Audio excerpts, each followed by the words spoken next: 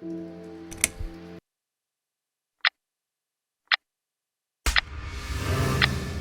name is Susan Ashworth. I live alone in this old 2-bedroom flat. I rarely go outside.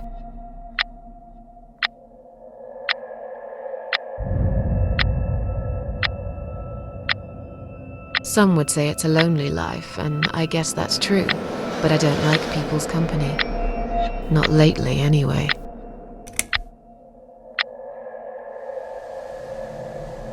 I only trust my cats these days, and I will miss them dearly, but they will understand, like they always have. Teacup stays with me till the end. He watches me, as if he knew.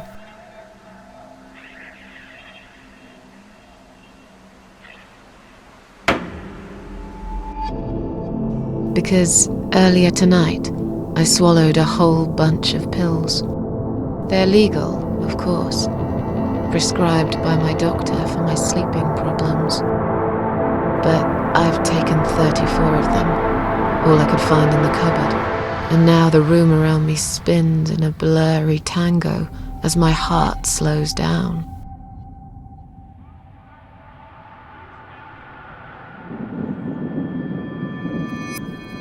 Any second now, I will be dead. I feel calm. I'm ready for it.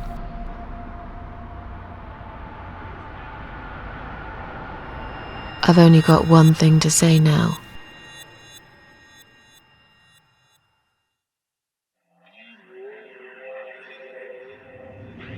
Thanks for nothing. Goodbye.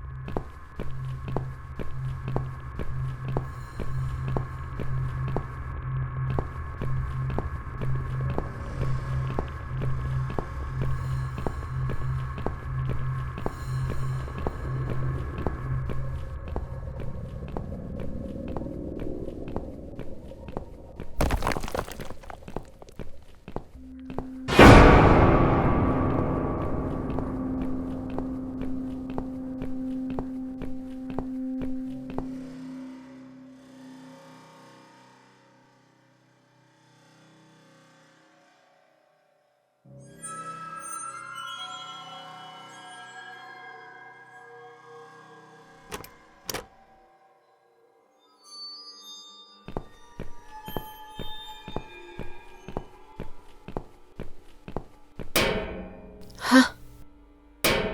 What's making that noise? Hello? Who's there? Answer me!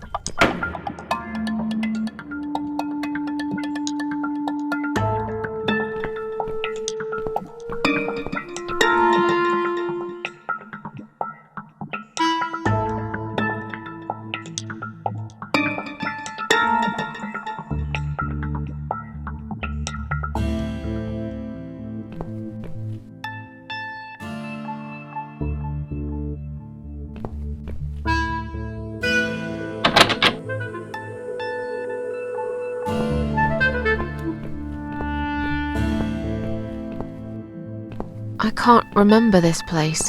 Am I lost?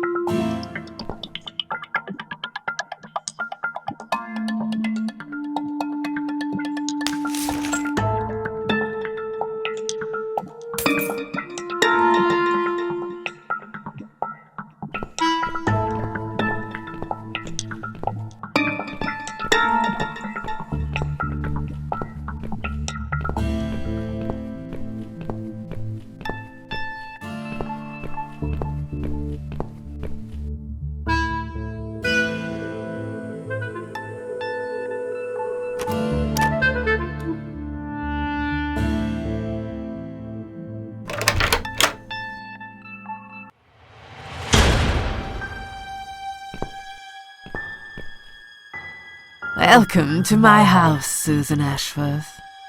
I have been waiting for you, my dear. I knew you would turn up one fine day like this. Who are you? I have so many names, it's hard to pick one. But I'm curious, who do you think I am? Death?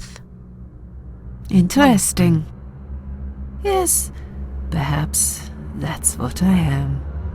I come when there's something to take, but I never give anything back. I am doom, but I'm salvation too. I'm feared by most, but adored by some also. Some like yourself, Susan.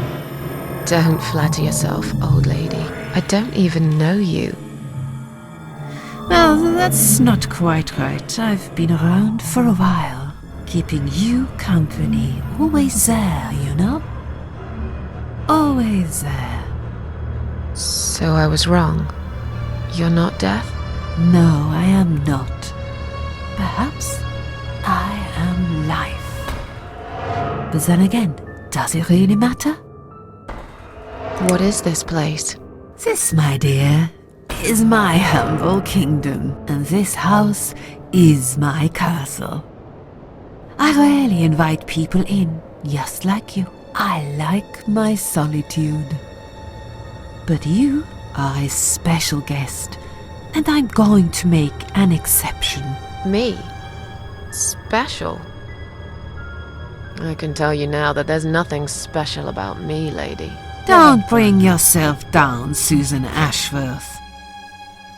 Today you are my guest of honor. What will happen next? Depends on you, Susan. Inside my house, there are dark hallways that lead to places you don't want to see. But there is also something that will make you want to return to where you came from and cherish every single little breath you take. I'm going to make you an offer, Susan.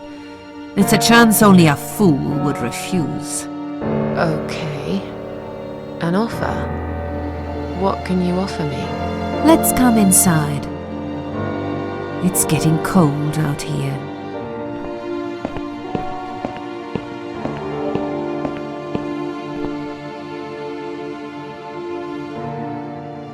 Please don't touch anything, dear. I wasn't going to. You lied to the whole world, Susan. And you lie to yourself.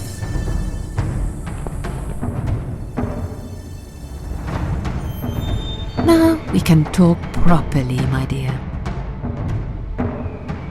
I still don't really know who you are. I go by many names.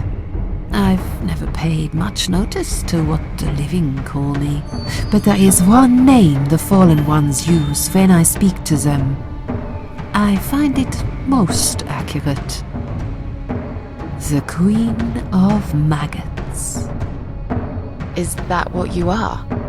Why, maggots? Because they feed on what's dead and gone. Dead and gone. I guess that's me.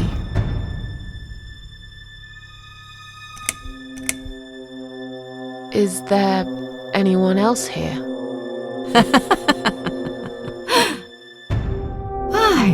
I thought you liked being alone. Isn't that why you ran away from everyone? It doesn't matter. I was standing right behind you when you threw away all those photographs, you know? I brushed your hair every night you cried yourself to sleep. I saw everything. I knew what you want, but it's not here. It's gone, and it will never, ever come again. I have no reason to live. Please, just let me go. I tried. I really did. But it's never going to be okay. Who knows, maybe, but one way or the other. This isn't the end of your story. It's only the beginning, my dear, and there are great things waiting for you. Believe me.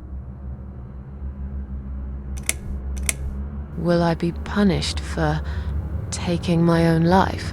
Most people would be, but not you, Susan. You see, I watched you long enough to understand how you feel. I don't expect you to believe me, but I actually have sympathy for you. Who knows, I could be your only friend. The only friend in the whole wide world. So like I said, I'm going to make you an offer. I want to help you. I will give you back your happiness in exchange for a simple task. Your life will change completely. You will be yourself again. And you will soon forget the sadness that has consumed your heart for years. What do you want me to do? Yes, I think it's time to explain. But where are my manners? We're still in the hall. This is not a place for a serious talk. Follow me to the next room. I'll tell you everything you need to know.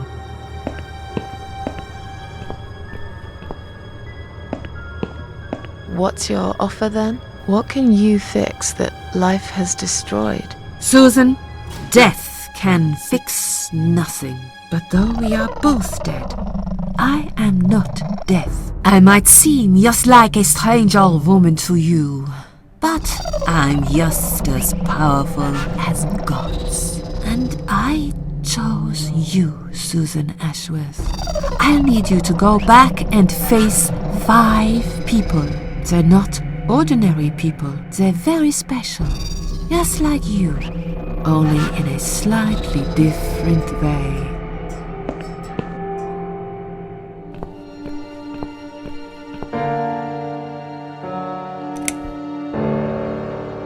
Those 5 people, who are they? The parasites. That's what I call them. They don't know each other, but their destinies are bound together. You will have to keep your eyes open and be constantly on guard. Those people will want to get closer to you. They might even pretend they are your friends, but don't let that fool you. They have nothing but cruel intentions. They'll want to hurt you, Susan. They'll want to kill you. As harmless as they might appear, parasites are the evil scum of the earth, and they all deserve to die. Isn't my life bad enough without them? Don't be frightened. You will have a great advantage over them. They don't know that you know. Do you understand what it means? You will become my hunter, serving punishment for their sins. A tool of destruction. A dark angel walking through the river of blood. You find your purpose in life and you see for the first time how satisfying it can be. But how will I recognize them? There isn't a great deal of people in your lonely life, is there, Susan? You will know when you see them. Bring those deceitful bastards in front of me, and we'll make them regret for everything they've done. Are you expecting me to kill them? No, Susan, I'm expecting you to fight for survival. To do everything you can to defend yourself. I know you're not a murderer. Quite the opposite, actually. You're a good person. But I also know that you don't want to suffer. And those people will want to cause you pain. They won't hesitate. In the end, you might have no choice. Think of it as gardening. If there were weeds among the flowers, you'd pull them out, wouldn't you? You'd get rid of them without thinking twice about it. I'm not really a gardening type, but I see your point. I'm glad. And remember this, you are not the only victim. If you don't stop them, the killing will continue. Innocent people will die. You have the opportunity to make the difference. And a chance to save yourself. I can't do this. It's too much. Dealing with criminals is a job for the police, not someone like me. Indeed, you are weak. That's why I have prepared a special gift for you. Immortality. You cannot die, Susan. You will always return to life no matter what happens to you. What? This is the last thing I wanted. Please, can't you just let me die? I've made the decision. As long as they are alive, you cannot die.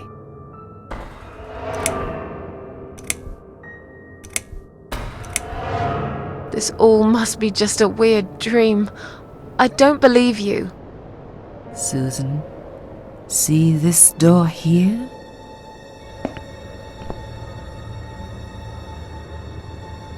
Let's go inside.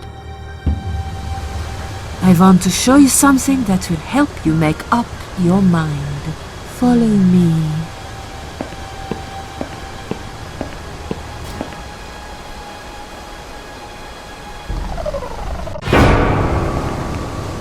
Yes, it's you, Susan. Come close. Say hello.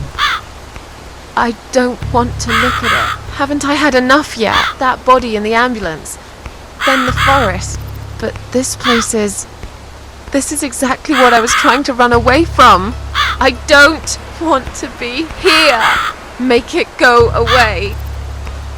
I assumed it would be wise to give you a little taste of the suffering you would endure.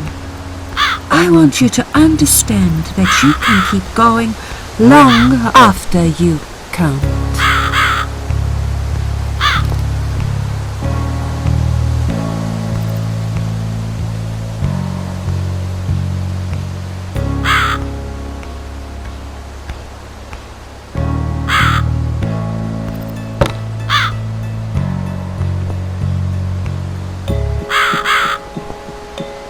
Susan, it's time to make a decision. The parasites are coming, whether you want it or not. You haven't really got much choice. You must stand up for yourself. I take orders from nobody. I'll do it my way. Don't you understand? There is no other way. Well, I don't know that. Besides, you could be lying to me.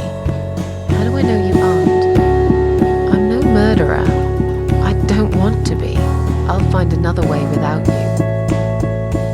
What? Look, I appreciate you giving me another chance. Don't get me wrong. I can see now that I've made a mistake, and I'm ready to try to fix my life. But I really don't like what you're saying. If there's one thing I learned in life, it's that people let you down all the time. If I don't rely on myself, I can't rely on anyone else. You fool! You damned arrogant fool! You have no idea what you have just done. But fine, have it your way. In the end, I will be the one laughing at you. I always am. Yeah, don't laugh too hard, old woman. You might break something. When we meet again, you will beg me on your knees to give you a second chance. I don't really believe in second chances, so I might have to disappoint you again. Look, this is all just a bad dream.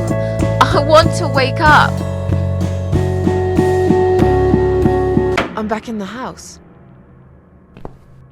Okay, it'll be fine. I don't need her. I'm sure I'll figure out what to do. I can't get through these. What the hell are they anyway?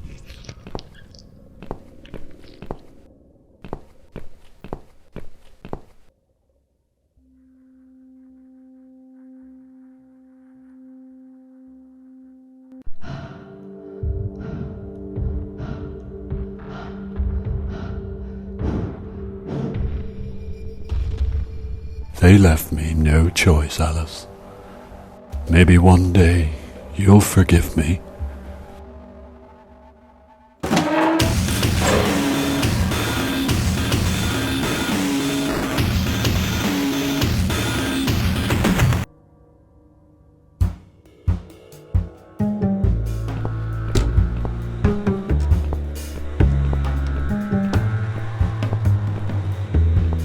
What the? How did I get back here?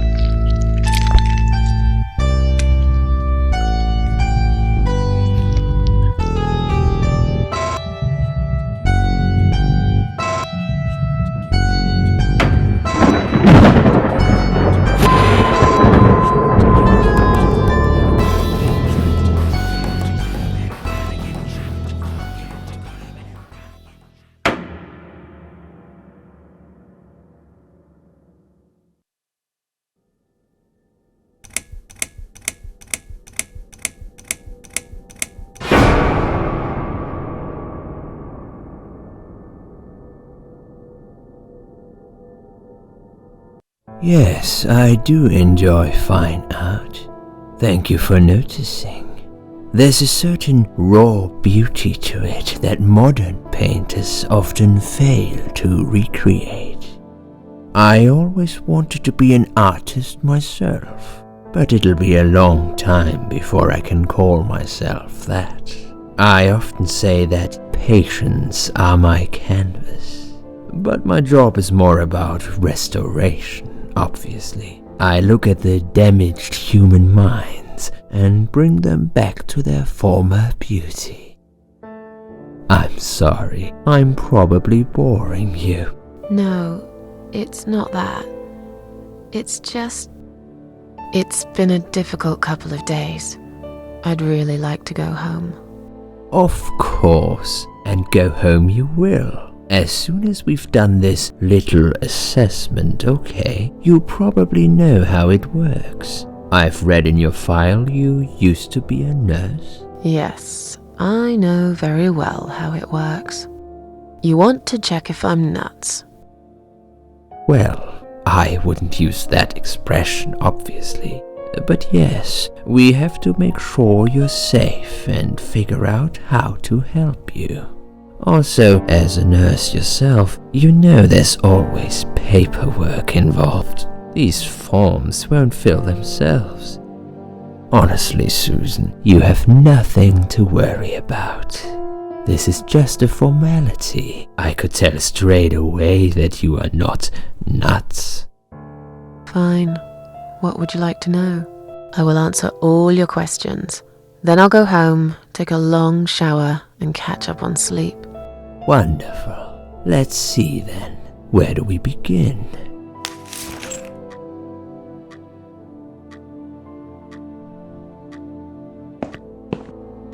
She's awake, Doctor.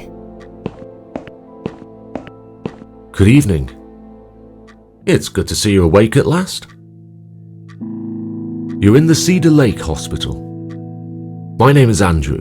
I'm one of the doctors. Would you confirm your name for me, please? Susan Ashworth. Hello, Mrs. Ashworth. I'm glad to see you're all right.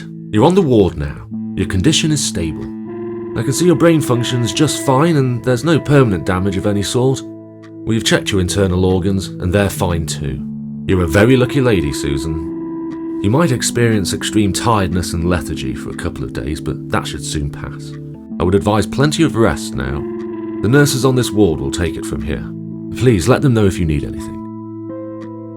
Take care, Mrs. Ashworth. Please, don't try to speak. What did you say? Don't worry, Mrs. Ashworth. Your arm is fine. No. There was nothing wrong with your arm, darling. Now calm down. Would you like me to get you some water? Let me get you a drink. I'll be back in a second.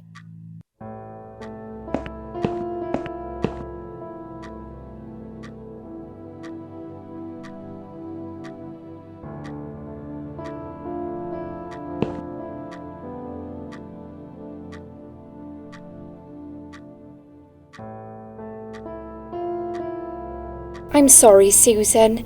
Did I wake you? I have to take your blood pressure. 2 seconds and I'm gone. My name is Liz, by the way. I'm sorry. I know this isn't very nice. Believe me, I hate waking people up just for this. But being a nuisance is part of my stupid job, unfortunately. Oof, I hate this place. Tell you what, Susan. Can I call you Susan? So anyway, I shouldn't say it, but you know I'm going to anyway. You are so lucky. It's crazy. You doing what you've done, and her walking in, seeing what she saw. That was a chance. 1 in a million. I'm not making any sense again, am I? I'm tired. They're working us to death here, you know. Modern day slavery. One day I'll tell them what I really think. I swear I will. And here it is. You've got the blood pressure of an 18-year-old. Just wanted to say you're lucky, I think. And that I hope you've changed your mind about some things. Got to go, but I'll see you later. You take care, sweetheart, yeah?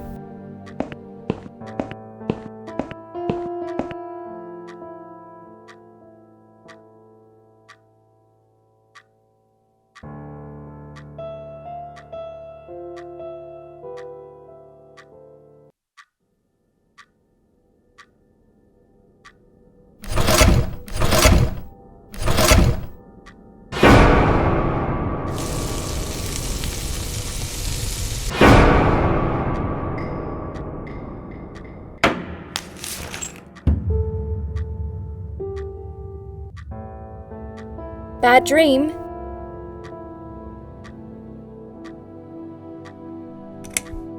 Yeah, a really bad one. I knew it. I could see as soon as I came in the room that you were having a nightmare. I guess I shouldn't have woken you up. What was it about? I was burnt alive. Actually, it reminds me of something that happened the other day. There was this woman on the emergency unit, and she really wanted to smoke, you know? But they wouldn't let her, of course. She wasn't well at all, not just injured, but not right in the head. She was on 10 litres of oxygen through the face mask. She had to stay in bed, she was told. But she wouldn't listen, of course, and as soon as they'd left, she lit up a fag. The whole room went up in flames, and so did she. I guess you didn't really want to know that, did you? That's just me and my big gob. Typical. I never know when to shut up. What was your name again? I forgot to introduce myself, didn't I? I always do that. So sorry, Susan. My name is Elizabeth. But you can call me Liz, like everyone else. You're here a lot. Every time I open my eyes, I see you. They make auxiliaries do crazy hours here. Seriously, I feel like I've got no life sometimes. I'll be here till the morning. To be honest, I keep coming here to hide. Please don't give me away. I just want to rest my legs for 2 minutes, that's all. What happened to me? Well, how much do you remember? I took some pills, and I fell asleep in the chair.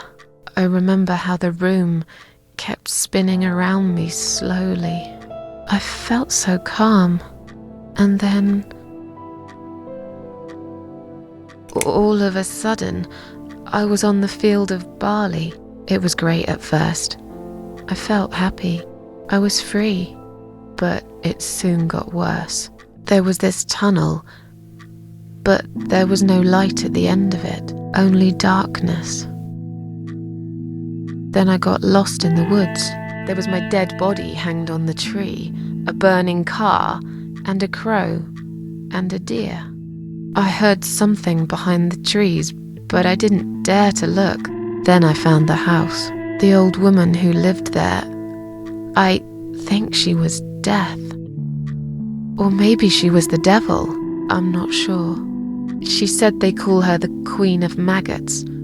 She said I should go back, gave me another chance. And so, here I am. Weird dream, eh? Maybe it wasn't a dream. I really believe in that sort of stuff. It's not impossible. It felt real, but it was just a dream. Can you now tell me who found me and what happened? Well, your body went into a coma. You were lucky she came home and found you. I told you that before. What? Who found me? Your daughter, of course. She called an ambulance. If it wasn't for her, you would sure be dead now, Susan. My daughter? Yes. Why? Why'd you look so pale all of a sudden, Susan? I don't have a daughter. Whoever she is, she lied. But why would she do that? How should I know? I was in a coma, apparently. So she lied. It doesn't change the fact that you owe her your life. I was fine. I didn't ask for any help. Sorry. How long have I been here? I was told you arrived at the hospital at 7 in the evening. You had a cardiac arrest in the ambulance. They had to resuscitate you. Your heart stopped beating for nearly a minute, but they managed to bring you back.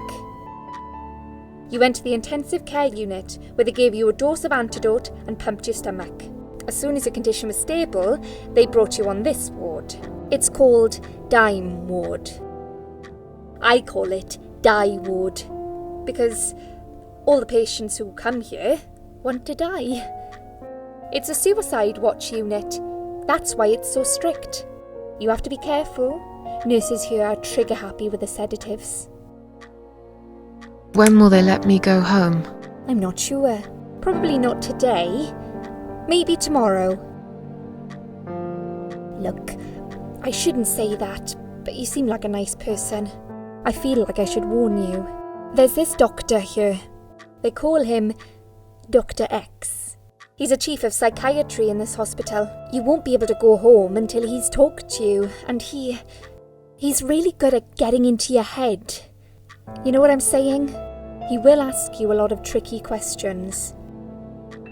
But he's a really great guy. You should trust him. Tell me more about this Dr. X. His name is Xavier Zellman, but everyone just calls him Dr. X. He comes on the ward often, usually late in the afternoon or in the evening. I personally really like him, but you hear all sorts of stories in a place like this, you know. I don't know what to believe anymore. All I know is he's been very friendly and supportive. Some doctors won't even say hello to you, but Dr. X usually stops and asks how I am. He knows I have some problems. He can see I'm not happy here. He actually offered me some free weekly sessions. I think I might take him up on his offer. What are they saying about him? Oh yeah, they say he's a big flirt. Nurses, cleaners, patients. He doesn't care, as long as they're wearing a skirt. One girl I knew, Linda, I heard they had an affair. Stupid girl. Well, she left, and I never saw her again. Now why do you think that is? Dr. X got her knocked up. They covered it up and quietly got rid of her. Probably paid her some money. I don't know how these things work, but it must have been enough to shut her up. I bet he'll be more careful now. But I can't really say a bad word about him, personally. Well, one thing. Maybe. Don't laugh, okay? He's got a weird smell. What do you mean? He smells funny. I don't know. Maybe it's just bad aftershave. Or maybe it's something he eats. Oh, thanks for the warning. I'll try not to get too close to him. Now that I think about it, there's something else too. I'll tell you this, Susan. He starts talking to you, and you just open up and tell him everything. It's very odd. I don't exactly hide things from people, but he got some really private stuff out of me. Really private. You know what I mean? Things I wouldn't tell my mother about. And we haven't even started those sessions yet. So, be prepared for that. Sure, but it's a bit too late for me to hide how I feel now anyway. I think I made it very clear when I swallowed those pills. Did you see this daughter of mine? No, sorry, Susan. Apparently she came in the ambulance with you, but then she remembered something and had to go. I think someone mentioned she went in quite a hurry. Of course she did. She was worried I'd ask her what she was doing in my flat. Saving your life? Do I really have to give her a benefit of the doubt just because of that? One would assume so. That girl is a hero. Maybe real heroes always leave before their identity is revealed. Or she was a burglar, attempting to steal from me. That's a possibility too. Have you got anything very precious in your flat? Maybe. Tell me something more about yourself. Me? I'm a nobody. I'm just a hard-working girl. We all have to pay our bills somehow, right? I rent a room not far from here. There are 2 other girls living in the house. One is an auxiliary nurse, like me. She's always sick. The other one is a stripper. At least I think so. She's never home at night. Maybe she works at night, like you. Yeah, but I don't leave for work wearing red stockings and heels, do I? No, you're right. You're a real nurse, not some man's fantasy of one. I used to do all that for my boyfriend. You know, dress up as a sexy nurse and all. Well, I did it just once, really. He didn't like it that much. He didn't like me that much either. Broke up with me last Valentine's Day. Of all the days, he chose that one, eh? He never told me why, but I don't care anymore. I'm tired. Let me sleep now. Fine. I'll see you again.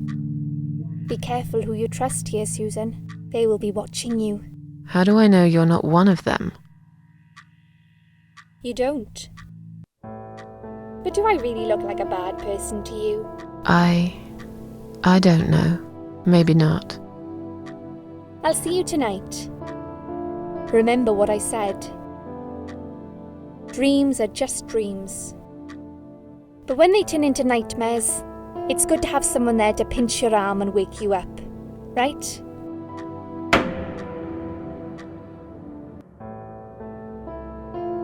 We'll start with a little chat about your childhood. I want you to be as honest as possible.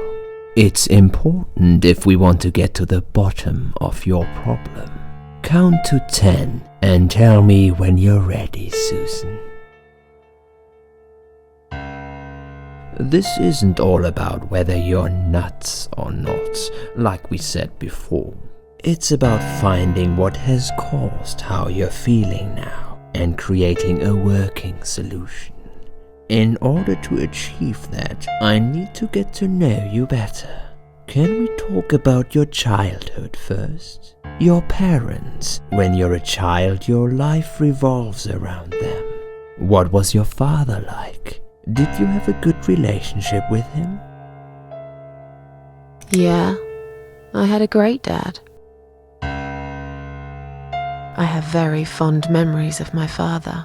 He was always there for me, no matter what I did. He never got angry or upset. I suppose I never really gave him any reasons to be. I was a good child. Not perfect. But then again, no one's perfect. Whatever made me try to kill myself, it definitely has nothing to do with him. Where is he now? He died 6 years ago. Cancer. Do you miss him?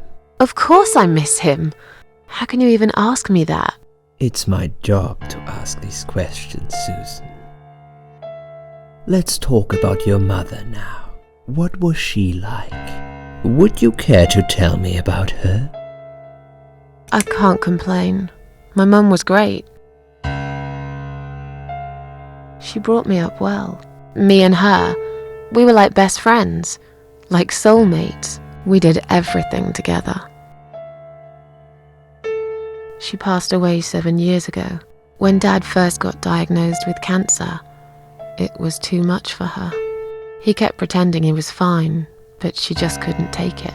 Her heart gave up. She died quickly. My father kept fighting it. Another 8 months of illness and intensive chemo finally beat him, though. He thought he was unbeatable, but he wasn't. Okay, I'm beginning to get a better picture. That's enough about your parents for now. Let's take 2 minutes and we will talk about something else. I need to get out of this place. I hate hospitals. Besides, I really want to go home and forget all about this.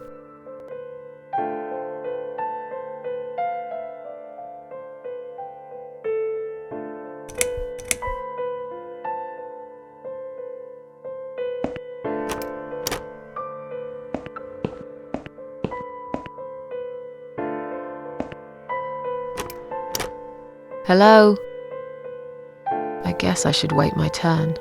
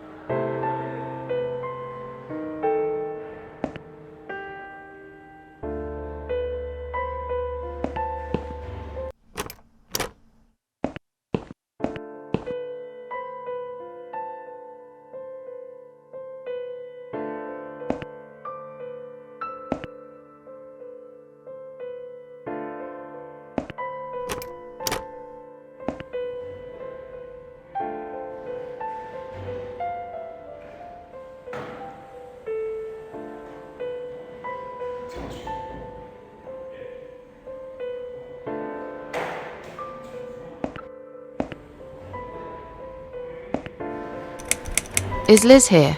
And who's Liz? That young nurse who was here last night. Black hair, very chatty. She said her name was Liz. I'm sorry. A lot of people come through here. I can't remember everyone's name. Can you return to your bed now, please? It's nearly time for your medication. I can't be chasing around after every single patient. Beg your pardon? Look, I'm very busy at the moment. I'll come and talk to you in a minute, all right? Please do not touch these. They are all confidential documents. Yeah? Well, maybe you shouldn't leave them out on the desk for everyone to see. If you are looking for something to read, we have some magazines for patients here. Thanks, but I think I'll pass.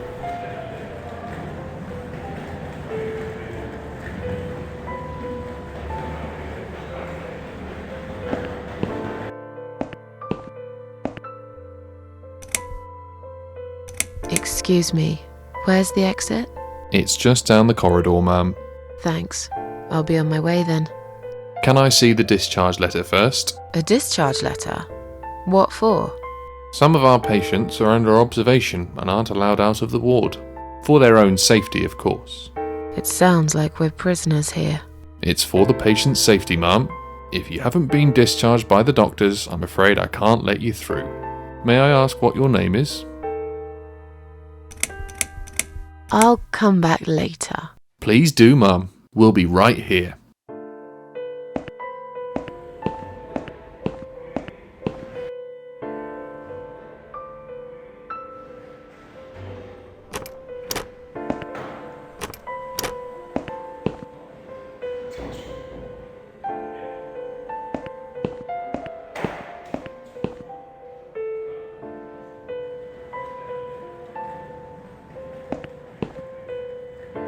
Hi, are you alright? Can we talk for a minute? I can't talk. Please, just leave me alone. Oh, I mean you no harm. I'm trapped here, just like you. Trapped? I don't know. It's just so hard to think without it. But you're a stranger. And you're not one of those lovely nurses either. They look after me so well. I trust the nurses like I trusted my mother. I just want to talk. I need your help. Unless it's Mother who sent you. Was it her? Please tell me it was her. Yeah, sure. I'm a good friend of your mother. I missed her so much. I can't remember you very well. But you should know this. If you really are a friend, you will know my mother's name. The name that haunts me. A beautiful name. Yeah, sure I do. Now, let me ask you. What is it? Oh, well... What is my mother's name?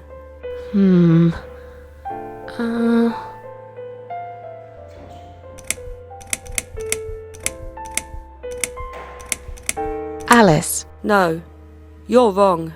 Leave me alone. Please, just leave me alone.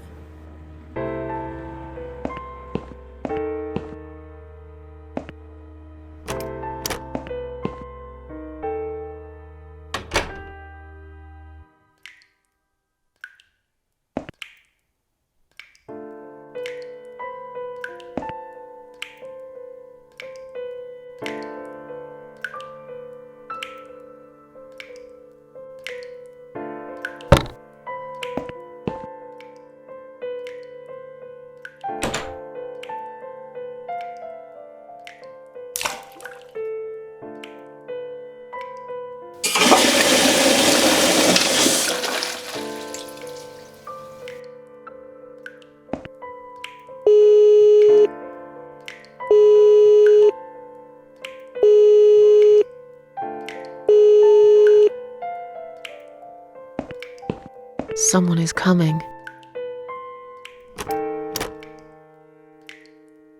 Have you rang the bell? Is there an emergency? The toilet's blocked. What? Well, that's hardly an emergency. It is when you need to use it urgently, like I do. I see. Fine, I'll sort it out. Just give me a minute. It's the gloves. Again! I guess I'll have to get my hands dirty since the cleaner's called in sick.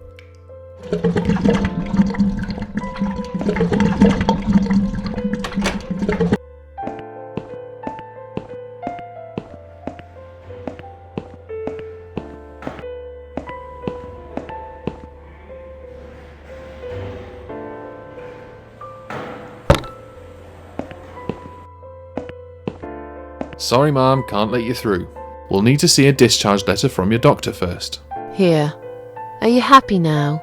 Yes, that seems fine. Can I just check your name band to confirm that you are indeed Anne Burton? Oh, right. Name band. I think I left it in my room. I'll go and get it, shall I?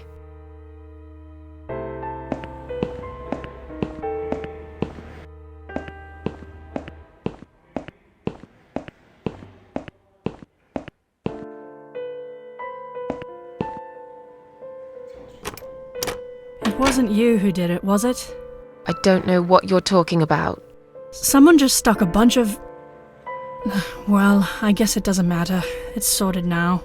I just hope it's the last time I've put my hands in that stinking toilet.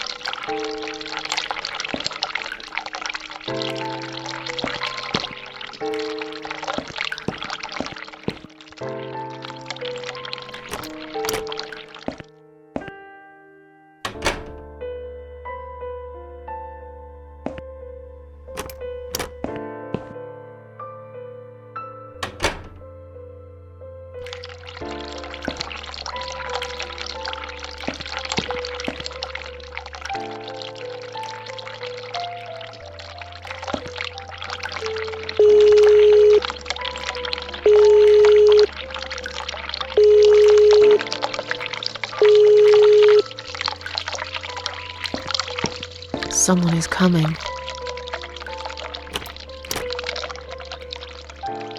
Have you rang the bell? Is there an emergency? I'm feeling a bit woozy. Are you really? You look fine to me. No, I'm really not feeling well. Fine, I'll call the doctor for you. But I can't help it if he's busy and can't get here straight away. In the meantime, I know how to make you feel better. I think it's time we give you some medication. Can you please tell me your name and your date of birth? Susan Ashworth, 24th of May, 1970. I'm just going to check your name band now to confirm that. That's fine. That's fine. I'd like you to drink this liquid, please. It will help you relax. It will help you relax.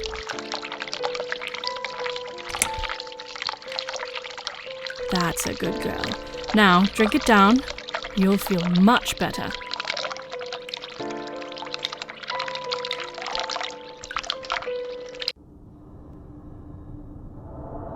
Now, go back to your room and rest. You'll be able to relax and have a great sleep.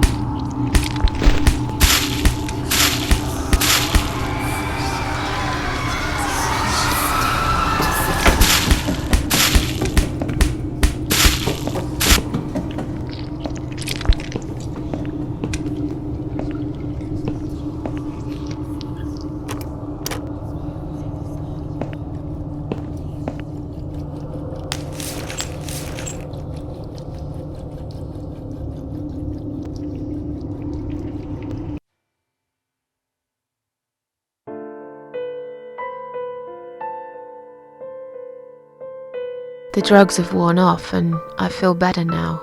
But I can't let them do that to me again. I need to get out of here.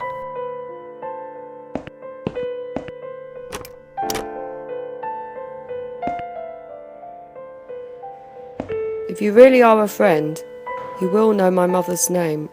The name that haunts me. A beautiful name. But I know it. Let me just think for a second. Sheila. Yes. It was my mother who sent you, after all. I'm sorry I didn't believe you. But my head's all messed up.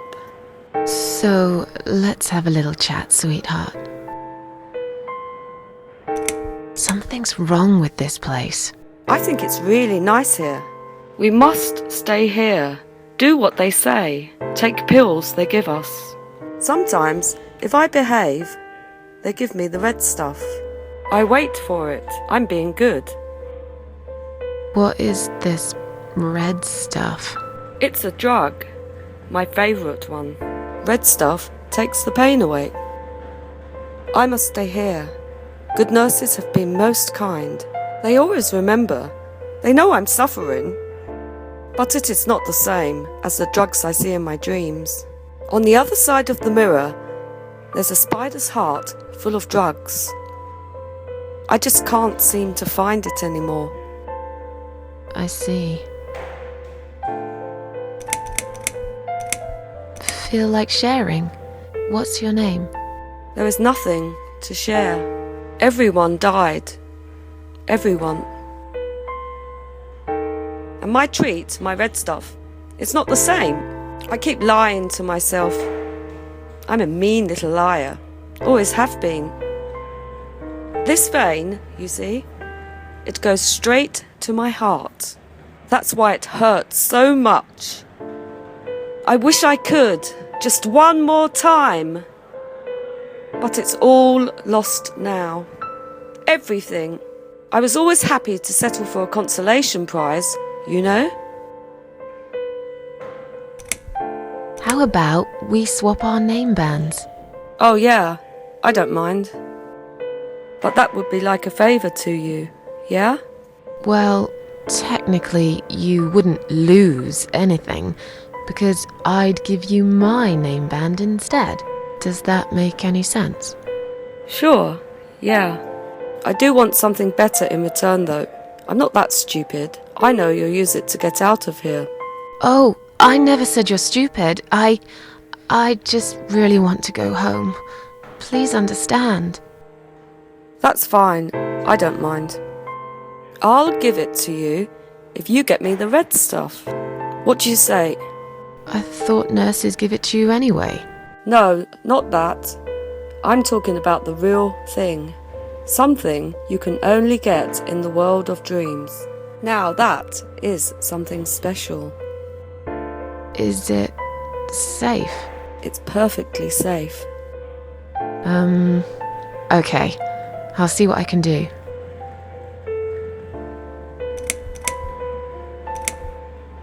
Are you alright? I'm fine. Yes, it's all fine. It's just hard to wait, you know? They said I can have it. You know, yeah? So I wait here. Don't want to miss it. That nurse promised it to me. The one with the red glasses. But I think it's been 3 hours already. Why are they late? Do you think something happened?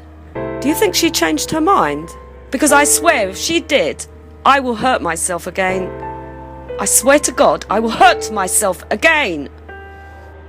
I'm sure they'll be here in a minute. They're probably just very busy, that's all. What exactly is this little treat you mentioned?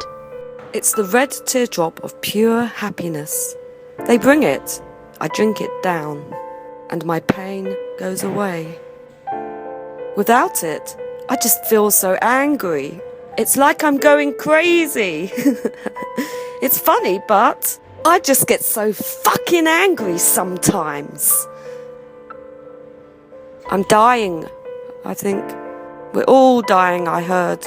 She said I'd go to hell for it, but I didn't do anything. I didn't know. Does he know? Who? Him! Right. Okay. No, probably not. I need the red medicine. I need it now. I must be a good girl. I must be a nice girl. Maybe I could get you some of that stuff. Do you know where they keep it? Oh, they have it hidden well. You can't get there. Or maybe you can. I see it in my dreams sometimes. It's where the nurses are. But in my dream, there are no nurses there. I see it, but I can't get it. It's so near, and yet so far. I can still hear the broken heartbeat of the spider's heart. I'll talk to you later, yeah?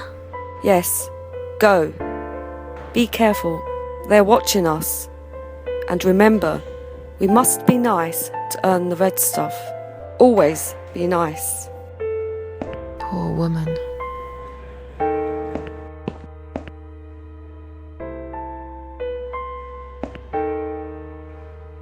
I've found the thing you asked me for, but are you absolutely certain it won't harm you? Don't be silly. Of course it won't. Fine. I hope you know what you're doing. Can I have your name band now, please? Yes, no matter what they say, I do keep my promises. What do they? You know what? It doesn't matter. Thank you for your help.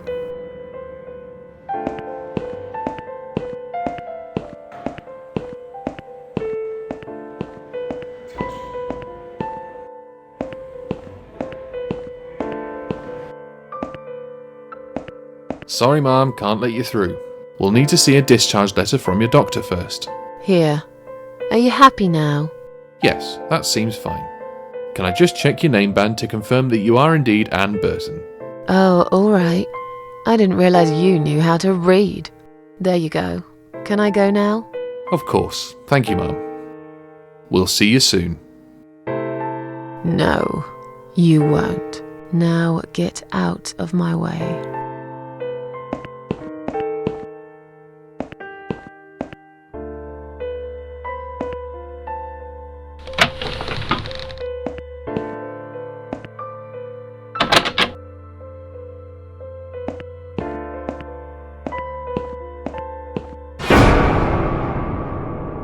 And you must be Susan Ashworth. Well, perhaps I am?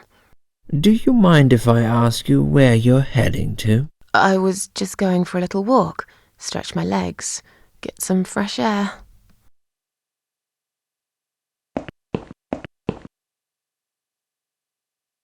Give it a rest. I'm not going anywhere. Miss Ashworth, please relax. There's been a mistake. You have been prescribed wrong medication. I apologize sincerely on behalf of my team and the hospital, but luckily we managed to spot it on time. On time? You have no idea what I've been through?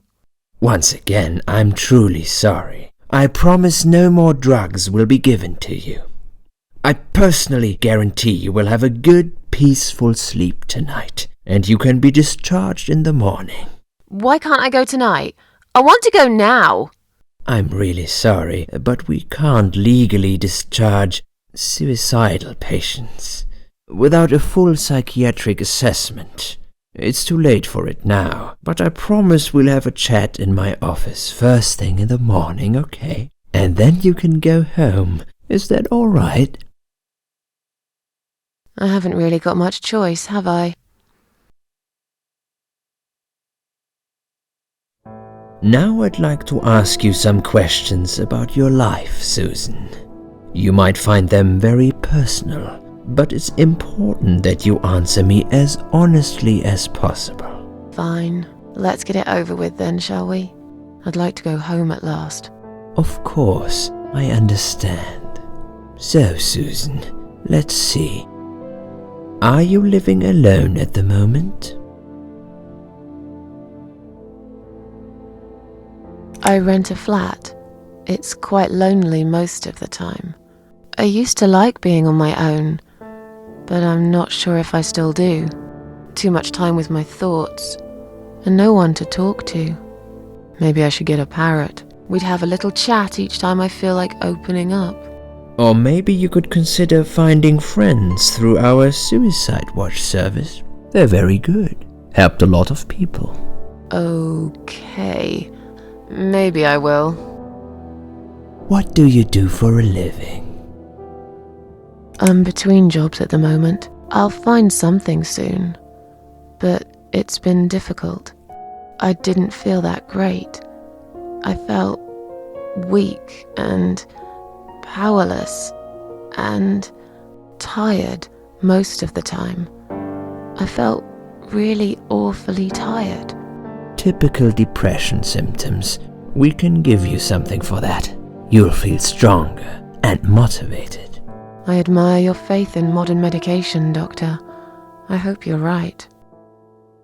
Describe to me what your mornings look like. What is the first thing you do each day? I drink strong coffee and smoke on the balcony. I know it's not a great start for the day, but it's one of my little pleasures in life that I find very hard to say no to. Would you say that you feel safer at home than outside?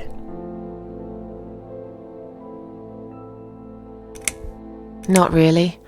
I don't feel that safe at all. How can you feel safe these days anyway? You can be living next door to a murderer who'll blow your head off for a bit of fun.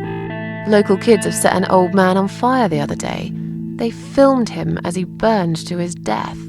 I knew this woman. She slipped on a wet bathroom floor, cracked her head open, and broke a leg. She lied there bleeding for 2 days, unable to move. By the time they found her, it was already too late. Susan, taking risks is a part of life. What do you think is missing in your life? Or rather, what is one thing that you think would make your life better?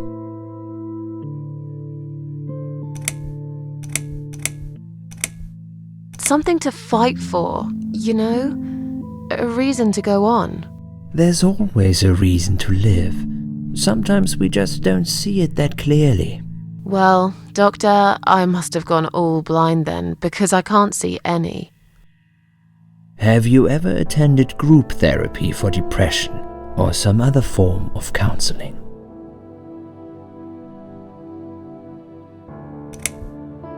No, I'm not sure it's a good idea. Especially the group therapy thing. I'd hate it. You should at least give it a go first, and then decide. If you don't like it, we can think of something else, yeah? If you insist. But I doubt it'll help. Do you have problems sleeping?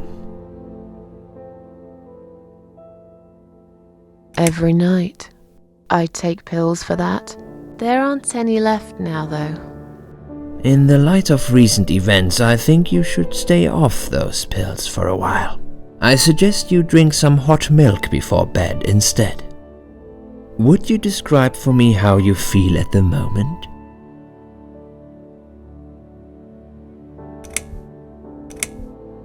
I feel like the whole world is against me. Do you find it hard to concentrate? Yes, sometimes. Do you drink alcohol, Susan? Only sometimes. I'd suggest you don't consume any alcohol at all for a while. Does that sound like something you can do? Yeah, sure. I'm not a big drinker anyway.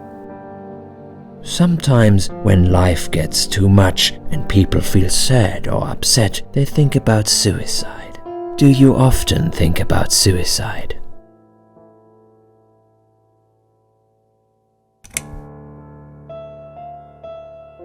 Well, I used to think about it sometimes. Don't you think about it when you're really down? Susan, I'm a psychiatrist. My job is to talk people out of it. Would you ask a fireman if he ever thinks about setting fire to his house? I suppose not. But I'm sure lots of people have times when they do think about it. I couldn't say, Susan. The statistics show that men are 3 times more likely than women to commit suicide. That puts you in the minority. But of course, that's missing the point. Suicide is never the solution. There's always a way of solving whatever problem you might have. I realize that now. Please, in your own words, try to explain to me, why did you really try to take your own life, Susan?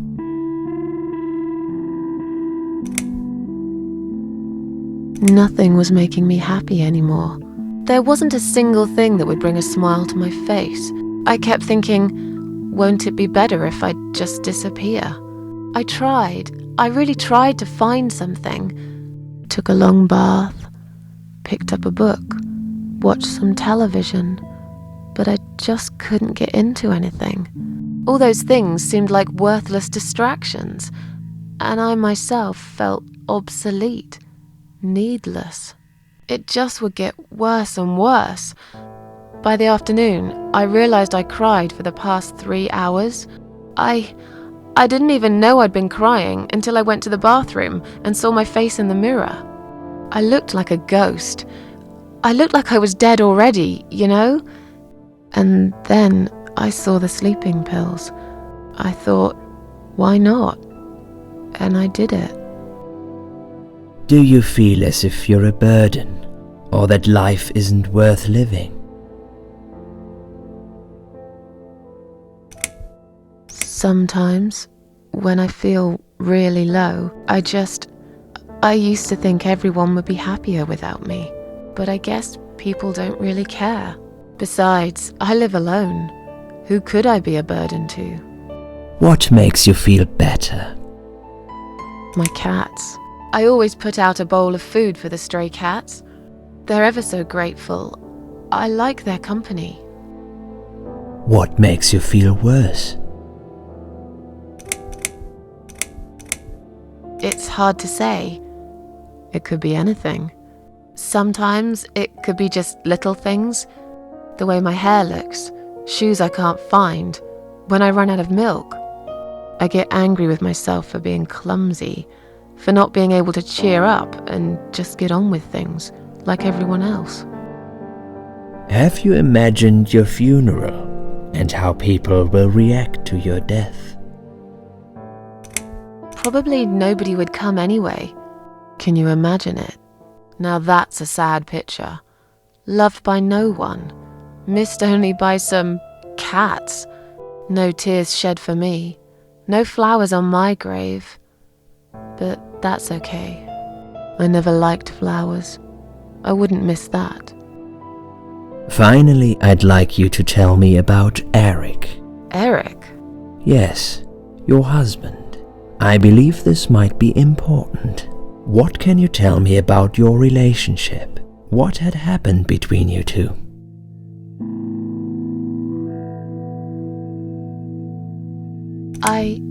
I don't really want to talk about this. Fine. I suppose you've opened enough for one day. Okay, one more question. This is just a formality, but I have to ask, are you going to do it again? That's a hard one. I don't know. But hey, I've got it. The answer is no, I'm not. Thank you very much. Excellent. We're nearly done here. There's just one more thing I must clear with you. What exactly happened last night? Well, after I'd met you outside the ward yesterday, I went back to my room and fell asleep. I slept really well, considering what happened earlier. But then someone woke me up. It was the same nurse who was so friendly with me the first night. She said we needed to talk. We must go, Susan. You are not safe here. But... Please, you must follow me, quickly. I went after her. The ward seemed very quiet. It must have been late at night. Hurry! Wait for me. Tell me what's going on here.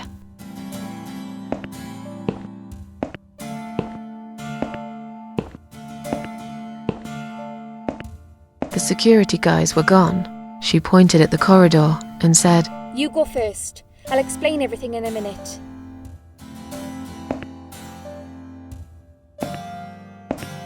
Susan, if we don't escape now, they're going to hurt you.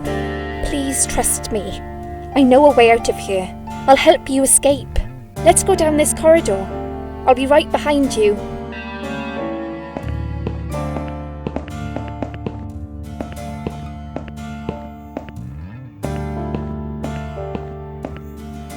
I think I can hear someone coming.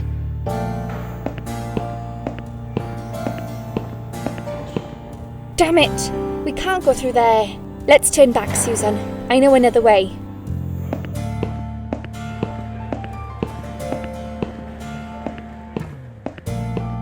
Turn left here. We can use the maintenance lift to get us out of this place.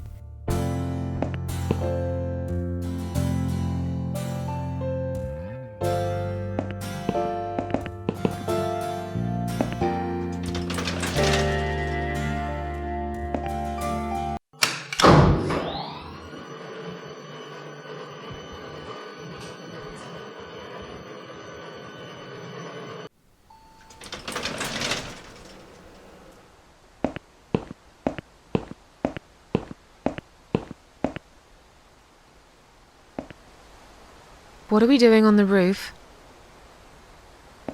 Liz! What the hell are you doing? And why is there blood on your clothes? Liz! It's quicker than the stairs. And besides, all the doors are locked anyway. This is the only way out of here. The only escape. Let's both jump. It won't hurt, you'll see. This is a bad idea. Come down and we'll talk. I've made up my mind. I need to end this suffering now. Besides, I have no one to live for anyway. No one ever listened to me. No one ever cared. I listened. You're a nice girl. You have your whole life ahead of you. You listened. Did you really? Of course I did. You talk a lot, but I've always been a good listener. I liked talking to you. So do you remember that story then? The one I told you the other night? The one about the woman in A&E? Yeah, she smoked a cigarette and burned in bed. Okay, you have listened. Maybe you're right. Or maybe it was just a blind guess. But I must jump anyway. I have no choice. Wait! Please stop and think for a second. Did you not hear what I said? I have no choice. Yes, you do. You can choose to come back inside with me, and we'll just forget this like it never happened, okay? Do you remember that other thing I told you? I'm sure I told you about my flatmates. Did I tell you what one of them does for a living? I bet you don't remember that. She's a stripper. Yes. Or at least that's what I think she is. You've listened. I just wish other people did. I'm sure they do. It can't be that bad. What do you know? Why do you care anyway? I don't want you to make the same mistake I did. I thought you of all people knew how it feels. When you're trapped, and you can't trust anyone. Look, I'm sure there must be someone who cares about you. My colleagues don't care, my family don't care, even my fucking boyfriend never cared. He said he needed to go find himself. Did I tell you when he broke up with me? On Valentine's Day. Yes. Valentine's Day. You and I could have been good friends, you know. You really listened to everything I said after all. I'll be back. When you need help, I'll be there, Susan. But right now, it's time for me to let go. No!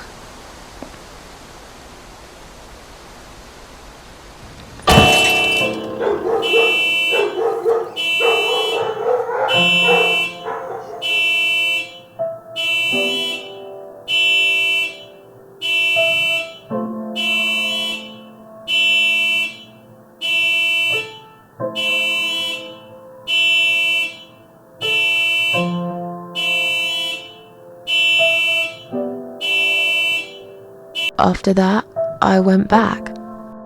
tried telling people about Liz, but they all thought I was crazy again and didn't believe me. And you are absolutely sure you saw Liz jump off this building? You know, it doesn't matter. I just want to finish this and get some fresh air. Susan, I know Liz well. She wouldn't do something like that. As a matter of fact, I saw her this morning. She's fine. I'd like you to come with me and see her. Say hi. Make sure she's alright. Stop treating me like I'm crazy. Fine, I'll go. I don't even care that much anyway. The door is locked? I plan ahead, Susan. I had a feeling in my gut, and my gut's never wrong. I feel like I really got to know you, though. I'm very sorry you've had such a difficult life. I like your green eyes and your sleek cheekbones. You're a clever girl, Susan, but the sadness has poisoned you for too long. There is no coming back from it. For what it's worth, I would have let you go if it wasn't for Liz.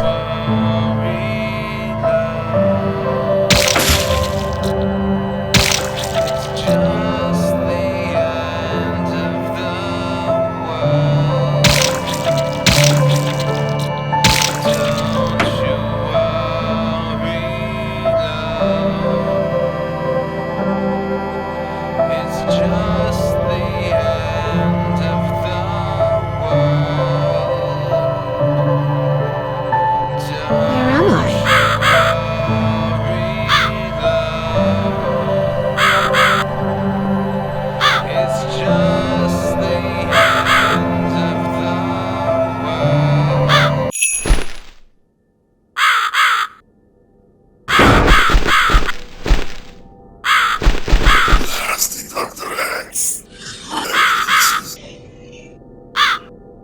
Who are you?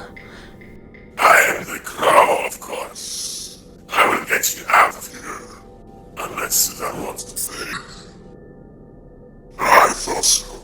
There are 2 doors leading out of this place. One of them will simply take Susan back to where she belongs.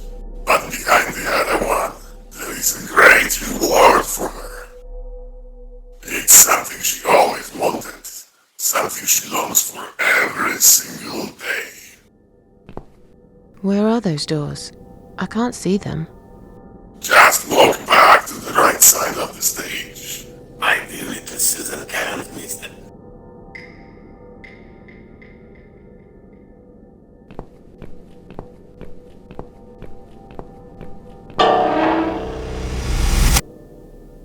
Does Susan like my girls?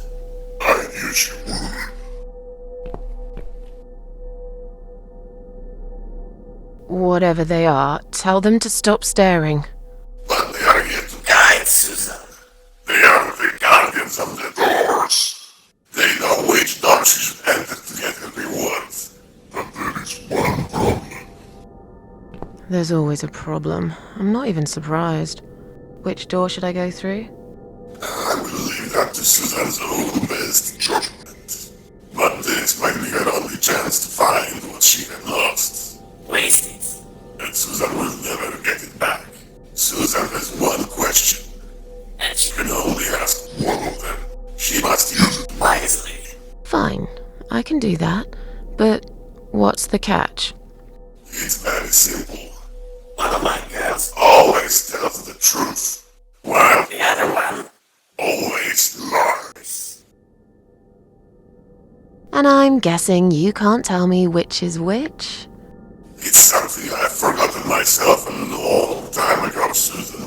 But does it really matter? One question is all Susan needs to find the right door.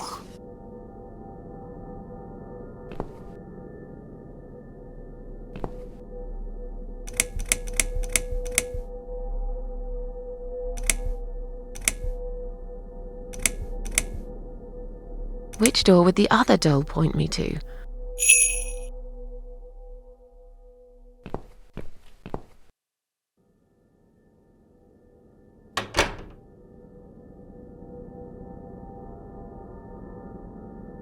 Is this supposed to be my reward? Flowers? I hate flowers! You lied to me! You lied.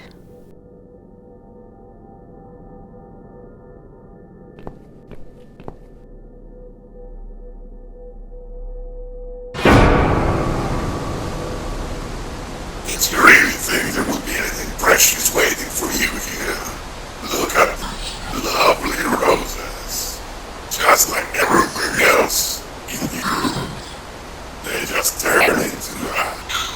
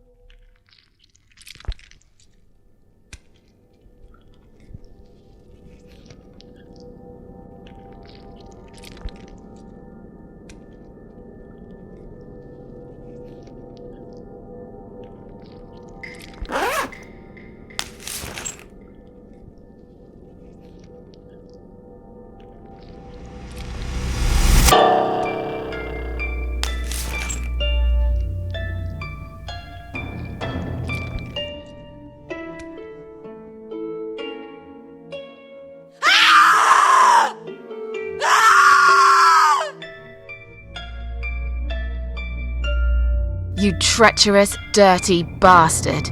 I opened my heart to you, and you stabbed me to death in cold blood. You'll pay for this. I swear you will. But this means the old woman was right. I can't die. I'm immortal. I think it's time to find out how very mortal you are, Doctor.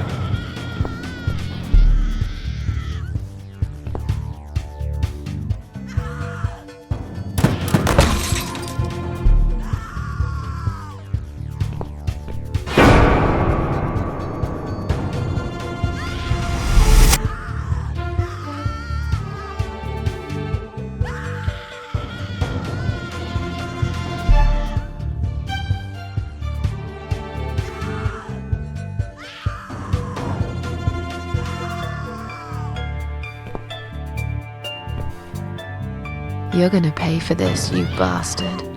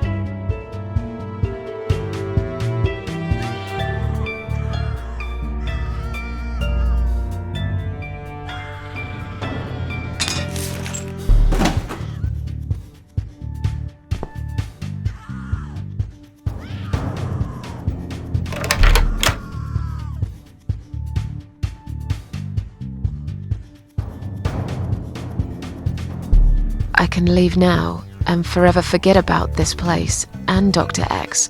I have my own problems. I'm not cut out to bring murderers to justice. I've got the key. It's clearly been left here for me to find. Was it Liz who did it? If it really was her, it's clear she would have wanted me to leave. If she'd planned a revenge, surely she would have left me a fucking gun instead. On the other hand, this man is a serial killer. He murdered a lot of women. He murdered me. He will carry on killing if I don't put a stop to it. And I'm pretty sure none of those brain-dead idiots upstairs will believe my story. Just like when I told them about Liz on the roof. They'll never take my word over the doctor's. I'm just a fucked up loser to them. But the screaming, he's got someone in there. His next victim. It's probably too late to save her, but what if it isn't? I told the old lady I'm not a killer. Maybe I'm wrong. I've never tasted vengeance before. Not like this. What if it feels good? It's time to decide. Do I stay and fight? Or leave and carry on with my life like all this never happened?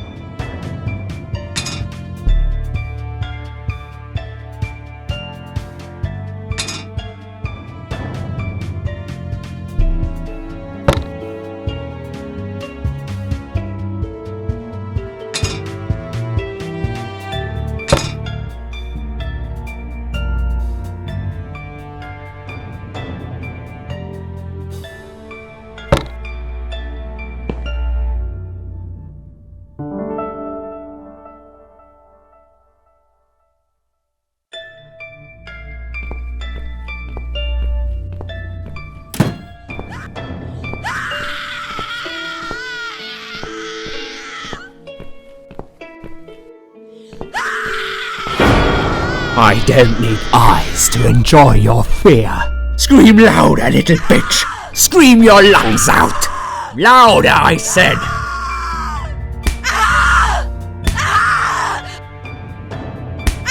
Yes, this is by far my favourite of songs.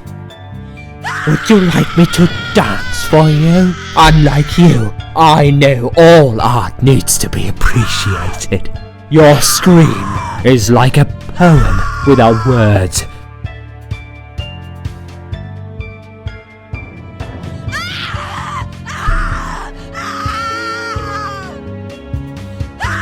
Your body, an instrument.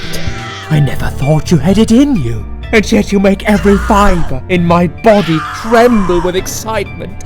Your body will forever be admired by those like me, who understand the only pure and true form of art.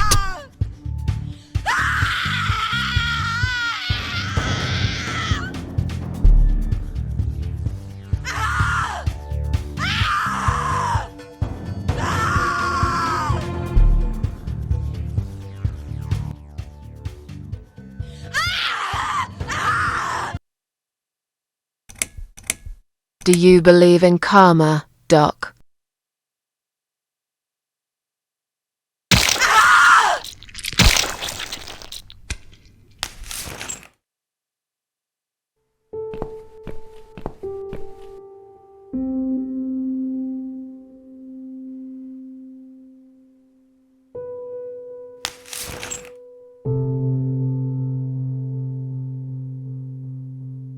Thank you. Thank you so much. He would have killed me. Like the others. The animal. You gave him what he deserved. Who are you? They call me the cat lady. Now get out of here. Call the police. I'm going home.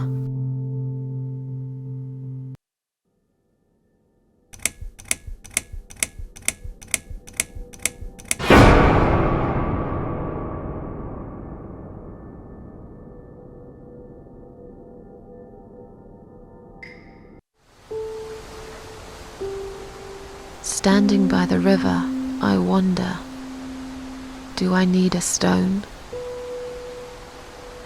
No. My heart is heavy enough. It will drag me down for sure.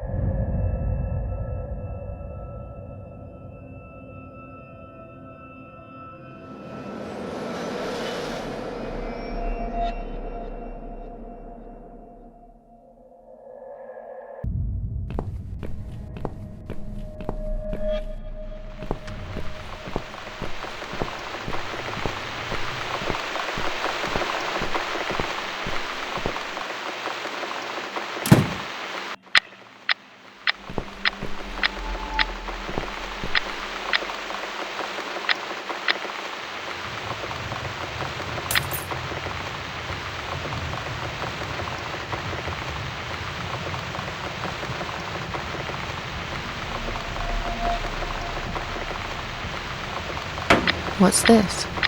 Bills, bills, bills, and more bills. How can I afford to pay these? I wish I'd never got out of that hospital alive.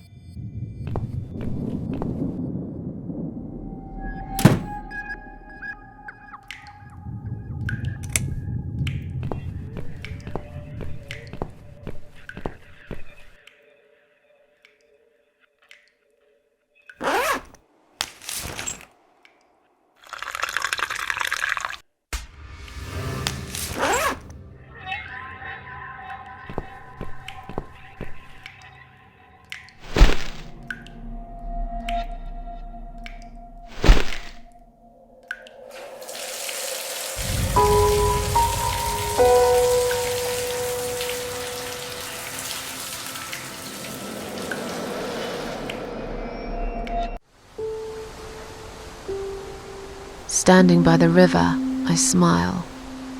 Will I miss it all? No. I'll be glad to leave it behind and never come back.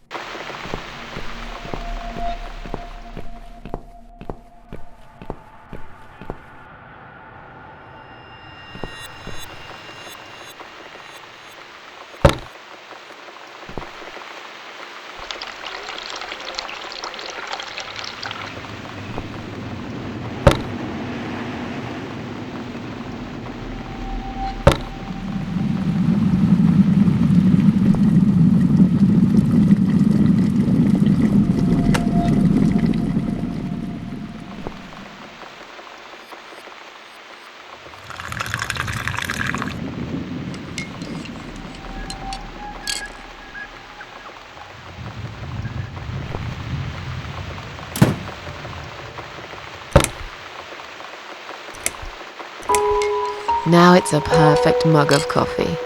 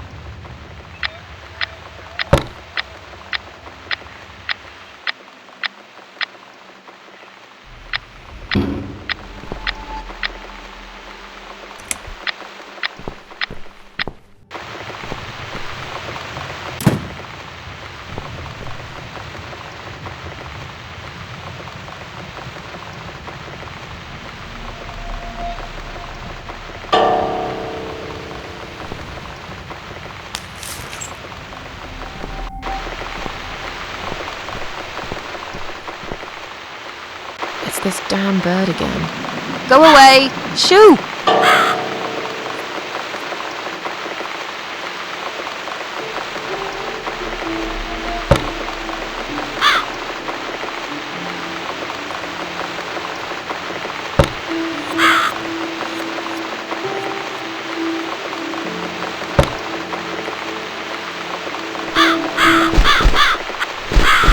That's right.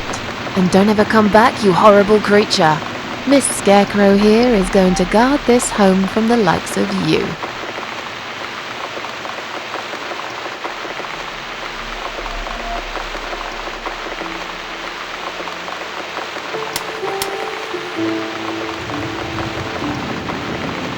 I'm back in my old life. But how can I restore what's been broken for years? So far, nothing seems to go right. Every little thing is against me. Maybe it's my destiny to lose after all. And now those parasites? Like if it wasn't enough. But I killed Dr. X. And I saved somebody's life. That felt good. It's getting late. I should summon the cats now. I want to see them tonight.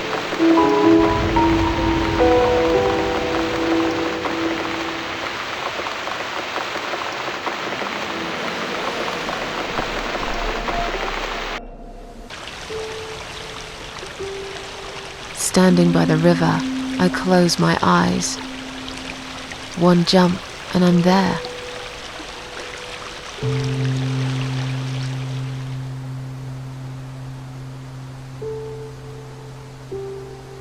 No. Someone jumped after me. He will never be my friend.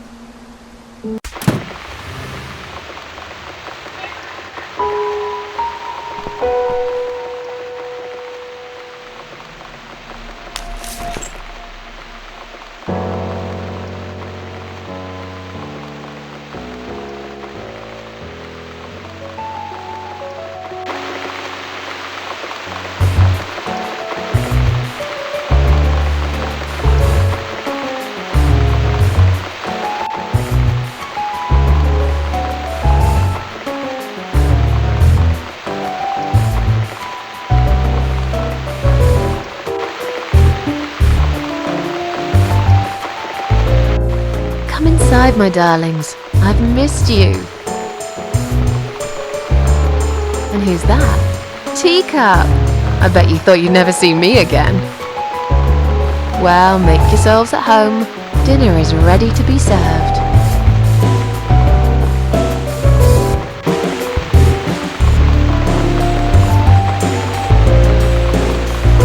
Come on, everybody. Gather around. It's time for dinner.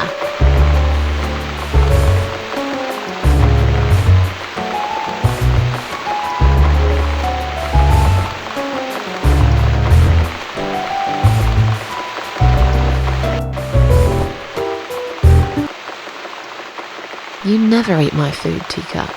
Already had your dinner, have you? No, I get it. I know. You're a good friend. The best friend I have, really. The only friend in the whole fucking world. You come over to keep me company and want nothing in return. I appreciate it. You should know. If you could know what I've been through lately. I've been to hell and back, my boy. But I'm here now. In my flat. Alive. And it's still the same mess that it's always been. I'm not sure how to deal with all this anymore. Don't know if I can. I wish I could be like you. At peace with the world. Always smiling. Someone's at the door. But who could it be so late at night?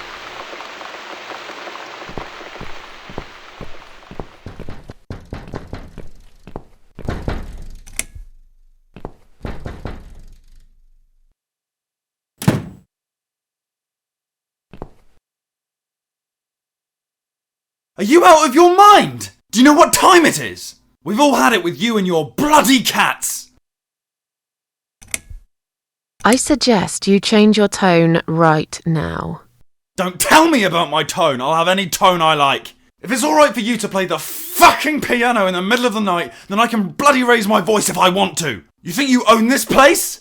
You think any of us here care about your stinking cats? They are a bloody nuisance! Get lost, you bald, ugly man. I'm done talking to you. What? How dare you? This is going to stop, one way or the other, you crazy cat lady. If this happens again, you'll see pest control stepping in, and it won't be pretty. Hell, I'll poison your fucking cats myself if I have to. Point that finger at me again, and I will break it. I'm done talking to you. Go fuck yourself.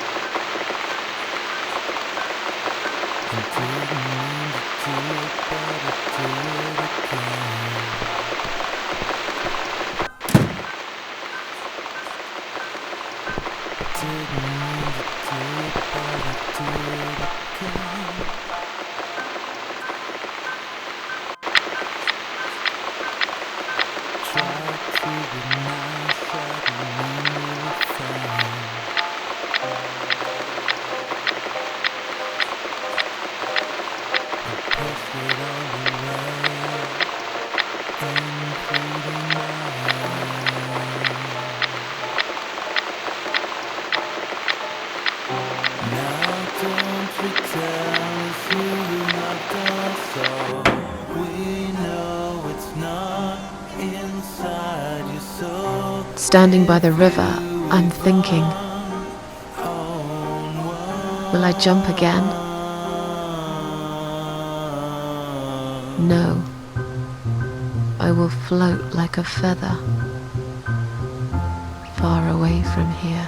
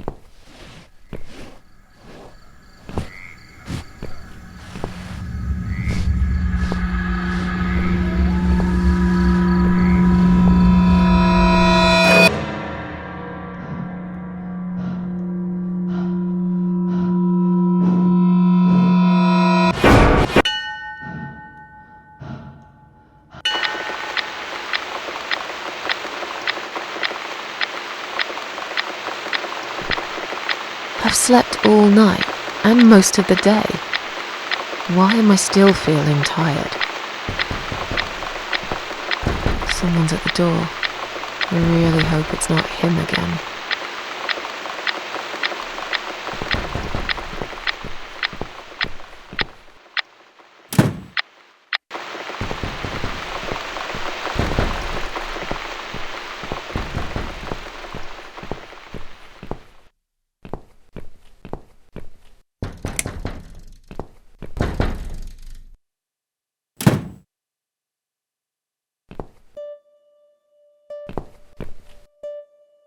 Hello, Miss Ashworth. How are you? Are you feeling better? Do I know you? Of course. You don't remember me. My name is Mitzi Hunt. We met a few days ago. You were out cold at the time. Those pills you had worked real good. You probably had one too many, mind you. So it's you. I had a feeling you'd turn up sooner or later. It is me, indeed. A girl who got in the way and fucked everything up. I'll understand if you're angry at me. It wouldn't surprise me if you blame me for calling the ambulance and saving your life, but I had other reasons for it too. Personal reasons. It's important. It's important. That's why I came here the other night. To talk to you.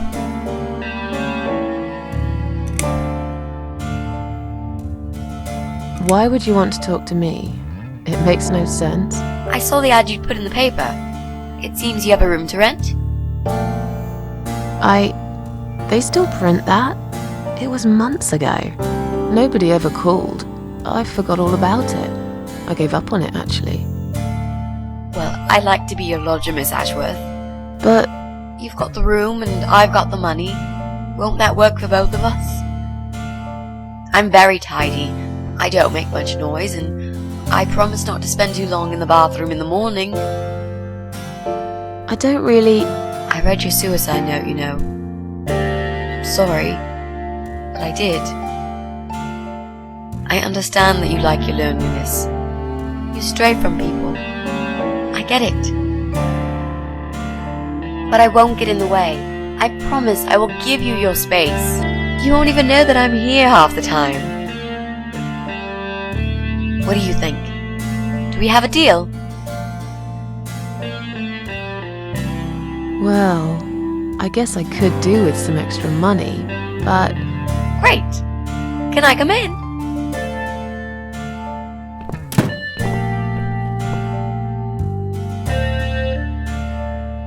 You said you were my daughter at the hospital. You're a little liar, aren't you? How can I trust you? How should I know you won't slit my throat when I sleep? Jesus, what's wrong with you? Slit your throat? Are you always so suspicious of people? If I wanted to do such a thing, I would never have bothered saving you, would I? Just think about it for a second. I was trying to avoid all the stupid questions. I didn't know what else to say. That seemed like an easy option at the time. Otherwise, they wouldn't have let me come in the ambulance with you. And I wanted to see if you've made it.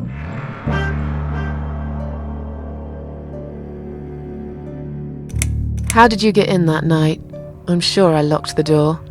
Well... Okay, I'll tell you. You won't like it probably, but I'll tell you. I picked the lock. You did what? Look, I know it sounds like I'm some sort of criminal, but believe me, I'm not. My dad was a master locksmith. He knew everything there was to know about locks. He taught me some of that stuff too. Look, I've got this little box. I always carry it with me. There are a few types of lockpicks in it. They're very expensive, custom made. It's now the only thing that reminds me of him. I see. But you know, it does sound like your father was really a burglar, not a locksmith. It's not important anymore. I guess it isn't. But what gave you an idea that you can pick the lock on my front door and just barge in uninvited? I heard the cats. They were going crazy. It was like if all hell broke loose inside. The noise they made. It was incredible. Like ghosts howling. Then for a while, it turned into an almost human cry. Well, anyway, I kept banging on the door, but you were already asleep. In a coma or whatever. So I pulled out a sea rake and got the door open. You could say I had a hunch. A hunch. Great. I had a hunch that something was very wrong. And I made no mistake, did I? Well, I died in that hospital, if you must know. Oh. But not for long enough. It seems I must have been too attached to this shitty life I lead, and must suffer some more before I can rest. Jesus, Miss Ashworth. Why all this negativity? What in the world has made you think this way? Clearly the only thing you suffer is some nasty depression. Not that it's any of my business. But have you tried talking about it to a doctor? Yes, I have. Did it help? Not at first, but yeah, it did. This spare room I have is pretty bad, you should know. I'm not fussy. It's not for long anyway. Just a few weeks, maybe. Anything is better than what I've got at the moment. Which is? I slept at the train station last night. There's a guy there who talks to rats. You should see him. Wait, can you even afford rent for the room? Sure. I'll pay you for 2 months in advance. Money's not an issue. Why not go to a hotel then? I hate hotels. more than train stations, with homeless weirdos and rats. Robbie? Oh no, he's cool. He's alright. And he kept the rats away. Why do you want this room so much? Let's face it, this flat's falling apart. It's cold, it's dark, it's a bit mouldy. This is the old part of town where nothing ever happens. It's far from the city centre, and there are only 2 buses going through here, and that's if you're lucky. And I'm known around here as a fucked up, wicked cat lady. They'd burn me at the stake if they could. They'd put me in a bag and drown me in the river like a litter of kittens. I'm not exactly great company for a young girl like yourself. Who are they? People, just people. I don't give a fuck about people, Miss Ashworth. But I do like cats. I think they'll smell the rats on me. Really need a shower. I'm sure you'll change your mind when you see it. I'd love to see it. And I'm sure it isn't as bad as you picture it. The window is stuck, and it doesn't shut properly. It's alright, I like fresh air. There's clutter everywhere. I'll tidy up. It's got a funny smell. I'll burn some joss sticks to cover it up. I love joss sticks. Fine. I give up. Follow me. You can see it for yourself, if you're so stubborn.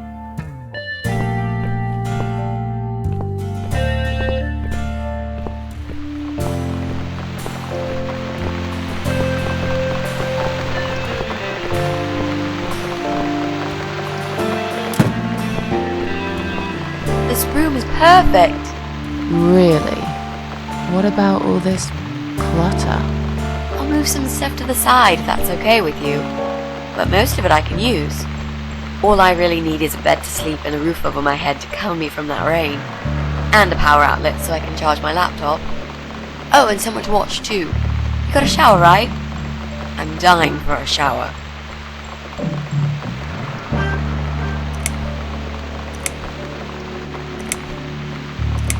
You mentioned some personal reasons for staying here. Yes. It's a long story though. I don't really want to bore you with all that personal crap. Okay. In that case, could you give me the short version? Yeah, alright. I'm looking for someone. I don't really know this person, but it's a friend of a friend. I only ever talk to this guy online, so I don't know what he looks like. I love this lamp. Does it work?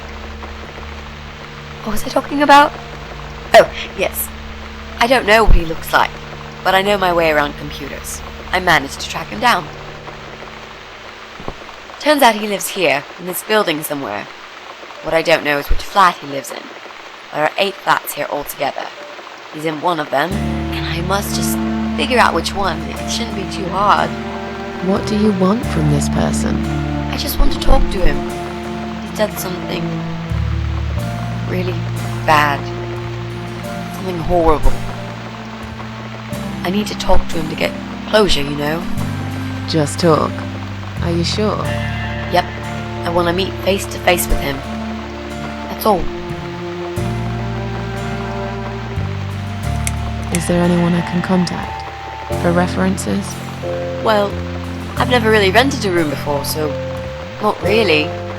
I've lived with my mum all my life. Till recently, that is. I could give her a call. Oh, that would be a perfect spot for my poster up there. Yeah, sure, that would be okay. You're not in some kind of trouble, are you? Do I really look like some kind of serial murderer to you, Miss Ashworth? I don't know. What do serial murderers look like anyway? A scar across the face, an eye patch, rough stubble. Those sort of things, I guess. That's a pirate you've just described. Just add a wooden peg leg and we've got a full picture. But who knows? I'm no expert on murderers. Not yet, anyway. Are you a part of that emo subculture? Please don't say that word ever again. No, this is just how I dress. I grew up listening to real rock and roll, not that emo crap.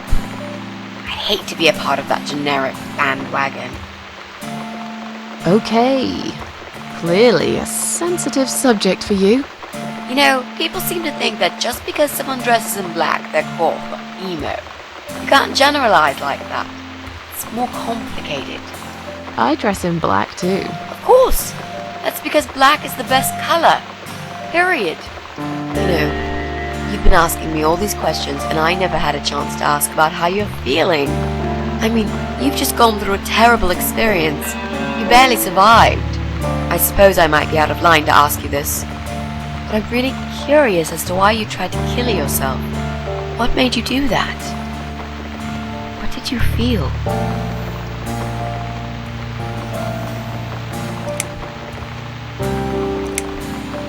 Long story. Won't bore you with this personal crap. Ha ha ha. Right back at me, I guess. I did give you a short version, though. Yes, but somehow I can't help the feeling that you've omitted a few important facts. Just some details. Anyway, I suppose your story is the kind that can't be shortened. Still, if you feel like talking about it sometimes, I'd love to listen. I'll bear that in mind, Mitzi. Let's go back to the living room.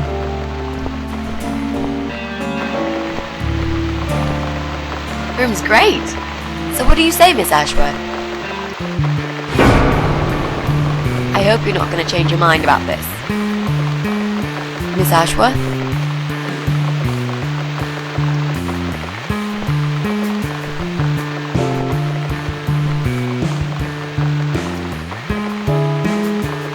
What happened? Are you alright?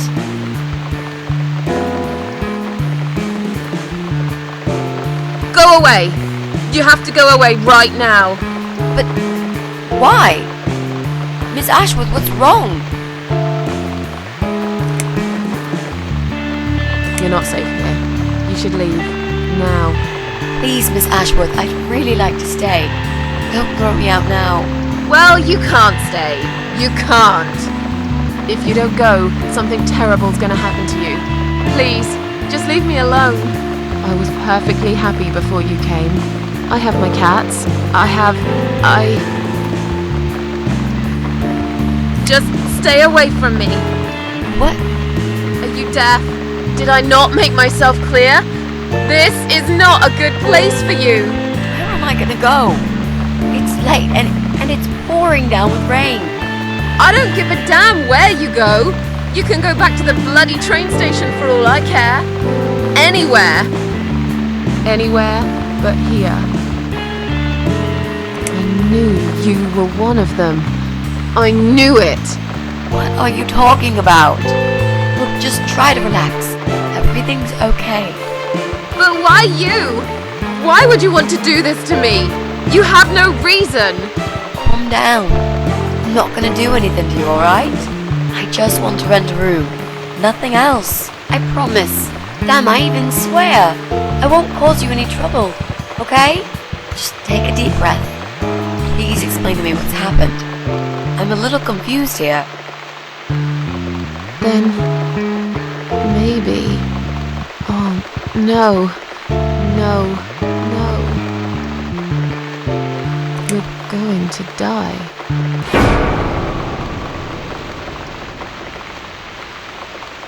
I know. Yeah. I know. How did you know, Miss Ashworth? Are you some sort of a psychic? Do you possess some kind of supernatural mind-reading abilities? Or is it just so fucking obvious? What do you mean? I don't know how you're going to die, but call it a hunch if you like. It's cool. A hunch. Well, I do. I know exactly. That's where it started, as a matter of fact. Do you want to see? I'll show you. Here, Miss Ashworth. Take a good look, because I'm not going to do it again.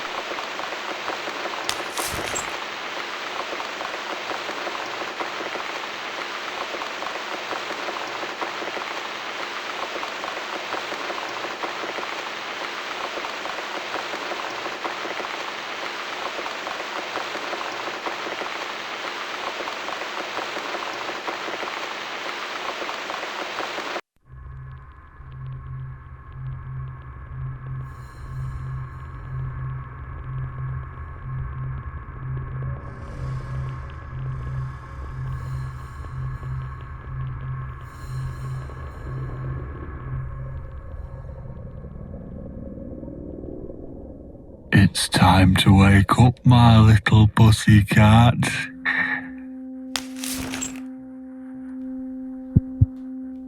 What's the matter, sleepyhead? Had a bad dream? Do you want me to give you a cuddle and a kiss? Take the nightmares away? What's the matter? Cat got your tongue?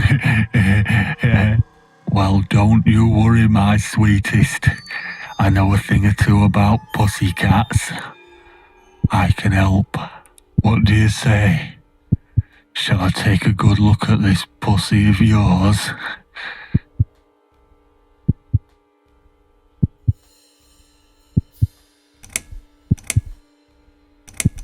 Touch me and I'll kill you, you sick bastard.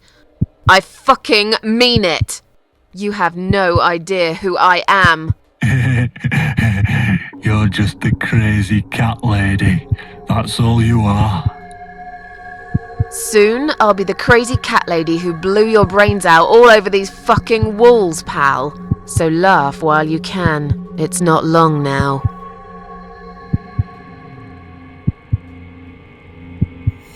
What's going on in there?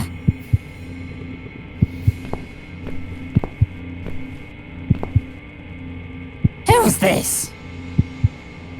Did you play with this little bitch behind my back? 'Cause if you did, I swear to God... Me? I'd never do that. You know me, honey. You're the only girl for me. This lady here will join us for dinner. That's all. For what? Take the goddamn mask off when you talk to me. You know damn well I can't stand it. And make sure you put it back in the van so you don't fucking lose it again. Okay.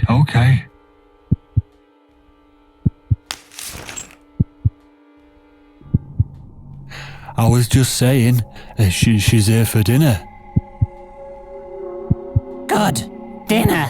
I'm starving. And I'm sick to death of them bloody cats.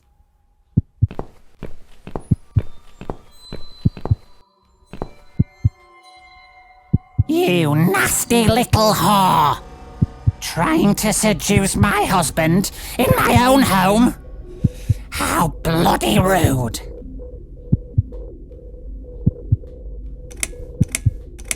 Get away from me! Shut up, you stupid bitch! I know what you're up to. You kept staring at him with these big green eyes. You want him, don't you? You think you can take him from me? Well, I've got just the thing. I always keep this bottle handy. It's bleach, the strongest you can get. You give me no choice. I can't risk losing him. I have to make sure he won't be attracted to you anymore. You won't need these eyes and this face much longer anyway.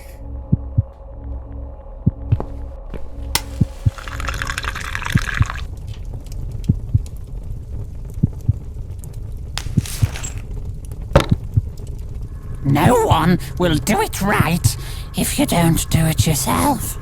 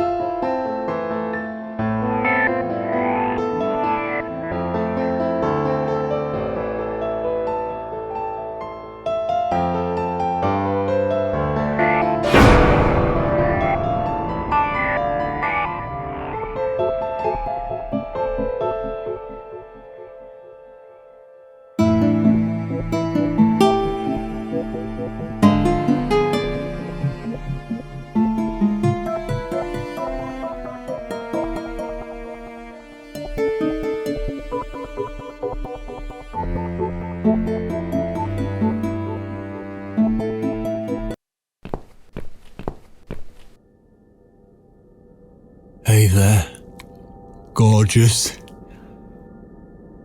I see my old lady brought the bleach again. What a shame. I really liked your eyes. It could have been a start of something very exciting for us, if you know what I mean. She does that every single time. What do they call it? Trust issues. That's it. Well, never mind. Plenty more fish in the sea. I'm not too fussy, but even I have some standards. Ain't gonna touch a bird like you, I gotta be honest, girl. You look like shit. But I wouldn't want you to think I'm not a kind man. Plenty of time until dinner, and you're in pain, so I've brought something to end your suffering. Think of it as an option. I've got this gun here. It's one of my favourites. There's just one bullet in the chamber. Large caliber. You'd be long dead before you'd feel any pain. Sounds good, doesn't it? I mean, it's just an idea, you know, no pressure. Ah, of course. You can't see it. That bleach turned your eyes to nothing but jelly.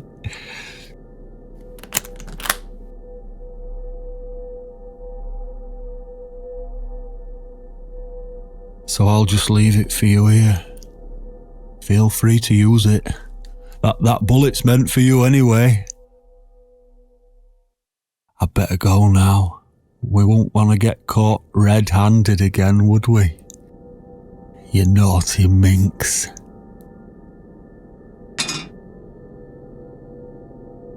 What was that? You can't reach it? Well, what did you expect? Life's a real fucker sometimes.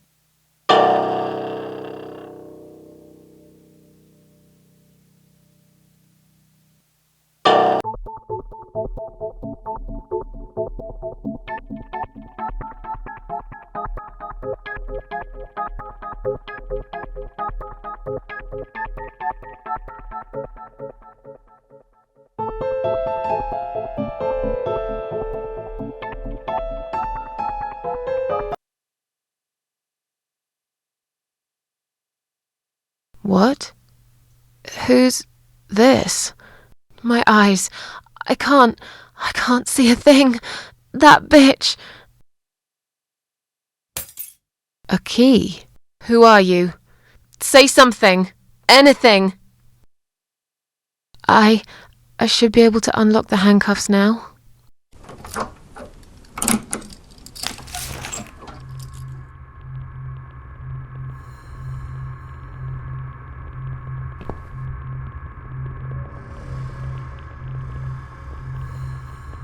The gun! That idiot left his gun! No! No! I dropped it! Where is it? Where the hell is it?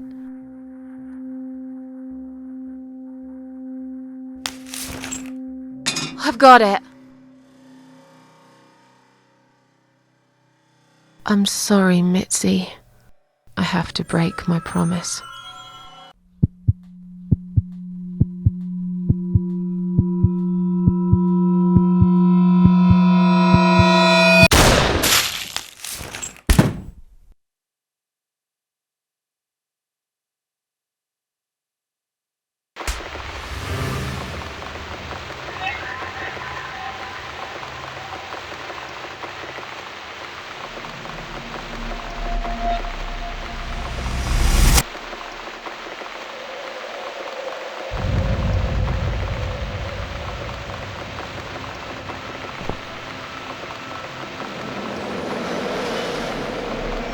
Hope you don't mind creepy posters?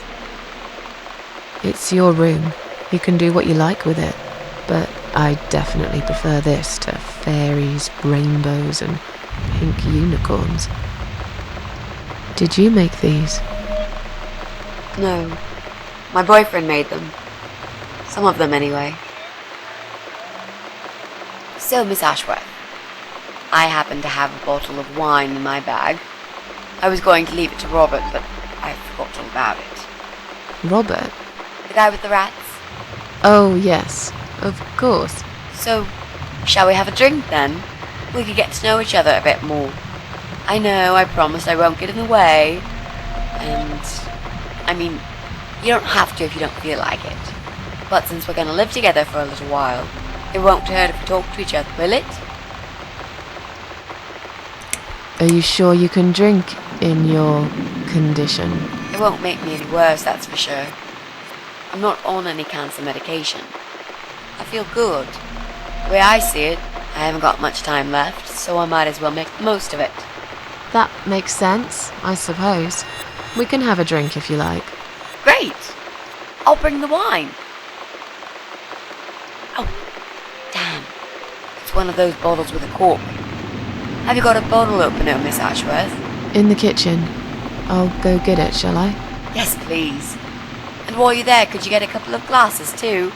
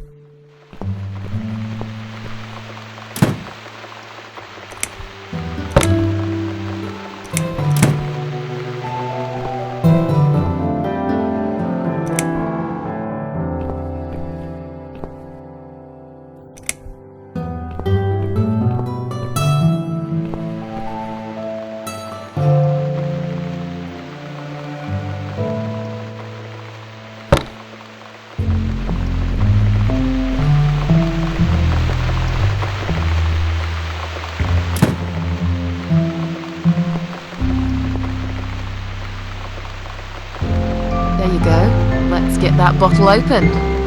Yeah, but we'll need glasses too. See if you can find some. I found some wine glasses. All right, that's all we need. Oh, and Miss Ashworth, I really must say this before we start. Yeah? I promise I won't cut your throat when you're asleep. Very funny, Mitzi. Oh no, I mean it. That's fine.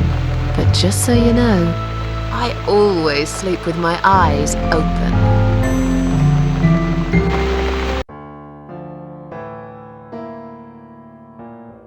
So, the big C. Want to talk about it? Well, to be honest, I didn't really want to tell you about it like that. I put you in a very difficult position, I know. It's just that I was really desperate to get this room. I hope you can understand. This is the last and most important thing I must do before my time is up. It's fine. You seem alright. It's just... I find it hard to trust people these days. Maybe it's time I opened my eyes to see others have problems too. Some, like yourself, even bigger than mine. What kind of cancer is it? Do you mind me asking? Brain tumor. Her name is glioblastoma. Huh. Yep, they're all girls, the way I imagine it. Just look at their names. Lymphoma, melanoma, myeloma, leukemia, sarcoma. Each of them a fucking goddess of death. Beautiful and ruthless. You might just be right about that, Mitzi. I used to be a nurse. I know a few things about cancer. And I know glioblastoma. She's a real bitch. Yeah, and yet she gets to be the prom queen before night ends, while I disappear down the back exit. How long? They said I had a year. But that was 6 months ago, so... yeah. not awfully long. Is there anything... They've tried. I'm sorry. Yeah. So am I. Do you want to talk about something else? Oh, it's not raining anymore. Oh well, I don't mind rain. Sometimes I even like it. But according to weather forecast, there's a nasty fog coming. Now that I'm actually scared of. I got lost in a fog once, when I was just 9 or 10. I remember I sat under a tree crying, thinking some monster would appear right in front of me and drag me away.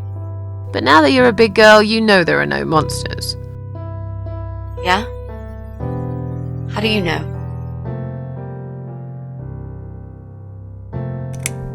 The only monsters are us. Murderers, rapists, arsonists. They're the real beasts. So far from humanity, they're no longer capable of feeling compassion or guilt. They're the ones we should really be afraid of. But whether they're lurking in the woods or fog or the darkness of our cellars, it's all irrelevant. You can't predict what happens. You can't do anything to stop it. There is only one way. You turn into a beast yourself, and like them, you show no mercy. Whoa!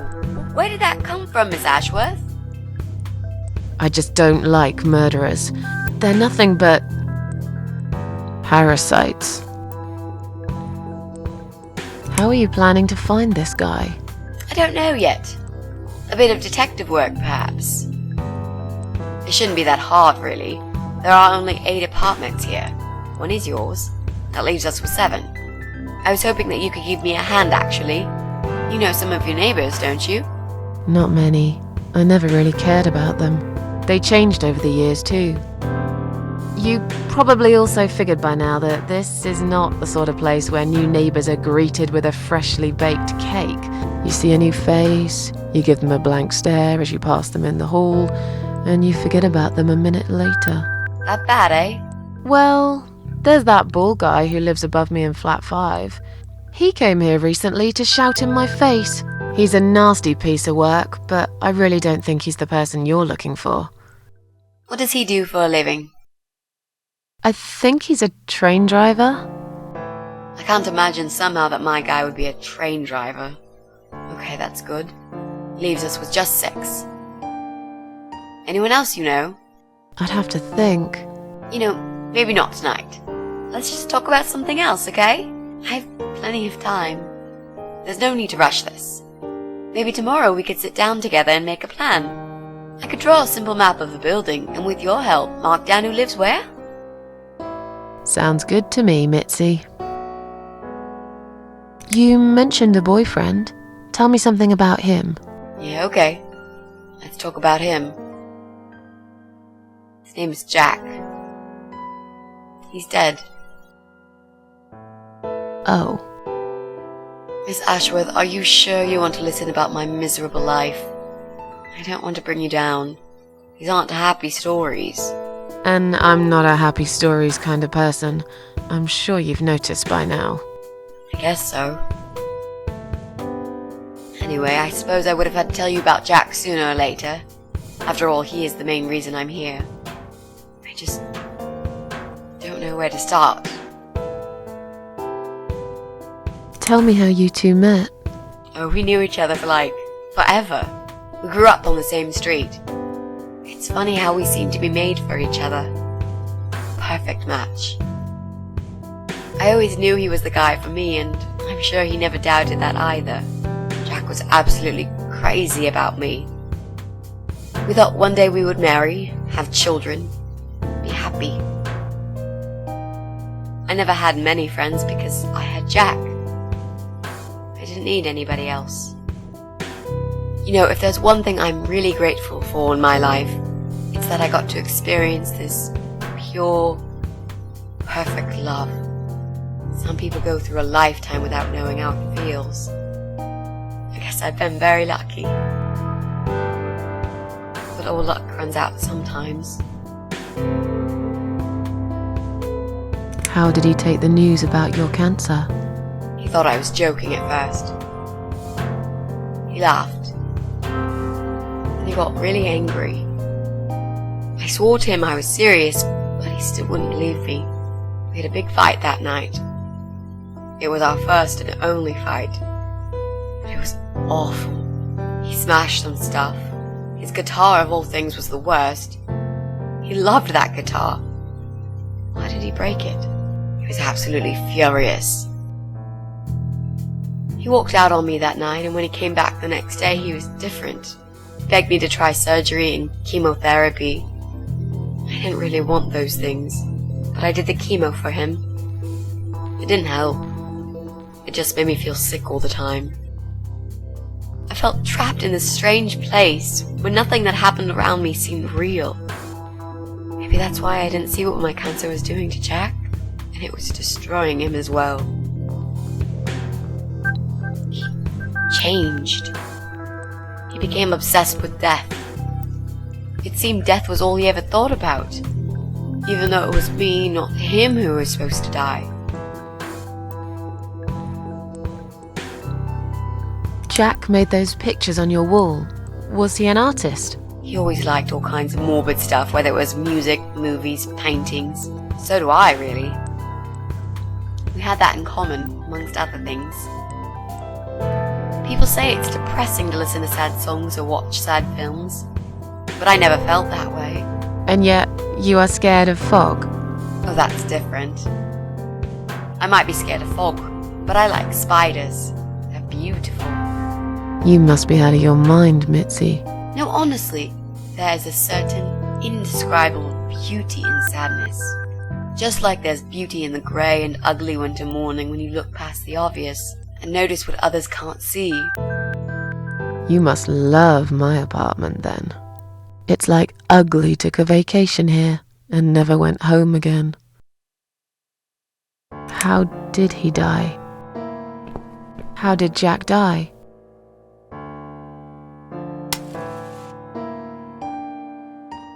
It was so distant the last few weeks before he died. What I didn't know was that he kept looking for something. I don't think he even knew what exactly. But it eventually found him. Or rather, he found him. There are those forums online, you know, about all sorts of stuff. Fishing, computer games, horses, gambling, addictions. Everything, really. Accidentally, Jack stumbled upon one about suicide. There's a guy there. Calls himself the Eye of Adam. He's a fucking god on that forum. It's like a failed suicide club. People mostly try to help each other and offer support. Sometimes it just helps to know there are others like you. To listen to their stories and how they cope with their lives. But the Eye of Adam is an advocate of death. He dwells on human weakness.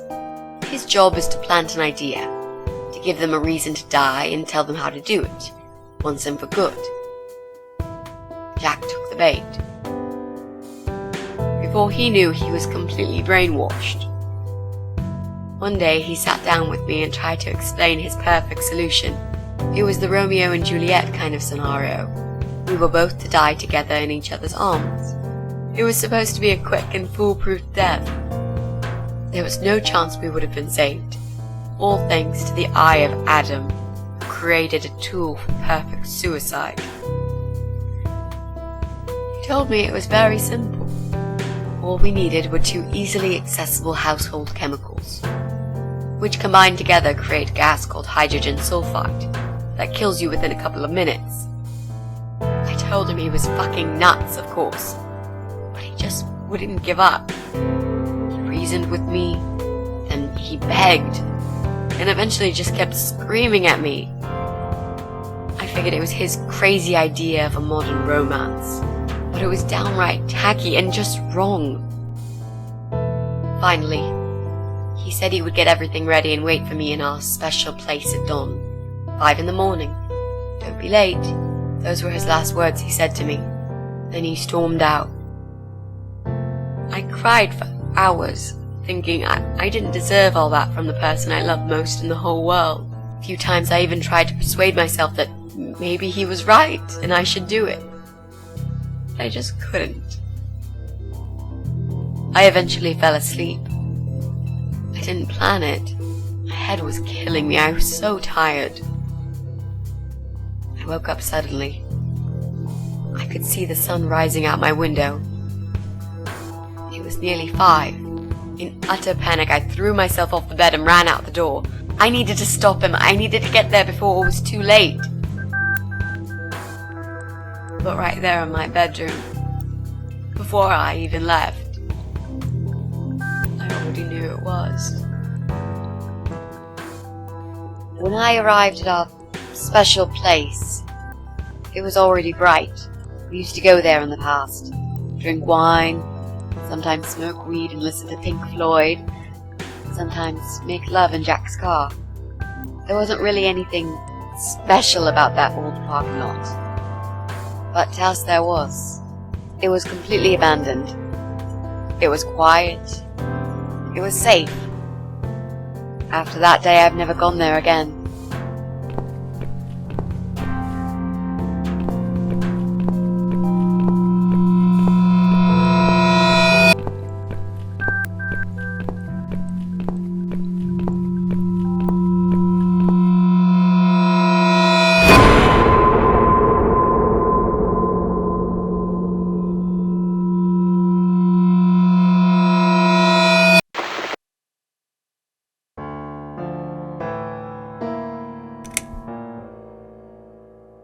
There were signs on the car windows. Warning signs, yeah. I found on that forum that the Eye of Adam doesn't want any accidental deaths. So we posted this poster design for people to print. It turns out there's a whole sick ideology behind it. Fumes from the car could hurt anyone who opens the door, and that's not the point. The idea is to die willingly and with clear mind, to prepare for it, to embrace it. Jesus. You'd think the police would investigate the whole thing. Sounds almost like a sect. This guy knows how to hide. The police can't be bothered to make an effort. It took me 3 months to track him down. Now I'm finally so close. I can almost smell that fucker. How strong is that gas? Extremely deadly, it turns out. It kills in minutes. It's that stinky stuff that smells like rotten eggs, you know? At high concentrations, it can knock down an elephant. I'm so sorry. I think now I understand. He loved you so much, he couldn't bear the thought of living without you. And that guy, the Eye of Adam. I'm not surprised you want to find him. I know I would. I'm not sure if I should believe that you only want to talk to him. But hey, that's none of my business. I wouldn't know what I'd do if this happened to me. Good to know, but I really just want to talk. I want to face Jack's killer and tell him what he's done to me. You know, the funny part is that he actually told me where he lives. He wants to meet me. Would you believe that? How come? Well, this kind of thing he does is called trolling on the internet. It's usually a form of extreme bullying and psychological cruelty. Those who are clever enough say don't feed the troll. Don't talk to them. It only makes it worse if you show any interest in them at all. And Eye of Adam is no exception. He craves attention. He's a hungry troll who wants to devour as many hearts as he can get a hold of. I emailed him and told him I was a massive fan who loves his work. He wouldn't believe me at first. But trolls are always hungry, and I was prepared to serve him a meal fit for a king. What do you mean? I fed him so much bullshit that he really believed I'm a suicide preacher just like him. Great. I wish he'd given you his door number, though. It's all a part of some sick game he's playing. Sooner or later, I'll find him. What are those 2 chemical products? Well, I'm not sure if you want to know that. I get it. You don't want to tell me because I'm a fucking suicidal maniac. Is that it? No, Miss Ashworth. No, I didn't mean it like that. Okay. maybe to some extent. Just replace maniac with victim and fucking with recovering. You've only just come back from the hospital. Whatever it was that made you do it, you proved you are capable of going through with it. I don't know you long enough to tell you if you're completely over it now. And the last thing I want is to give you stupid ideas. It would be just like what the Eye of Adam does. I would never forgive myself if anything happened to you because of me. I mean, how could I?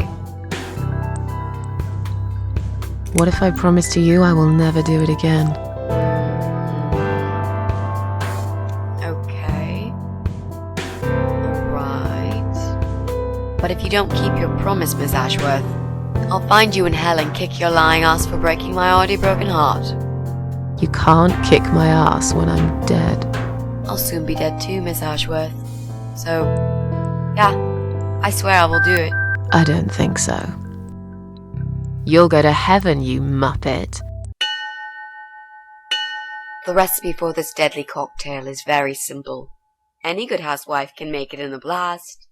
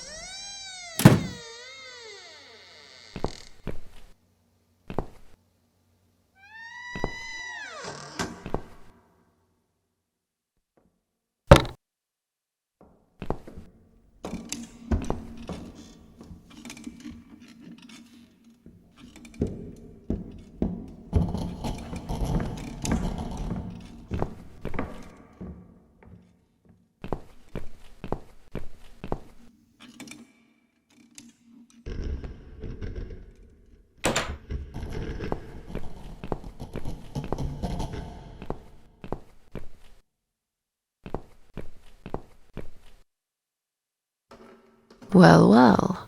Boxes full of bleach. I suppose I deserve a bottle. I've worked hard for it. This reminds me of something. The first thing you need is a strong toilet bleach. You know the kind. Not just a regular bleach, but one that makes your eyes all watery and skin itchy.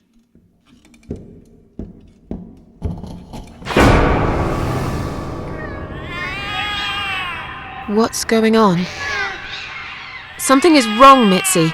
The cats are alarming. That's exactly like when I found you, Miss Ashworth. We've got to check what's going on. Oh, I'm really sorry, but there is no way I'm going out in this fog. Fine. I'll go on my own then.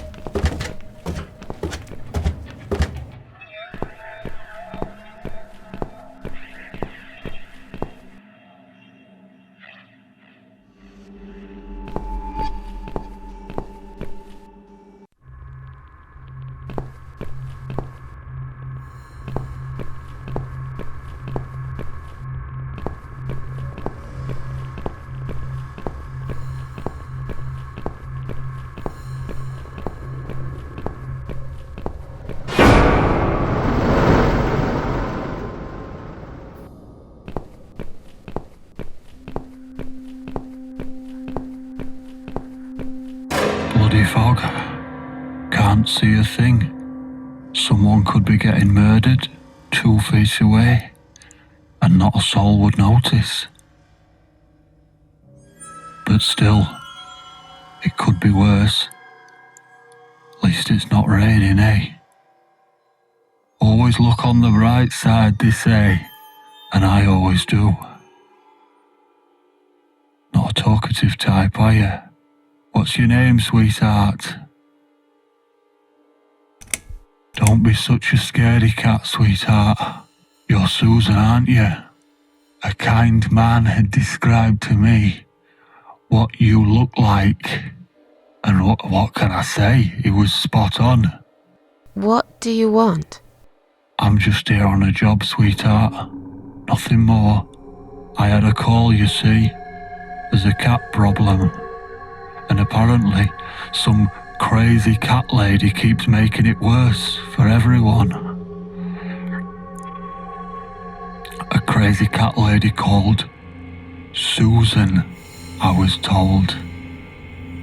Now, you ain't gonna like it, sweetheart, but I'm taking you for a ride.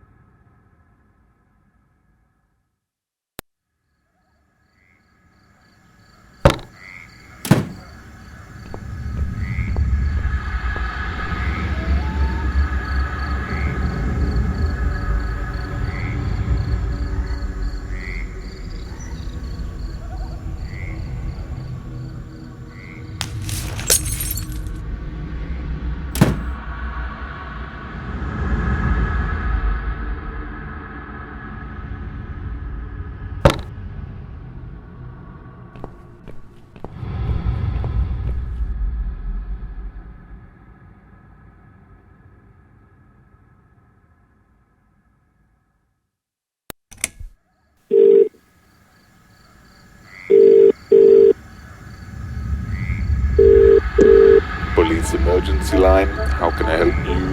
My name is Susan Ashworth. I've been kidnapped. These people are crazy! They're going to eat me alive! I don't know what to do. Please, you've got to help me. Please. What's your home address and postcode, ma'am? What? It's irrelevant. I've been kidnapped. I'm not there. I'm afraid I need your home address to confirm your identity, Miss Ashworth. It's flat 4, 12 Helen Street, EX4422DL, okay? Now please, do something. For God's sake. Calm down, ma'am. Who's kidnapped you? I don't know who they are. They didn't tell me their names. No, but wait. He's an animal control guy. Drives a white van. He's got a wife. She poured bleach down my face. Bitch. They're just mad. Won't stop at nothing. I'd run away, but there's this fog, and I have no idea where we are. You have been kidnapped by a married couple, is that correct? No, not just any married couple. Don't you understand what I'm saying? These people are fucking serial killers. There's blood and bones everywhere. I mean, some of it is cat's blood, but there's human blood too. I told you, they eat stray cats and dogs, and they eat people. They're sick. They make me sick. Is this a case of family disturbance, ma'am? What? No. Did you know this married couple prior to the incident? Are you related? Jesus, did I say anything at all that would make you think that? Calm down, please. I'm only trying to help you, ma'am. I need to establish some facts first before a police car can be dispatched. Look, just track this number and you'll find where I am. You can do that, yeah? They always do it on films. I bet you've got my number displayed on the screen already. Just do me a favor and send a police car, will you? Of course, ma'am. Stay on the line. Did you witness cruelty to animals? What? You mentioned cat's blood. Was this married couple cruel to animals? If so, I will put you through to Animal Welfare Services for this area. Would you prefer that, ma'am? Are you joking? No, I would not. Okay, please hold the line. Hello? Miss Ashworth, are you still there? Yes, of course I'm still here. According to our records, you've recently discharged yourself from the hospital. Are you currently undergoing treatment for any mental health problems? No, it's not like that. Miss Ashworth, please listen to me very carefully. I can connect you with the on-duty doctor at the RCW Hospital's mental health unit where you received care recently. They can help you. You just have to talk to them and explain what's on your mind. I'm not fucking crazy.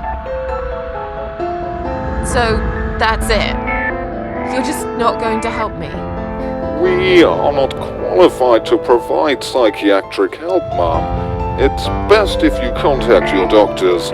Would you like me to give you their number in case you'd prefer to call them yourself?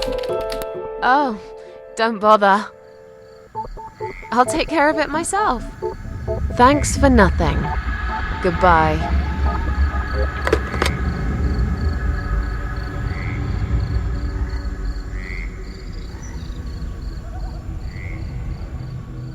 Oh no. No. Damn it. I can't remember my own number. I've got it written down somewhere at home, but I hardly ever use it.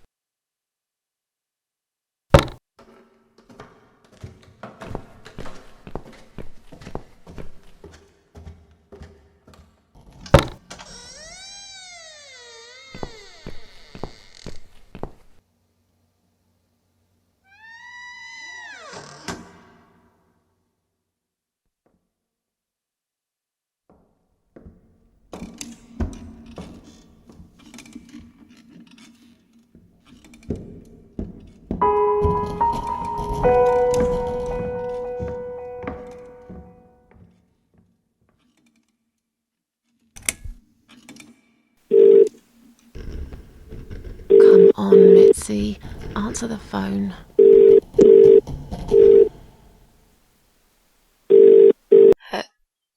Hello? Oh, thank God. Finally. Mitzi, it's me. I need your help. What's happened? Where are you, Miss Ashworth? I've been kidnapped by some psychopaths. What?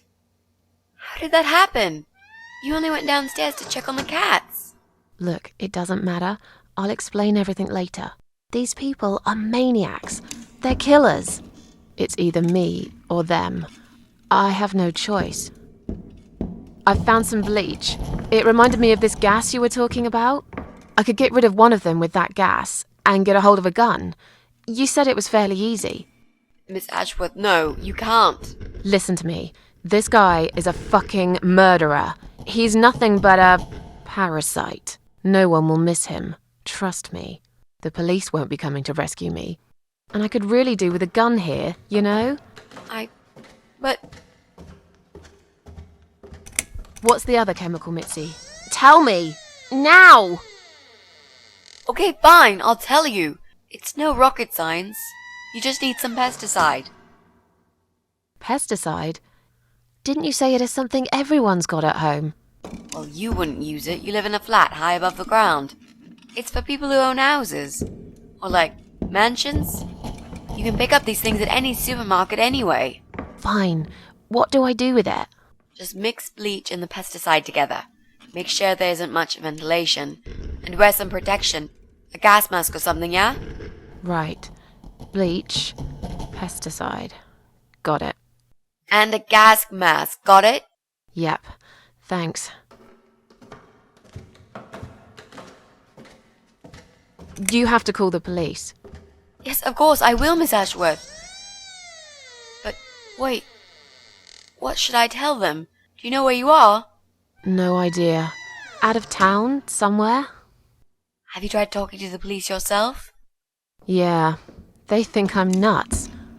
Shit. What are you going to do then? I'm going to take care of it myself. No one will do it right if you don't do it yourself. I heard someone say once. Oh God. I wish I could do something. Anything. Just call them and say that I've gone missing. Maybe they'll put two and two together and actually take my call seriously at last. Okay. Thanks. Wish me luck. Be careful, Miss Ashworth. I'll be fine. I'm a tough old girl. This'll be like a walk in the park.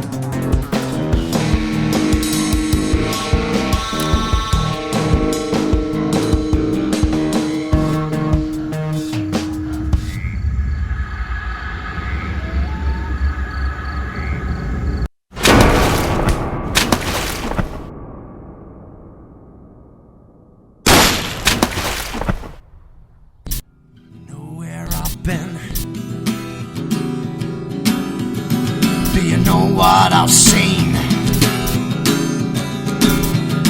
Do you know where I've been? I've been for the broken machine.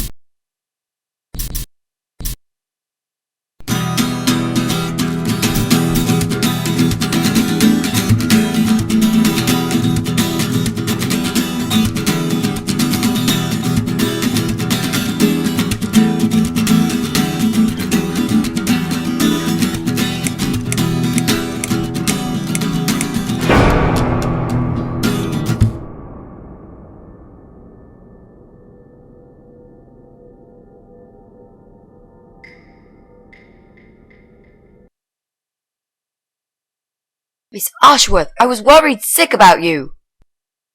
Are you alright? How did you get back? I walked. You saw something terrible in that fog, didn't you? I saw a monster.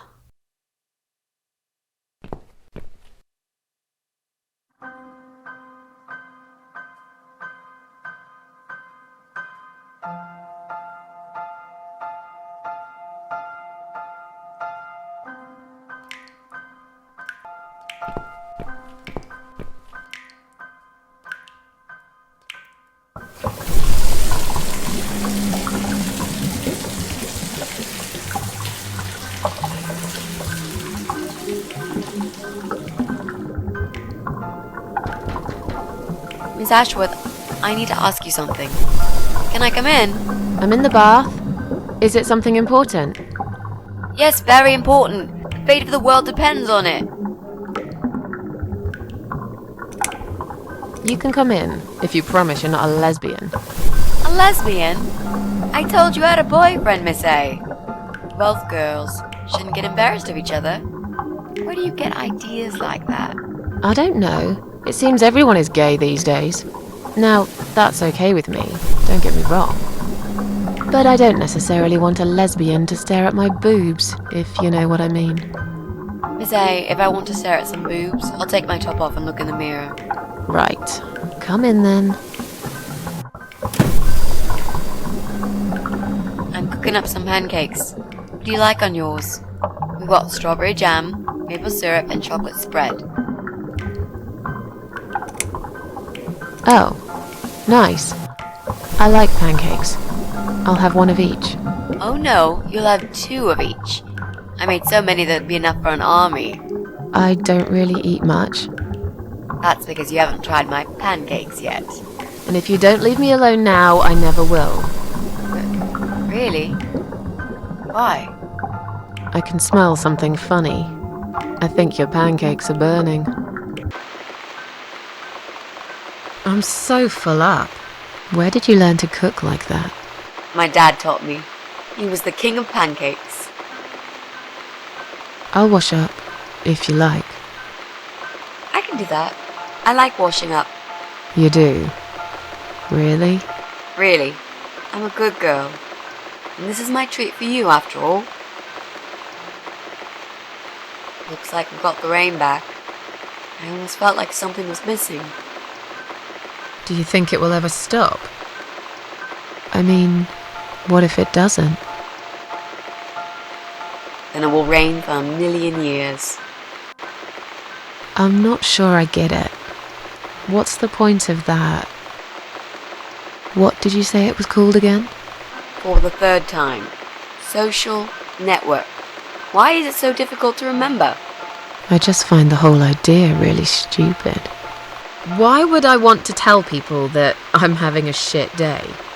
So maybe you would feel better for sharing it with your friends.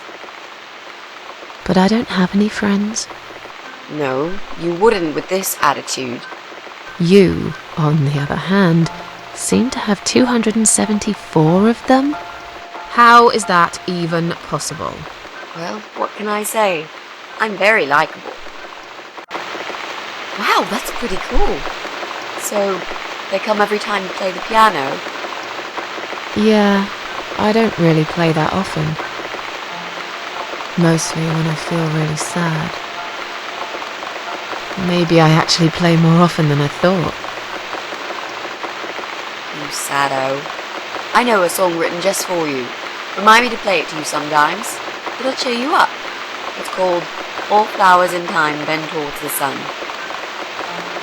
Flowers, yeah. Of course they do. Do you know it? It's written by Jeff Buckley. He would have been bigger than Cobain, you know. I never heard of him. No, he probably didn't. He drowned in Mississippi when he was only young.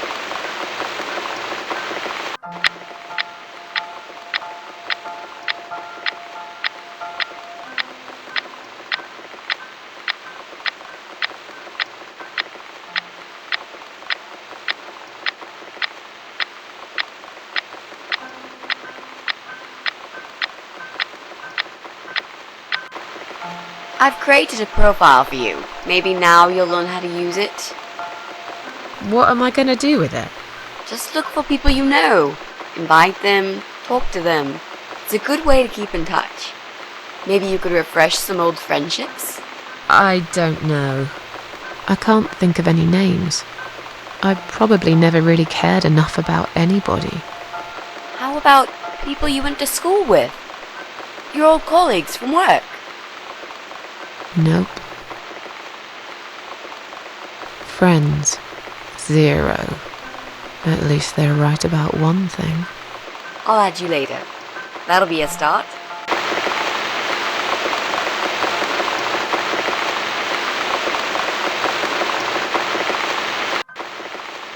I made us some coffee. Sit down and talk to me for a moment. I'm having a bad day. Do with some company. Sure. Coffee sounds great.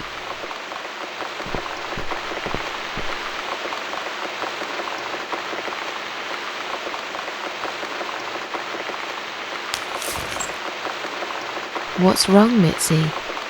I'm not sure how to get started with this thing. I've been thinking about it the last few days and I just don't seem to get any good ideas. Maybe I've been a fool all along, deluding myself that I could find where that sick bastard is hiding. Maybe I can help you. I have lots of free time, you know? Last night, I made this, well, map. I made a map.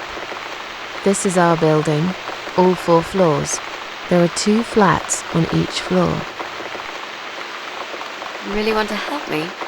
That's so great, Miss A. How will I ever pay you back for this? I'll think about it later. But we haven't found him yet, have we? No, but I feel that together we stand a chance.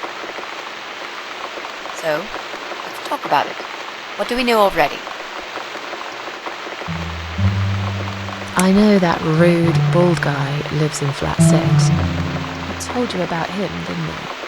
I think so. It's that guy who came complaining about the noise, right? Right. That's Brian Palmer. Let's mark him on the map. What else do you know about him? Not much. Wait, I remember some woman lived there with him. I've not seen her for ages. They must have split up. Could he be our potential suspect? Yeah, I suppose so. Think so. Okay. Let's take a closer look at him then. I'm pretty sure one of the flats is empty. Which one? I think it's the one on the 1st floor. There's an odd married couple that lives next door. Yeah? What do you know about them? Well, the man is called Joe Davis. He seems nice, quiet type. But I heard him shouting a couple of times, and he sounded almost like a different person. Like a madman, you know? I gather they must have some serious relationship problems, and they're trying to sort them out behind closed doors. It's impossible to hide this personal dirt from your neighbours. I know it's none of my business, but I can't just plug my ears and pretend I don't hear what's going on there. And the wife? Ivy Davis. Or is it Sophie? I can't remember now. Anyway, she's very polite, always says hello when we pass by each other in the hall. She's one of those size 00 ladies, so skinny you could easily take her for a coat rack. A walking skeleton. I bet she only eats a leaf of lettuce a day, or nothing at all. She looks quite ill, actually. Anything else? They used to have a cat, Lucifer. I often wonder what happened to the poor little chap. We can cross off our flats, of course. Yep, good. That leaves us with only 7 flats. Also, there's an old man in flat 5, right opposite the Bryans' place. There are strange noises coming from flat 7. Interesting. What kind of noises? Like screaming, explosions, guns. Then there are threats and insults, shouted very loudly at someone. I think I might know what's going on there, but it's worth checking anyway. Do you know the person who lives in that flat?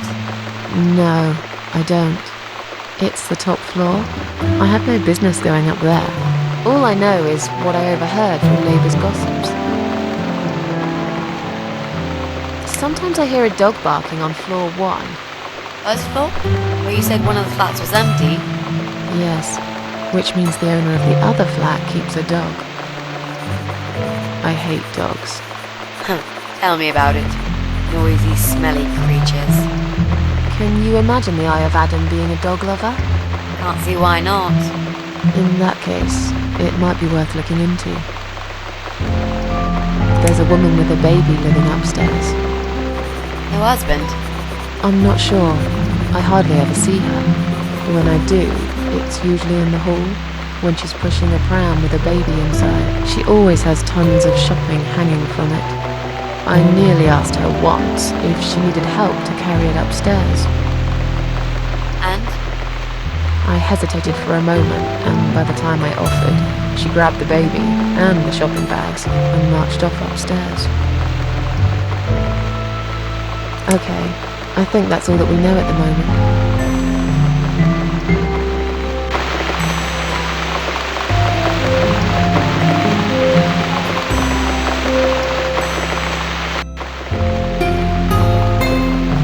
A pram. This reminds me, I found an old baby pram in my bedroom among all the stuff. Do you have kids, Miss Ashworth? You never talk about it. I don't want to talk about it. Come on, Miss A, it's alright. You can talk to me about it. I can tell there's some dark secret you've been keeping to yourself for a long time. You might feel so much better if you share it with someone.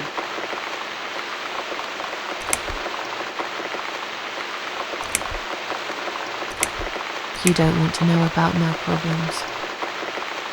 I just really want us to be friends. I swear to God I could do with one. I'm not very good at friendships. I thought that was rather obvious. Friends should trust each other, you know.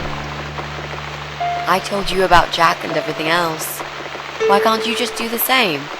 You told me about Jack because you wanted to. I didn't force you, did I? My private stuff is nobody else's business.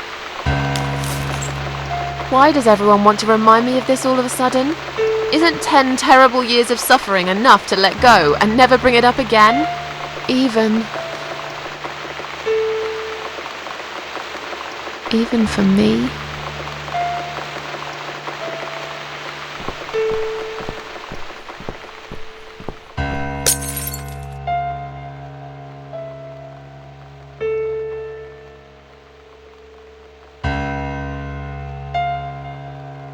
Miss Ashworth, I'm so sorry. Your mug, it was an accident.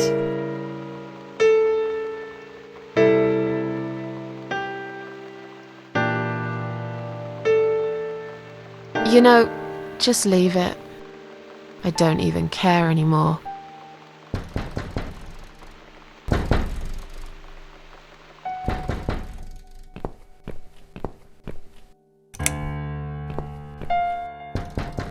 Who is it?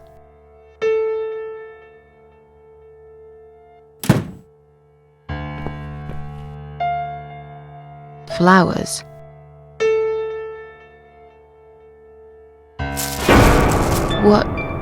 What's that in your other hand? Go away. Leave me alone.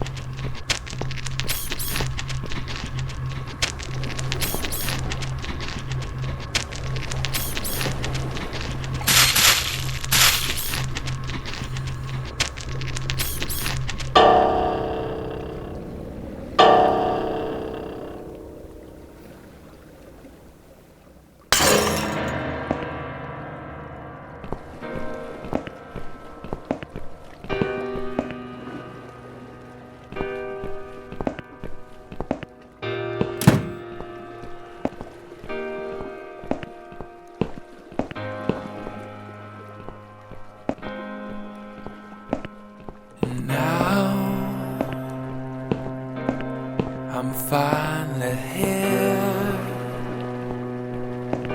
What have I won? Where are you, my dear? Goodbye, otherworld. No, it's dead. Oh no, what's this? Not a single sound reaches my ear. Maybe it's this vacuum I stick my head into. This shield is helmet. Give me proof 'cause I need it. Oh.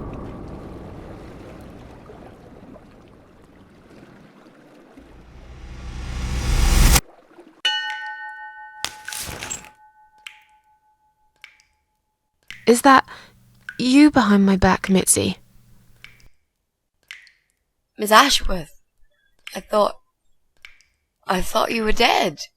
I saw that man hit you right in the head. Me? Dead?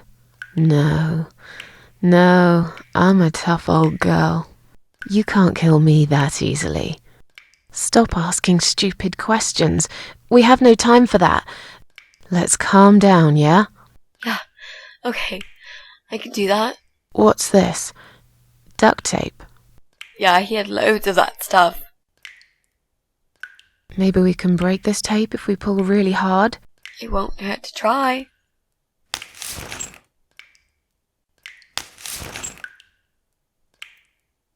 It's pointless. We're completely wrapped in this damn tape. We're cocoons, stuck in a web, waiting to be eaten. But where's the spider? He's gonna play with us first, isn't he? Pull yourself together and stop talking shit. I can't think properly. Did he hurt you? That bastard packs a hell of a punch. I've got a bit of a headache, but I think I'm alright. What about you, Mrs. A? Me? Fresh as a daisy. But I'll feel better after we've dealt with this unpleasant guest of ours. Do you think he's going to rape us? No, he is not.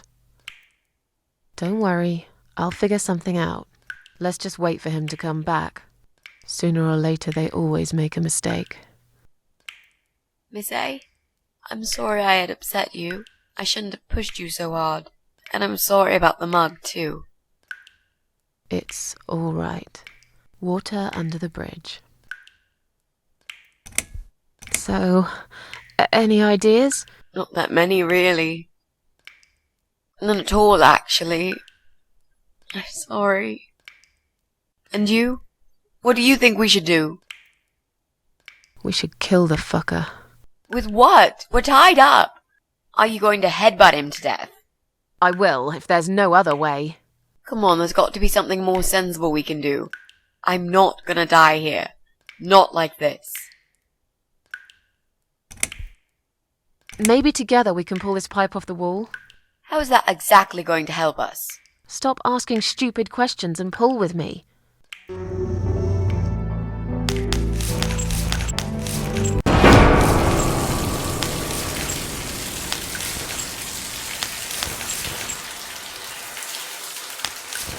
Great, that's just what we needed. A cold shower.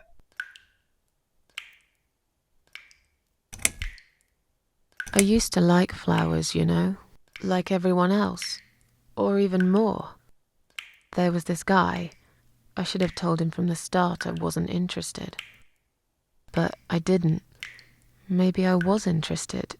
In a way, probably. Flattered would be a better word.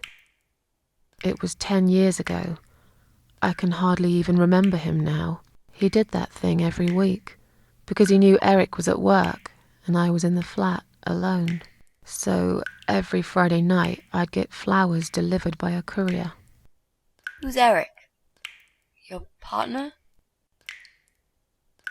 My husband.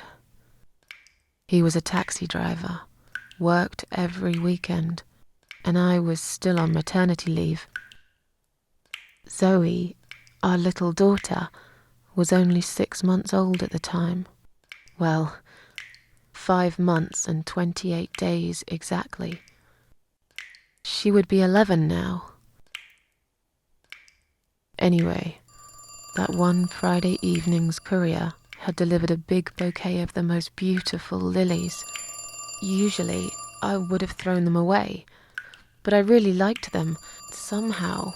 They were extraordinary, absolutely stunning, and looked very expensive. I stood there looking at them, mesmerized.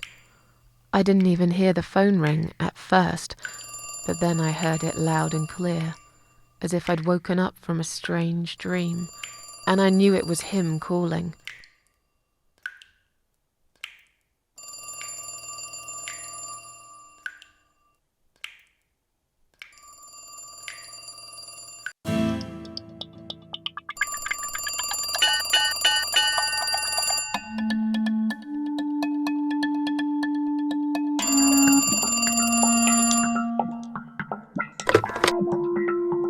Do you like the flowers?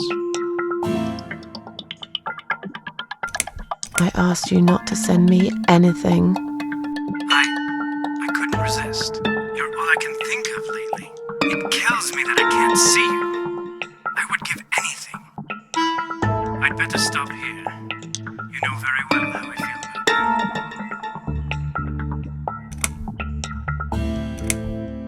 you. You're wasting your time and money. You're right. Maybe I am. But you answered the phone, didn't you? You always do. Every Friday. You could have just let it ring. But you picked up because you wanted to talk to me. I know that. I'm not giving up so easily, Susan. You're a stalker. I should call the police. I'm very badly in love with you, Susan. If that's a crime, then yes, call the cops and have them arrest me. I won't even resist.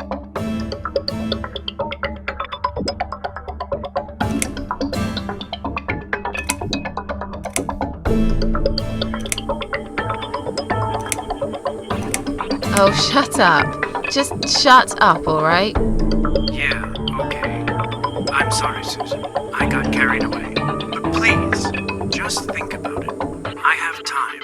I'll wait. Listen, I have to go. It's getting late. Wait. Yeah? When I call you again next Friday, you will answer the phone, won't you? No. I'm sorry, but this is over. Goodbye and good luck. I guess I should do something about these flowers. I'd really like to keep them, but I don't want Eric to know I have a secret admirer.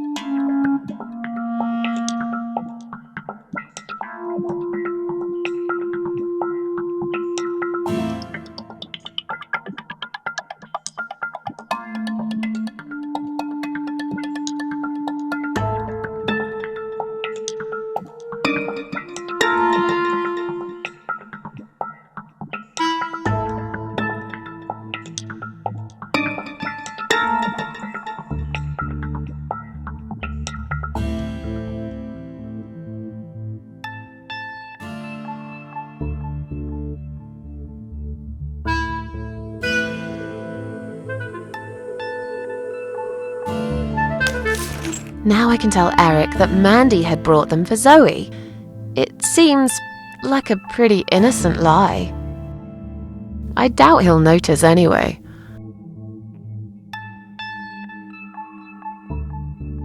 I hope you're dreaming about something nice, my little star. Eric must have come home early.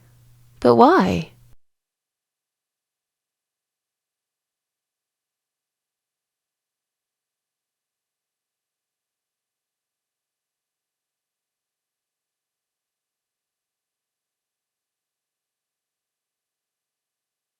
You're back early. Is something wrong? Yeah, well, let's think about it for a minute. Is something wrong? Yes, Susan, there is. Didn't you watch television? Listen to the radio? Didn't talk to anyone today? What happened?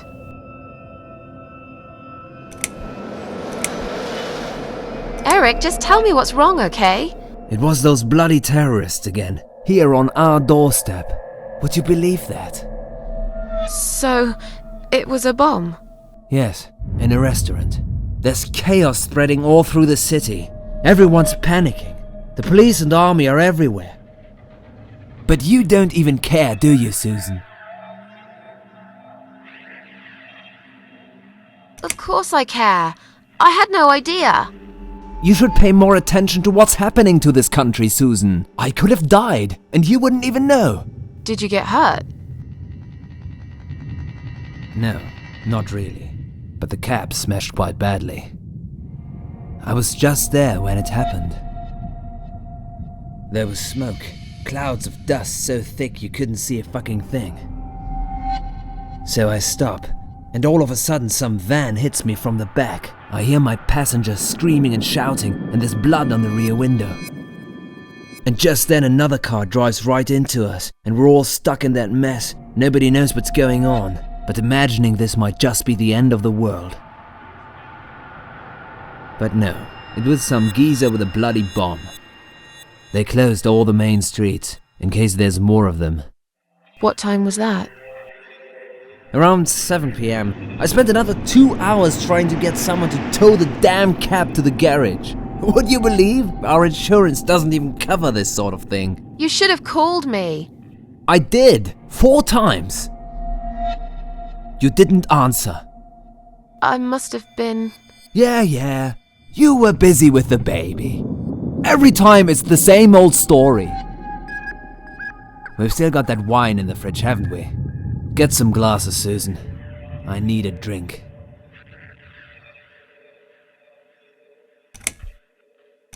Alright, I'll get the glasses, you get the wine.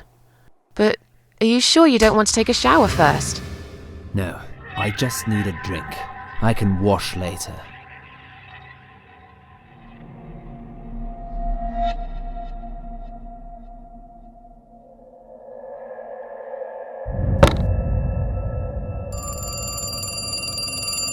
Are you gonna get that?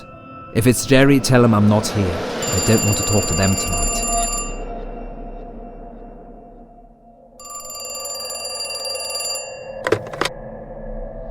Hello? It's me again. I'm sorry, but I had to hear your voice again. I love you, Susan. Susan? You still there? Please, say something. Anything.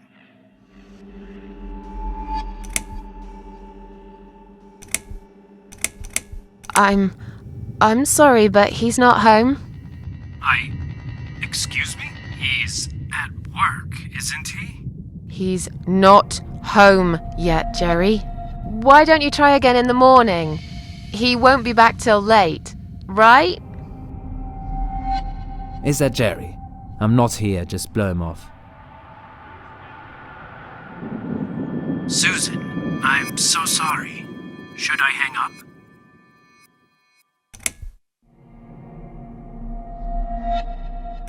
Alright, take care then.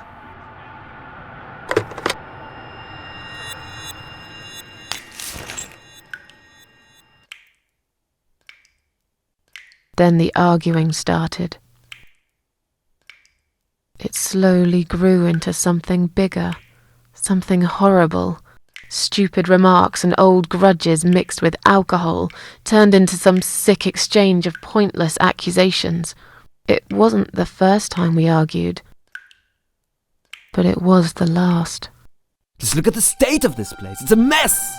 Listen, I know you're with Zoe all day, but it's not like she's still a little baby. She's 6 months already. You'll have to organize your day a bit better and get things done. If other women find time, why can't you?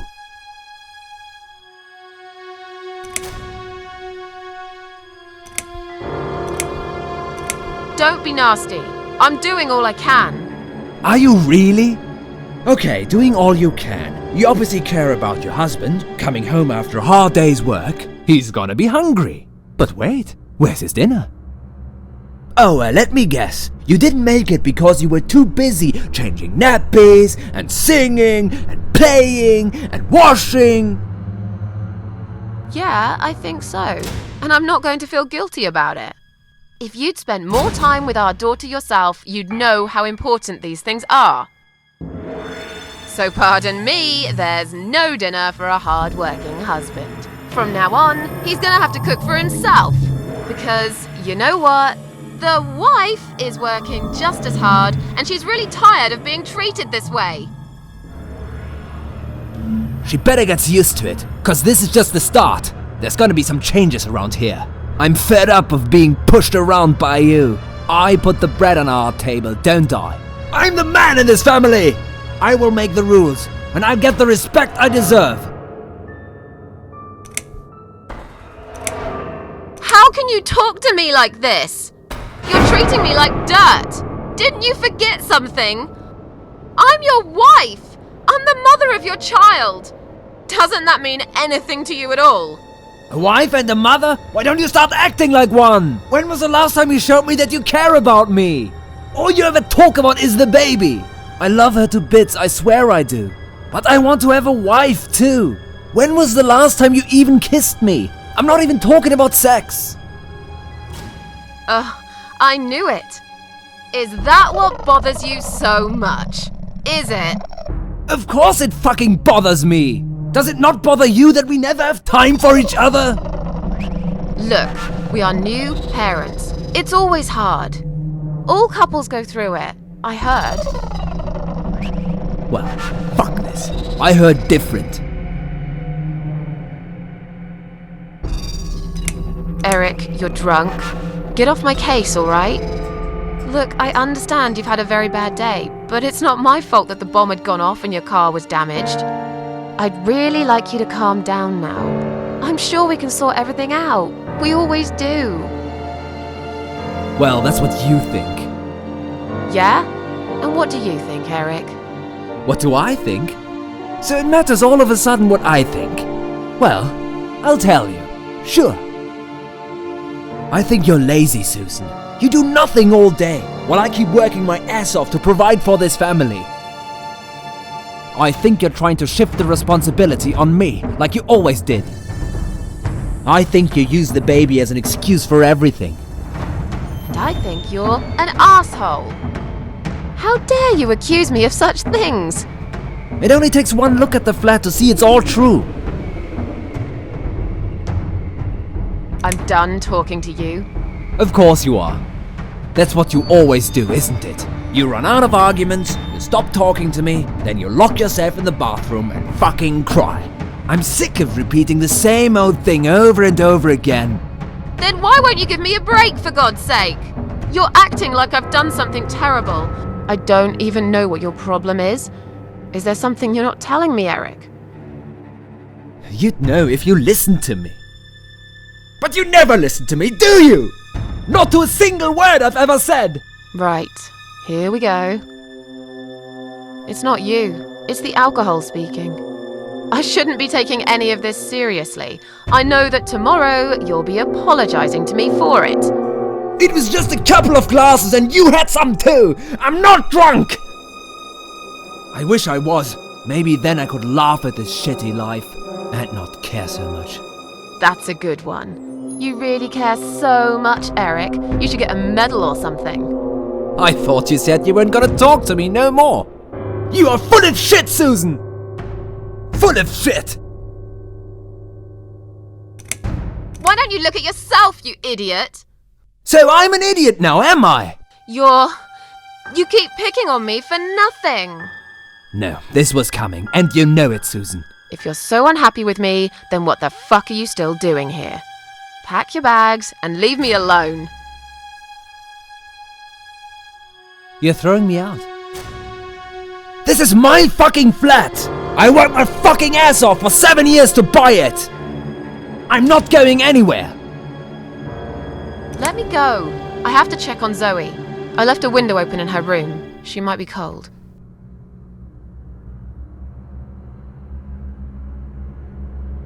That's right, just walk away. That's all you do, Susan.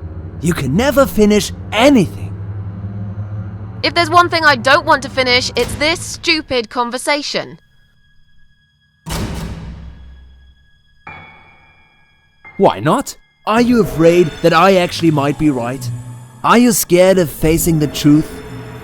I'm sure Zoe's fine. It's the hottest summer we've had in years. It'll be good for her to have some fresh air in there. Won't you agree? I guess. Fine, never mind. I haven't done anything wrong. Of course not! Because you're fucking perfect, aren't you? That's not what I said. Well, if you're so perfect, yeah, then why are we here now, fighting? This is all messed up. You're behaving like a 5-year-old? What the hell is wrong with you? You, Susan! You always knew which strings to pull. To tip me over the fucking edge! Stop it! Stop it, Susan. I've only just started. We should finally say to each other what we really think, right? We didn't even notice that outside the storm had started. I was so absorbed in that stupid fight that I forgot all about the open window. Anyway, and the flowers. Those fucking flowers. Right there, by her bed.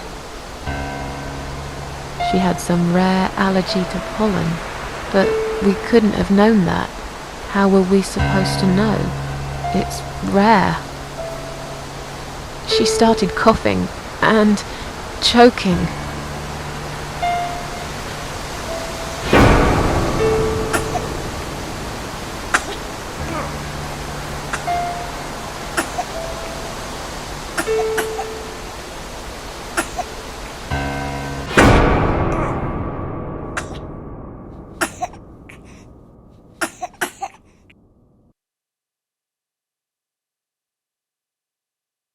The next time we saw her, when we found her, she was...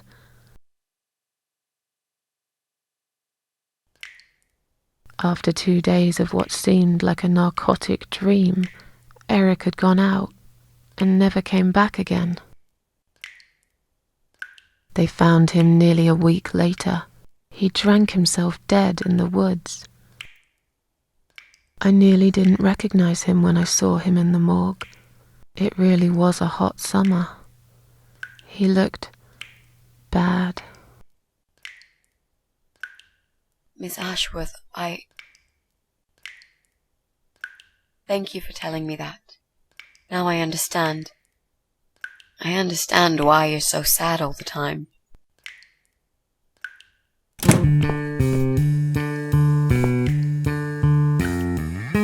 What do you want from us? Are you deaf? Mitzi, let me handle this. Let us go right now, you moron! Mitzi! Leave her alone. Don't you dare! No! Take me, instead! Take me.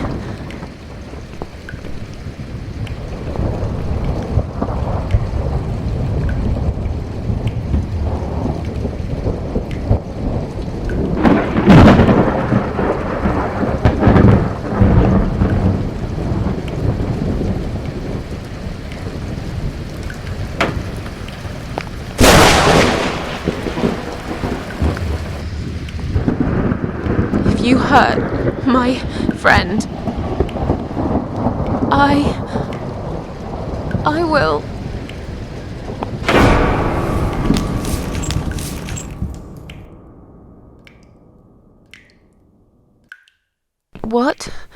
What's going on?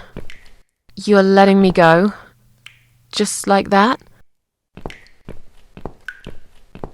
Where's my friend? What have you done to her?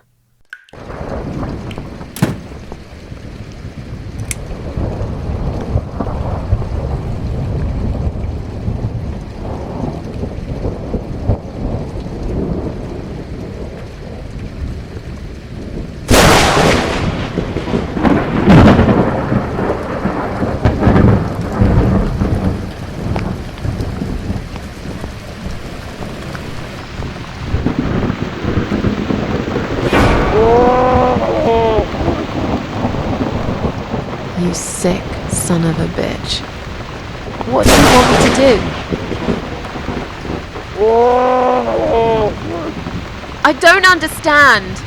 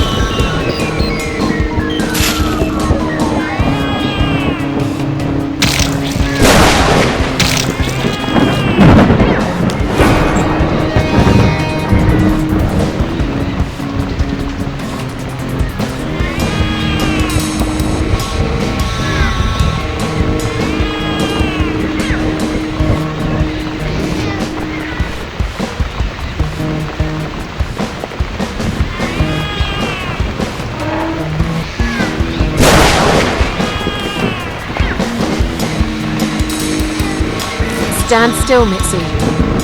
I'm gonna be right back with a knife, and I'll cut it down, alright?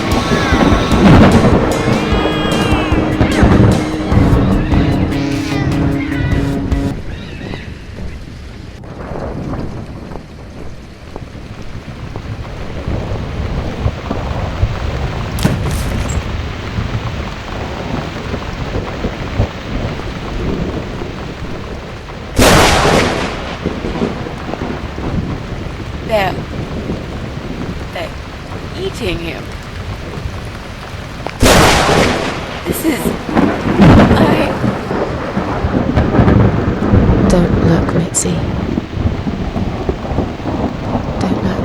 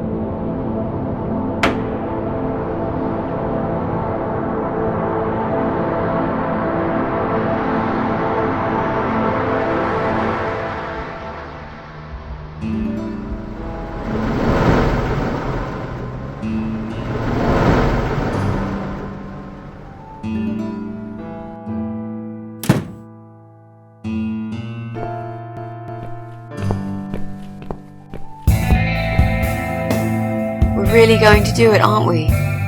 Yes, Mitzi. You will finally get your closure. Maybe I will get mine too. Did you take that map with you? Yes. We can always refer to it if we get lost. I've lived in this building for many years. I won't get lost, Mitzi. But it'd be a good idea to cross people off. Once we're sure it's not them, it might give us a clear picture of how far we've got. Right. Okay. Good luck, Mrs. A. Mitzi, are you sure you're feeling up to it? This recent incident, it must have been pretty tough for you. No, I'm good. Never felt better, Mrs. A.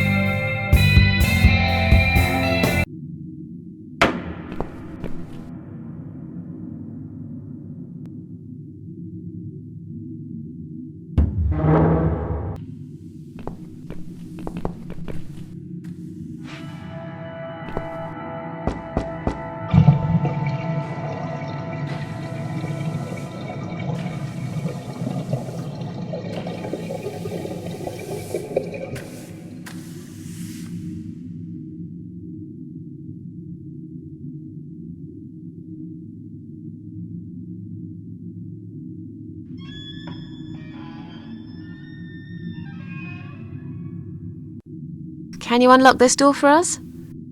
Let's see. Blimey. You don't see these very often. This is a very special lock. It would take someone much more skilled than me to open it. Great. I thought you were an expert. I am. But this lock is just beyond me. Why would anyone need one of these here? It must have something to hide. Is there any other way we can get inside then? Well, not unless we can find some plastic explosives or a pneumatic drill. Or a key. Yeah, because I'm sure there's a key lying around here somewhere. Well, what can I say, my friend? Let's try to think positive.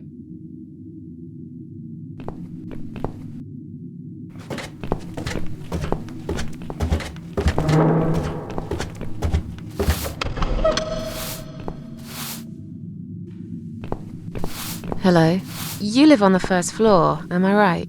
Yes, that's correct. Flat 2. And you're Susan Ashworth, I presume. I've been meaning to talk to you, actually. Really? Is something wrong? Well, it's those cats. I understand you're trying to do a good thing, but it's become unbearable lately. This can't be sanitary for people living here. And I'm sure it's not allowed by the council either. Are the cats bothering you? Yes, they are, actually. They usually stay outside anyway. I bet you hardly ever see them. I see them all the time, actually. Ever since the Morrisons from Flat 1 moved out last month, your cats seem to reside permanently on my floor. And that sofa, my God! They're always gathered round it like it's their shrine. It was Morrison's responsibility to dispose of it, but they just left it there. And a whole load of other rubbish, too. Okay, that's not my fault really, is it? But you encourage cats to come here. You feed them. Everyone knows that. Every time I take William for a walk, he gets upset and tries to chase them away. Who's William? William is my dog, of course. He's 12 years old, you know. He shouldn't be running after cats at his age. Did you say they sleep on the old sofa? I didn't say they sleep. Have you not listened to me? I'm beginning to wonder if they ever sleep, actually. They just keep climbing up and down, the wretched thing. They're noisy. They leave germs all over the place. They've scratched upholstery and the paintwork. And William keeps chasing them. He's so quick, I can't hold him most of the time. What if he runs off and gets lost? I'm telling you, we've never had such problems before you decided to bring here these homeless devils. Look, they're not my cats. You're Susan Ashworth, the cat lady. We all know what you do. Everyone's sick of those cats, and I am too.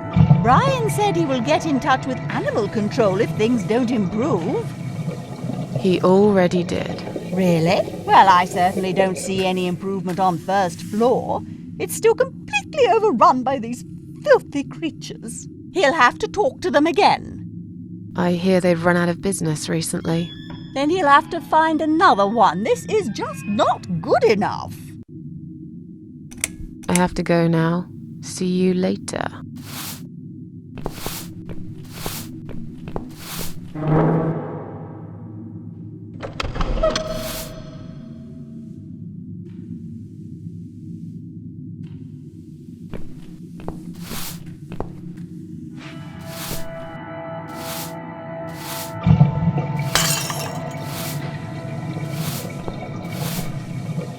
I'm sorry. I didn't mean to push it. Don't worry, Mrs. A. Could have happened to anyone. I'll clean it in a minute. But please, be more careful in the future, yes? You be more careful, nosy old witch.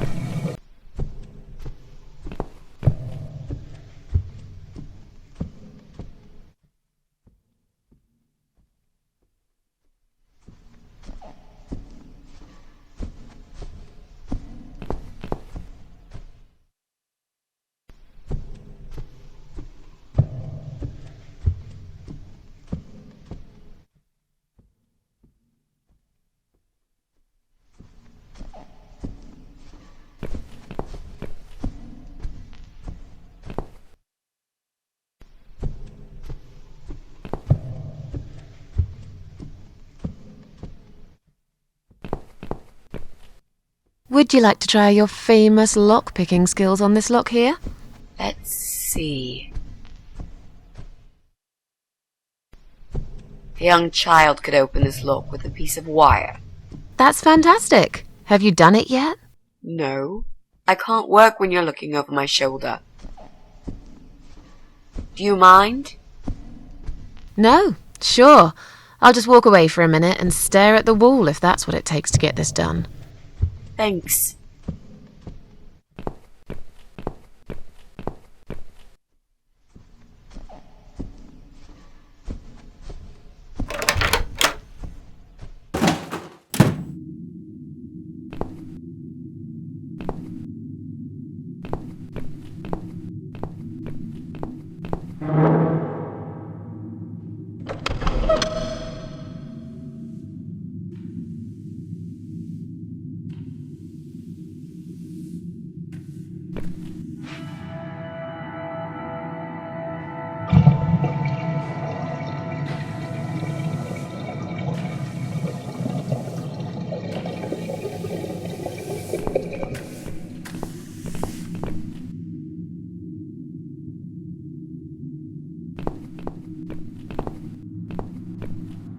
Clearly this place is empty.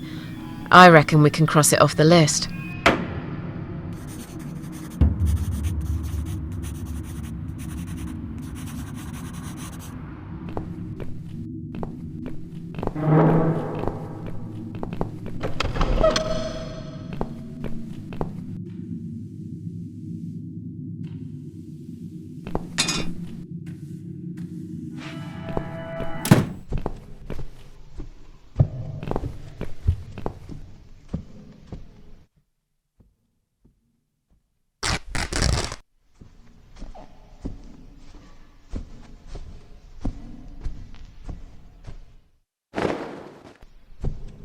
Hey, look at this. Valerian root extract. cats love it. It has the same effect on them as catnip. They go absolutely crazy for it. You found it inside that sofa? Yes. I wonder how it got there. Maybe the Morrisons wanted to leave a goodbye gift for that woman and her dog? Yes. Well, they would. I always thought they were reasonable people. Oh, what a shame they moved out.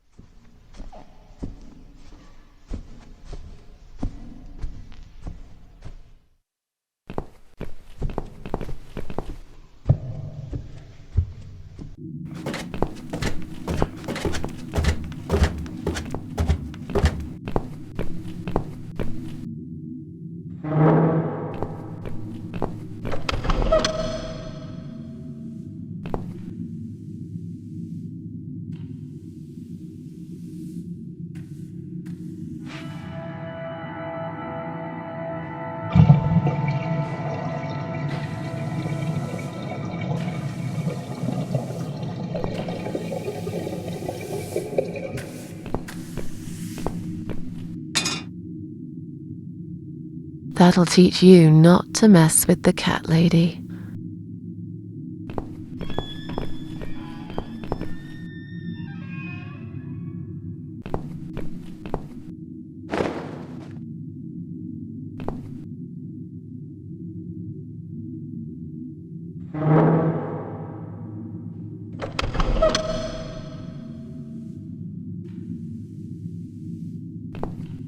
Would you like to talk to him? Sure. I'll pretend I'm doing one of those customer surveys. Old people usually have time to answer lots of stupid questions. They just want some attention, Mitzi.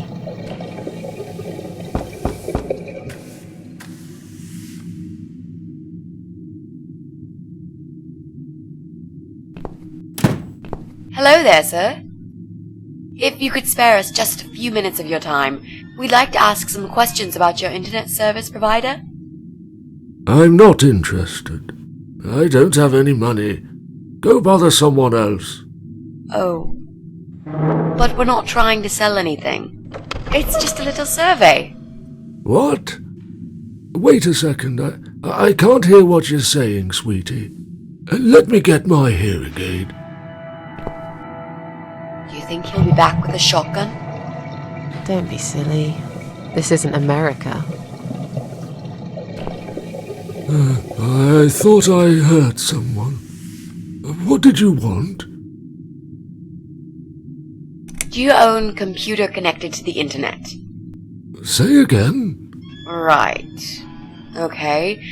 Do you... I can't hear you very well, dear. You'll have to speak up. I'm an old man, you know. I'll be 85 this year. Do you have a computer? There's no need to shout. I've got my hearing aids. I can hear what you're saying. Sorry. A young, pretty lady like yourself wouldn't understand about old age. We live in two different worlds, dear. And if you're here to make fun of me, why won't you just go ahead and be done with it? No, with all respect, I just wanted to ask if you by any chance own a computer. Pardon? A computer! Wait a second, dear. I think I need to change the batteries in my hearing aid. I must have forgotten to switch them off last night. I'll be right back. No, wait! Jesus. I don't think I've got enough patience for this, Mrs. A. To be honest, the chances that he's our guy are pretty slim. I think we should go. Yeah, this is pointless. Even if he did have a computer, he probably wouldn't even remember how to switch it on. Unless he's not alone. You should ask him about that before we go. Can I help you? No, thanks, we're fine. Have you found some batteries? What? I don't want to buy anything. I told you before, I'm not interested. I don't have any money. Go bother someone else. Do you live alone? When you're an old man like me, you end up watching all your friends and family die. I'll be 85 this year, but I can still cook my dinner, and I make my bed every morning, all by myself. So, you do live alone then? Look, young lady, I don't need any help. I've told them already. I can manage just fine. I can still cook my dinner, and I make my bed every morning, all by myself. And not that it's any of your business, but when I die, I'll die in my own home, in my own bed. I'm honestly not trying to take that away from you. We're just here to ask about... I will not have anyone washing me, or dressing me, or feeding me. I can manage. I've done it all my life, and it'll stay this way. I can still cook my bed, and I make my dinner every morning, all by myself.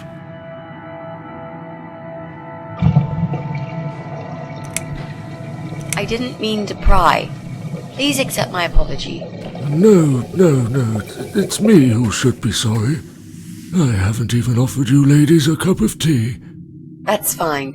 Don't worry about it. Mary always liked her tea milky. She'd put the tea bag in the milk in first, and then finally she'd add hot water. I kept telling her it's the wrong way, but she never listened. She was always so stubborn, my Mary. I miss her every day. I'm sorry for your loss.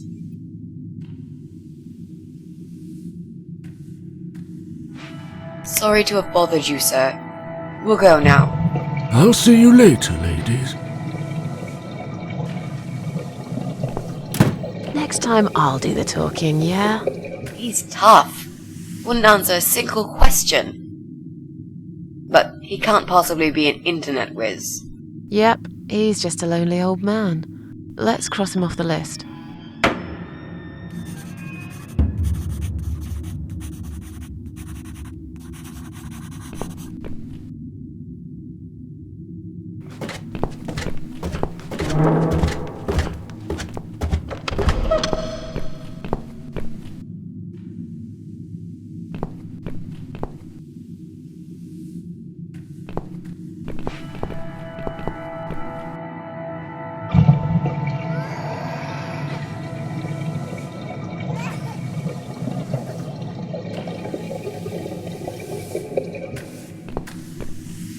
What's wrong?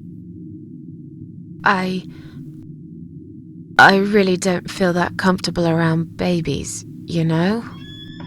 Yeah, I can imagine. I'd talk to her, but I'm not quite sure how to approach this. I'm hardly an expert on babies myself.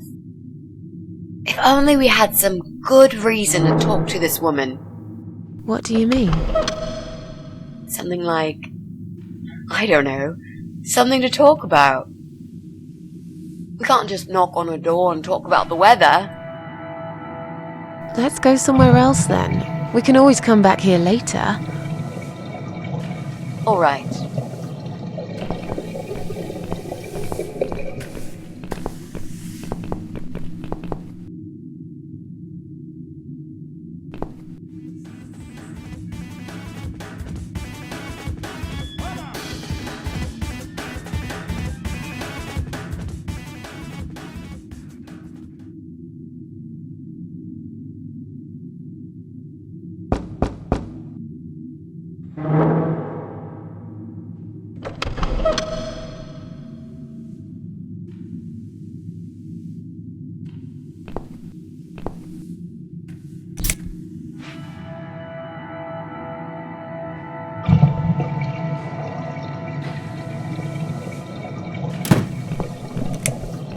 It's just a tripped fuse, don't worry.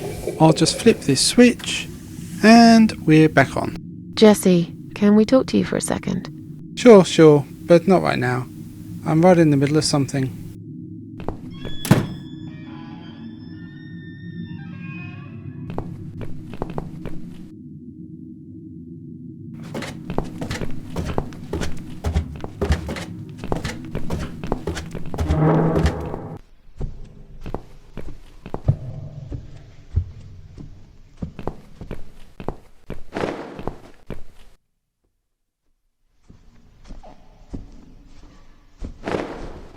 Come on, guys. The party moved over here.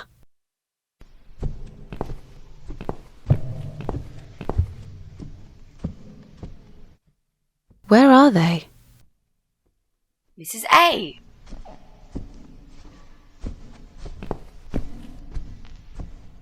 Well, aren't they quick? This dog is making quite a racket. Someone should complain to the owner, don't you think? Definitely. She should put that broom down for a minute and sort a dog out.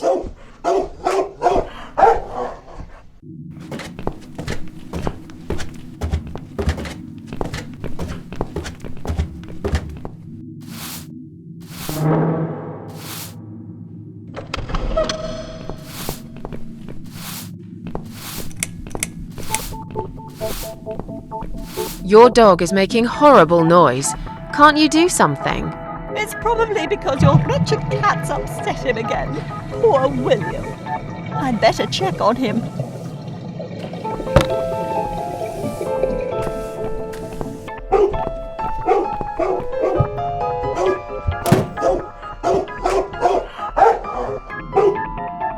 William! Come back, my little prince!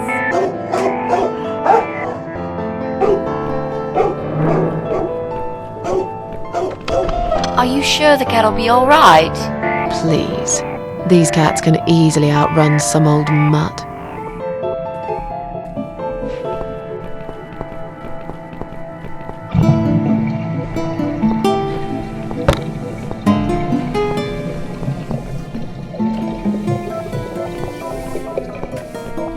I'm going to push this cabinet out of the way. I remember there was a door behind it. It's too heavy. I don't think that's gonna work. Are you kidding me? I'll show you how it's done. Stand back.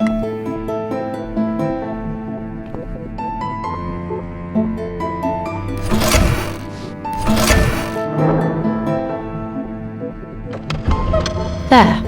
The door everyone's forgotten about. Wow. You're stronger than you look, Mrs. A. Yeah, perhaps I am.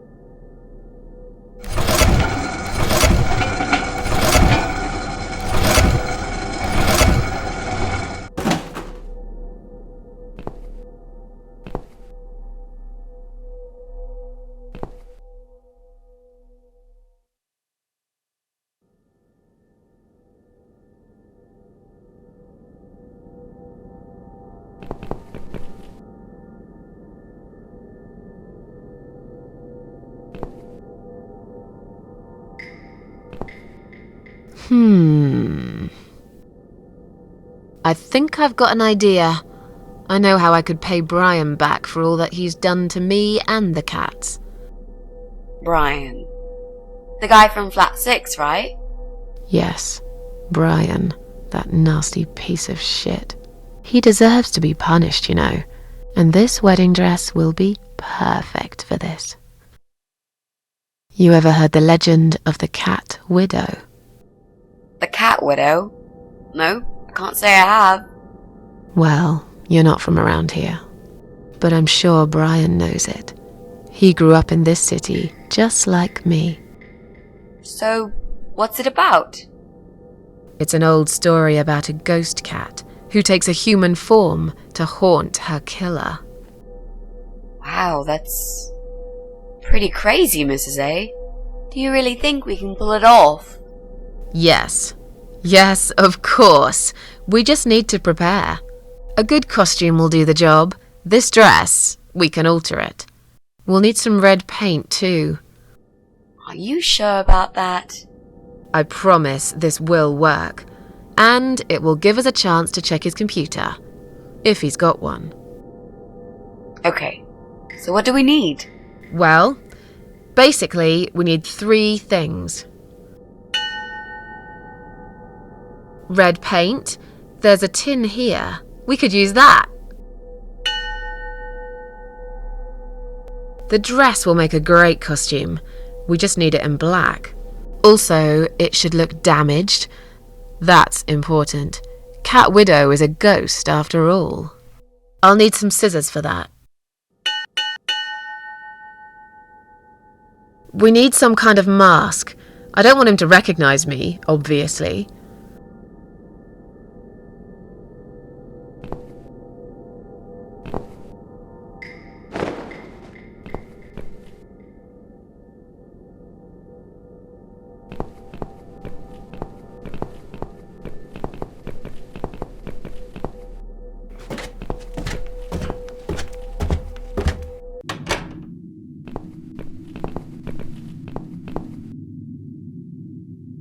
Do you think you can unlock this mailbox? I think I can most certainly unlock this mailbox. Then do it quickly. Someone can come in any minute. A little room with a master locksmith. Really? Could you step away towards the stairs and turn around? Please?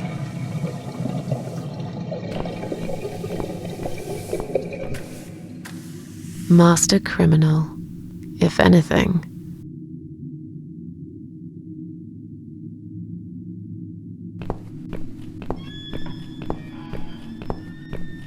Done. Here's all the mail. Hide it in your pockets and let's get out of here.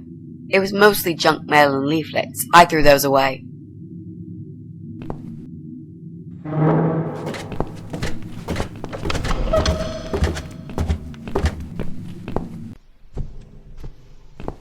Look, she left the door open. Do you want to check her flat? I'll stay here and keep watch. Good idea. I'll be as quick as I can.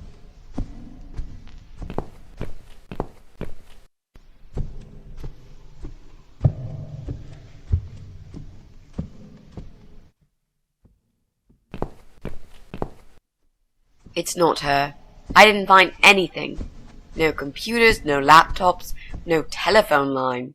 Okay, I'm not really surprised, are you? At least we can now cross her off the list.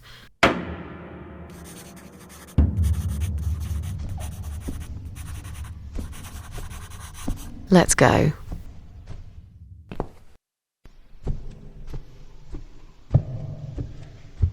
Well, well. Looks like Pauline is looking for a babysitter. This letter says she's supposed to interview an agency nanny later today. Great. I could be a nanny. It's certainly worth a try, but I should warn you. I don't want to have anything to do with that baby. You're gonna have to handle this on your own. Sure, I understand. Leave it to me, Mrs. A.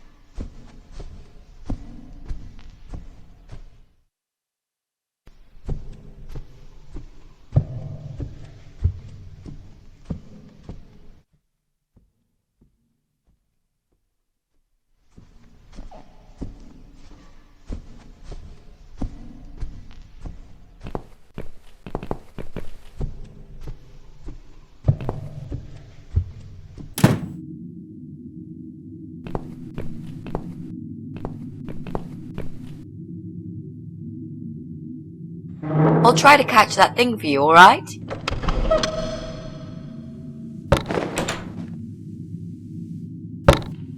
It's a statue of a cat.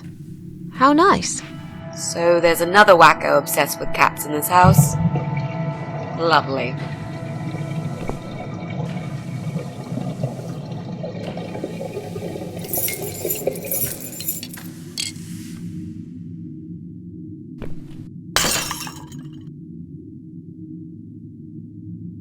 I see I caught this statue only so you could smash it to pieces. Thanks. I don't remember asking you to catch anything.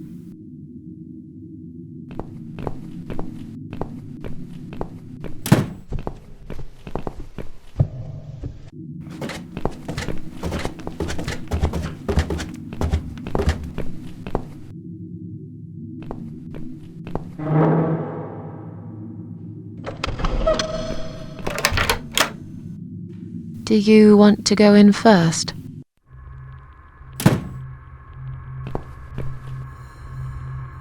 Come on in. The place seems empty.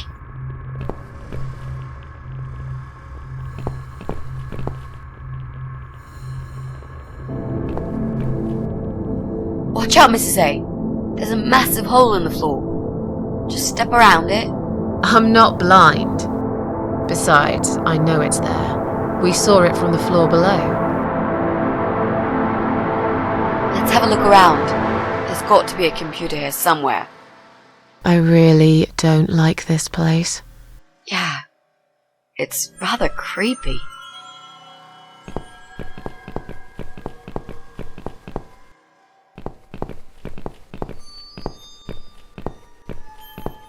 Bingo! We found what we were looking for. This laptop could be it, you know. Maybe Joe is our guy after all. No. It's a disaster. The power lead is missing. It won't switch on. Right, what a shame. Can we go now, please? I think I've seen enough. I don't need any more trouble. No, it's okay. I've got an idea. It seems it's a similar model to mine. I'll just go back to the flat and bring my power lead. I don't know. You sure this is gonna work? I think so. At least we'll give it a shot. Just stay here and I'll be back in a second. What? You want me to stay here alone? Did you, by any chance, miss the door over there with 3 6s written all over it in blood? Well, no, I saw it. It's not blood, it's just paint. Did you forget the hole in the middle of the room? The rotten food on the table? You said you haven't seen this guy for ages. He probably doesn't even live here anymore. Relax. Nothing's gonna happen. I'll be back before you know it. I'm an idiot. But fine, I'll wait here. While I'm gone, think of a vegetable. What? Why? To keep yourself busy. I bet I can guess which vegetable you were thinking of when I come back. So you're a mind reader now? No. This is just a little experiment of mine. Okay, whatever. Now go. We haven't got all day. Why do I always end up in places like this?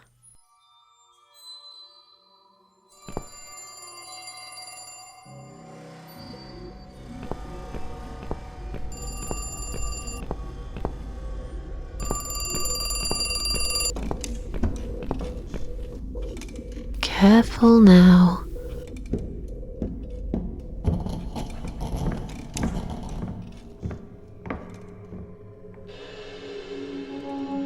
Just one big step.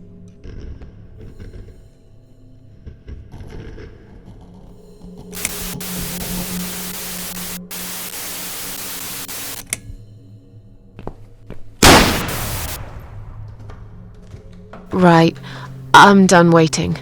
I need to leave right now. Just one big step.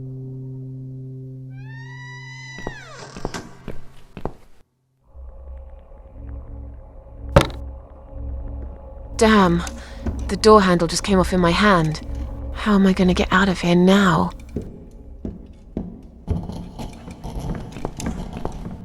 Mitzi? Mitzi, are you there? Shit.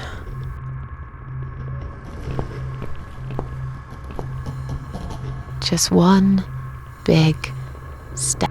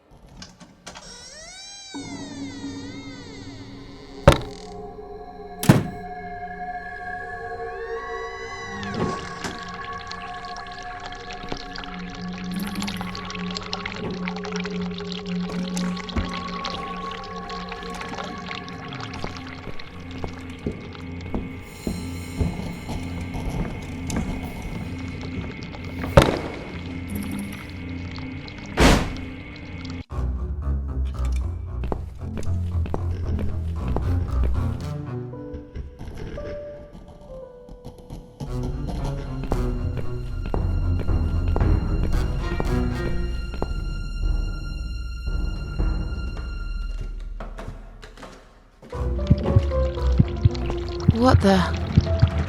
I've got to get out of here.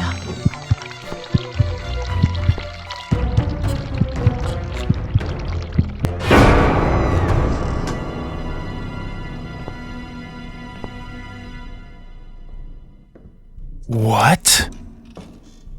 Jesus. No. You were not supposed to be here!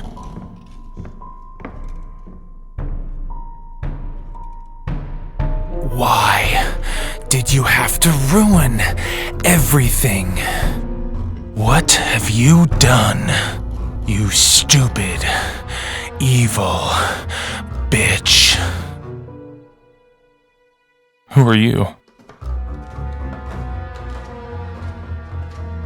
I'm sorry, the door was open? I thought you moved out. You took her away, didn't you? What has she ever done to you? What? Look, sir, you are wrong. I just came here to find my cat. It's gone missing. Yeah, I see. That stupid cat. I've been looking for it too. Little bastard took off with my key. I'm gonna rip him to pieces.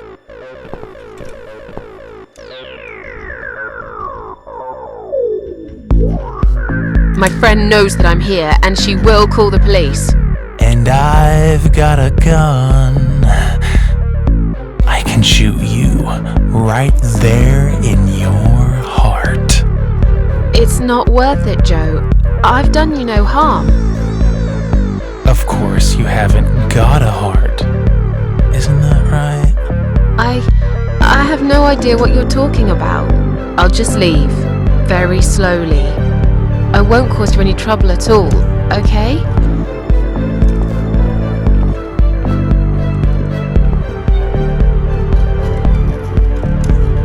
Stay where you are. Don't come any closer. I would never hurt her. I only wanted to. I was trying to help, for God's sake. Look, I don't care. I just want you to let me go. Get back here right now and give me that blasted key!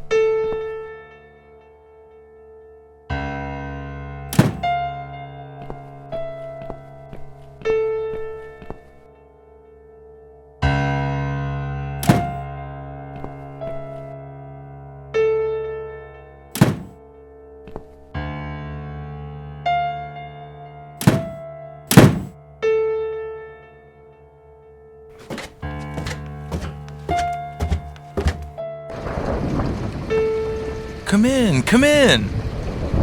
There's no need to be afraid. I don't buy. Come in already. I might need your help with something.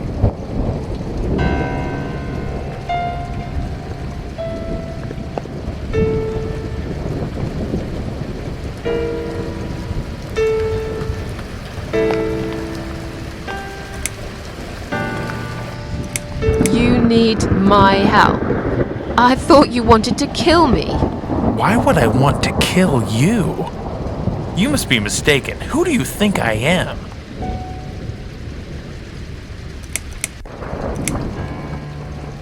Sorry, I must have gotten the wrong idea.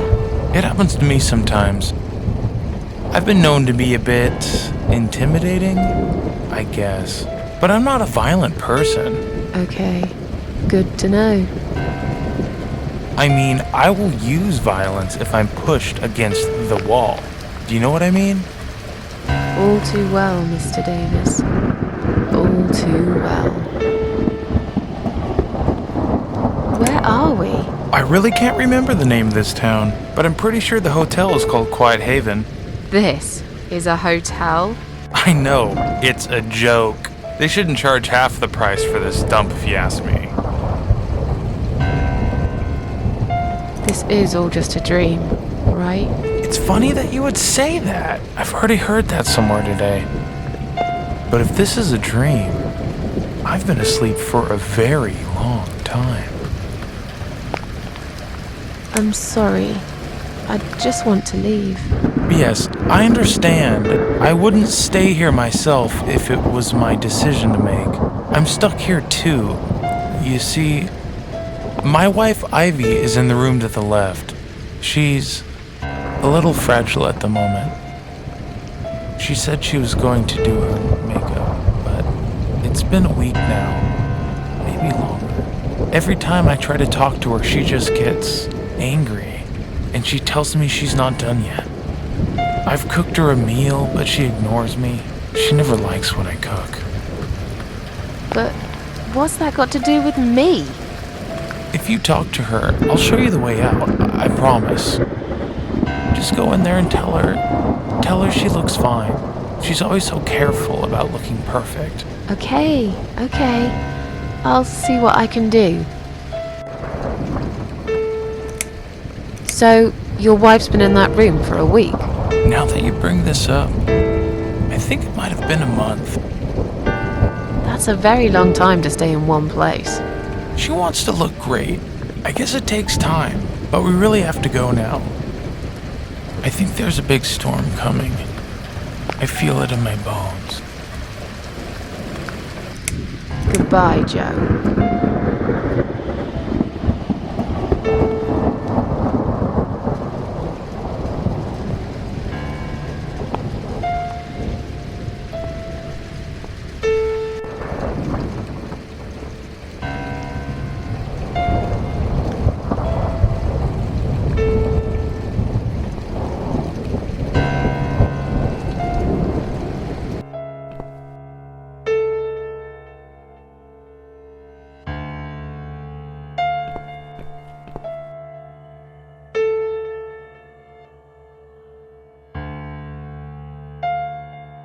Hello?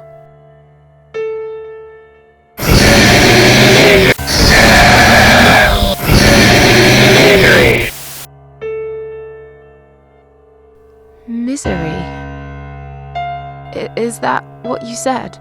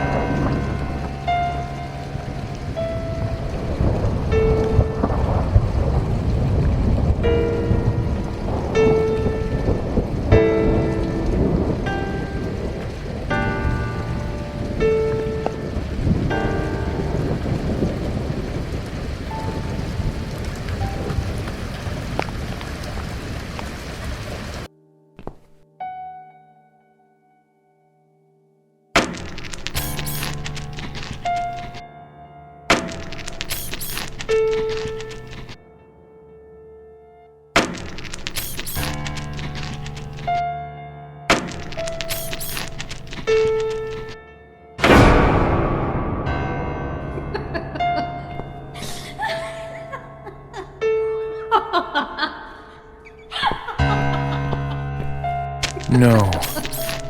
No. No. No! This isn't Ivy! This isn't my wife! It's the monster. It followed me here. It always follows me. No matter what I do. Look, I'm I'm sorry. You must kill it. What? Why me? You still got that power lead, haven't you? The one you stole from me? How do you even know about it? You must use it to kill her. To strangle her. You're out of your mind. Do it. Strangle the goddamn creature so it never follows me again, or I'll shoot you right here, right now! Kill me if you want, but I won't do that. You're with her? I should have guessed. I can't trust you. You're better off dead.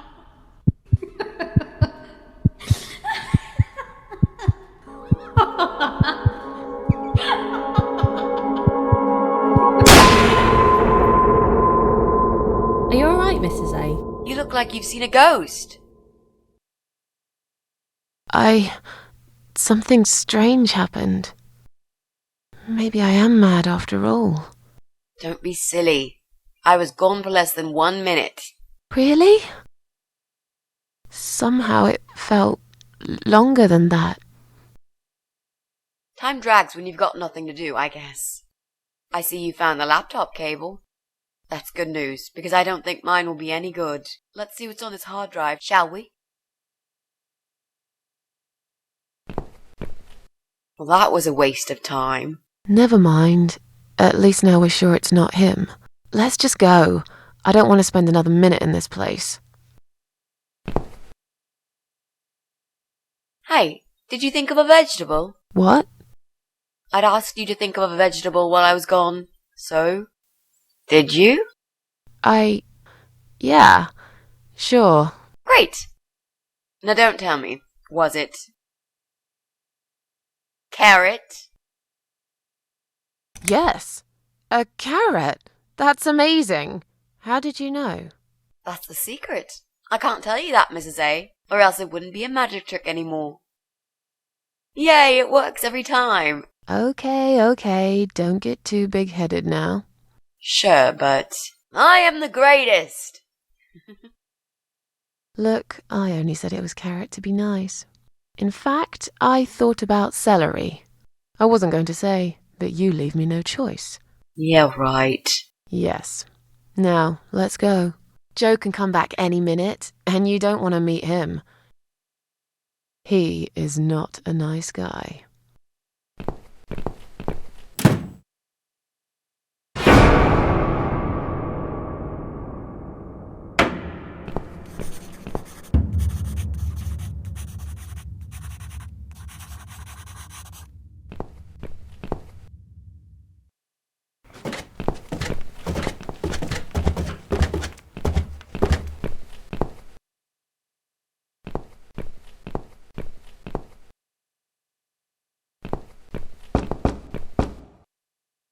Coming! Right, step back. I'll handle this. Oh, hello? Hi. I've heard you're looking for a babysitter. Is that correct? Well, yes, that's correct. Look no further. My name is Mitzi Hunt. I'm currently a student, but I'm great with children. And I could really use a job. These school tuitions get pretty expensive these days. Okay, maybe. But why is Mrs. Ashworth here? Hello, Mrs. Ashworth? Hi, Pauline. How are you? I'm great, thanks. I haven't seen you for ages. Are you here to apply for a job as well? No, of course not.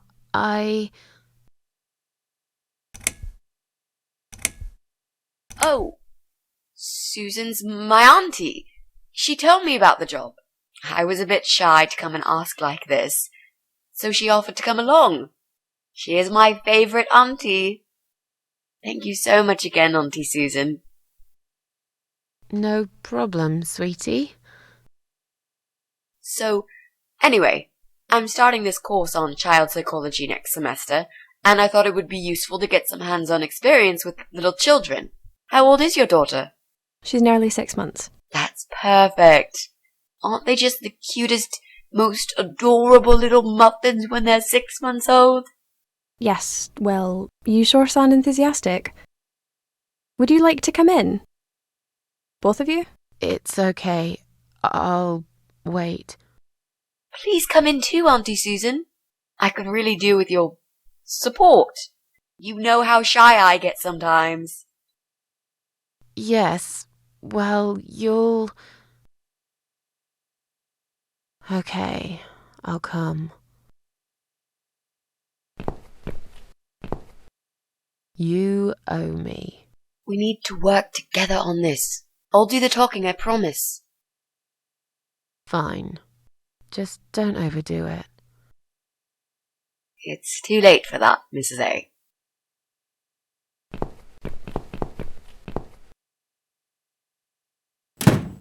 What a nice flat! I love the wallpaper. Very retro. Thanks. I decorated myself just before Alyssa was born. Please follow me. We can talk in the living room. I'll need you to drag her away. How the hell am I supposed to do that? I don't know. I'm sure you can think of something.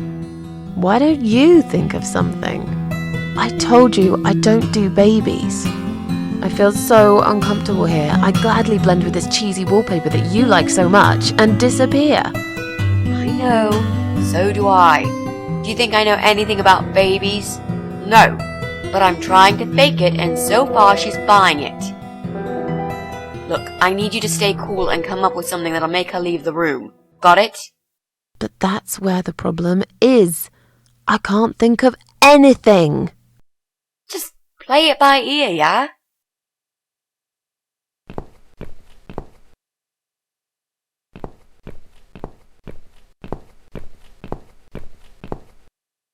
I should let you know from the start that looking after a toddler is not an easy task. They're just beginning to crawl, they're very curious, and sometimes they can cry for no apparent reason. And my Alyssa, well, she is a very noisy child. Did you have any previous experience with children? Yes, I used to babysit my neighbour's kids. Excellent. I know we all have to start somewhere, but it helps if you at least know the basics. I'd like to get back to work soon, you see, just part-time for now. That's why I need someone to stay with her. I'm not going to find it easy to be apart from Alyssa, but my career has always been important to me as well. They won't wait for me forever. If I don't do this now, they'll just replace me. There just isn't enough support for working parents. Tell me about it. If I don't get back to work in 2 weeks' time, they will cut my maternity pay in half. So I haven't really got a choice. It's either this or Alyssa and me will face the life in poverty. Where do you work? I'm a hotel manager. It's a very competitive industry, but I've always loved it. I miss it a lot. Where's Alyssa's dad? Do you mind me asking? I'd rather not talk about it. It's personal. As far as I'm concerned, Alyssa hasn't got a father. I'm sorry, I shouldn't have asked. No, it's alright, but I just don't like talking about it. I'm sure you'll understand. I have a great connection with kids. I'm sure I can manage with Alyssa. Okay, I don't doubt that. How about, would you like to hold Alyssa for a minute? We should probably see if she likes you first. Yes, definitely. But I ought to wash my hands first. Your hands? My hands. I must have touched a million things on my way here. As much as I want to hold her, I just don't think it's safe, you know? Really? What have you been touching? Oh, just ordinary things, this and that. You look pretty clean. I'm sure it'll be okay. Well, if you must know, I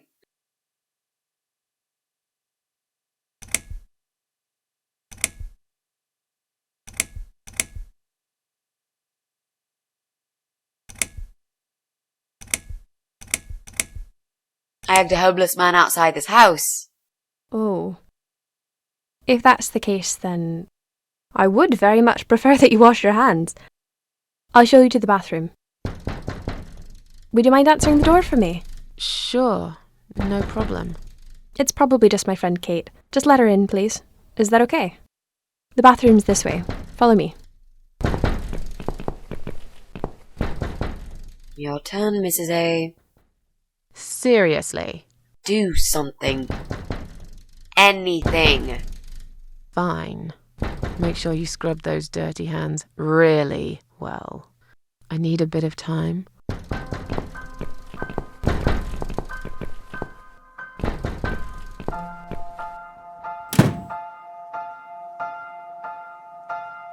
Hello? Hello? Are you Kate? I've been sent by the agency. My name is Rita Tickle. May I come in, please?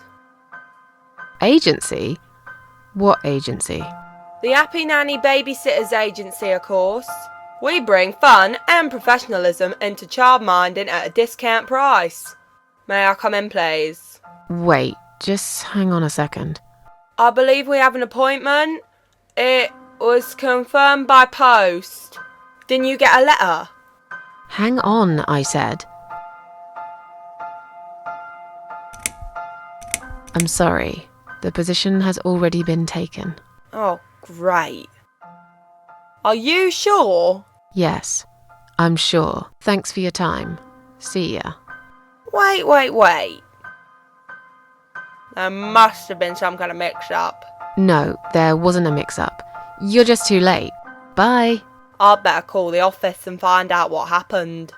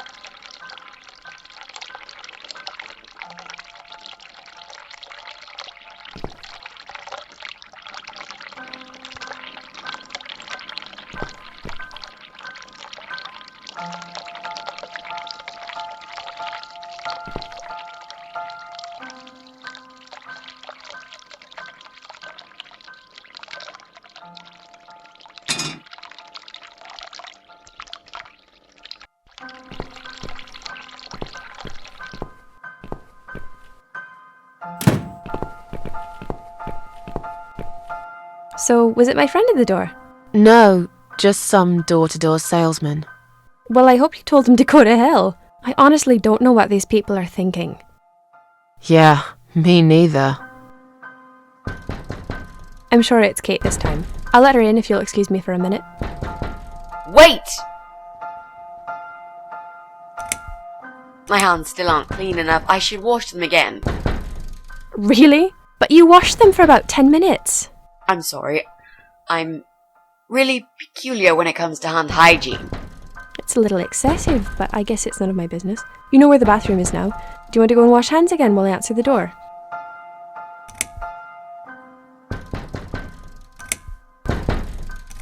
I'm feeling really sick all of a sudden. Oh. Do you think you're actually going to throw up? Yes, definitely. Oh, yes. Quickly go back to the bathroom. I don't mean to be rude, but this is a very expensive carpet. Will you come with me? Please? What if I faint? I'm scared. Everything's just spinning around. Can Mrs. Ashworth go with you for a change? It's okay. I'll answer the door and let your friend in, yeah? Well... fine. I'll put Alyssa in her bed for a minute and I'll come with you. That's why you should never hug hobos.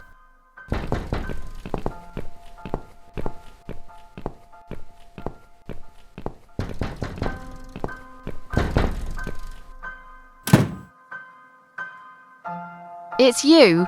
Again? Hello. Is this flat number 8? My name is Rita Tickle, from the Happy Nanny Agency. May I come in, please?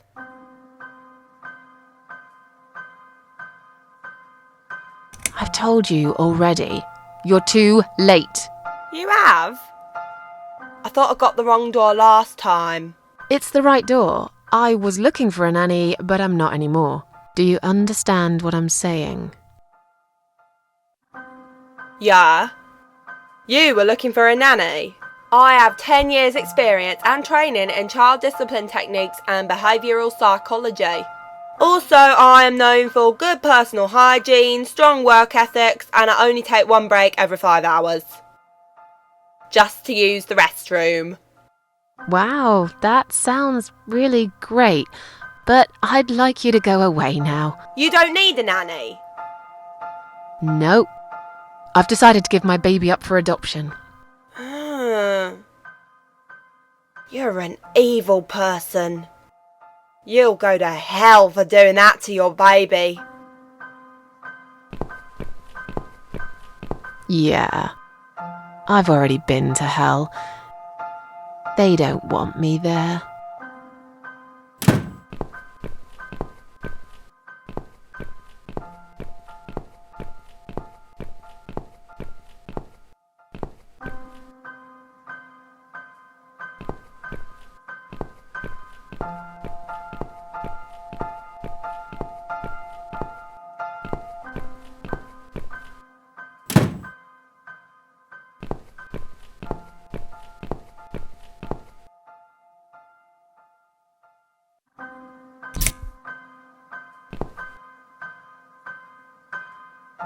These scissors seem sharp enough. Let's create some diversion. I hope this is what Mitzi had in mind.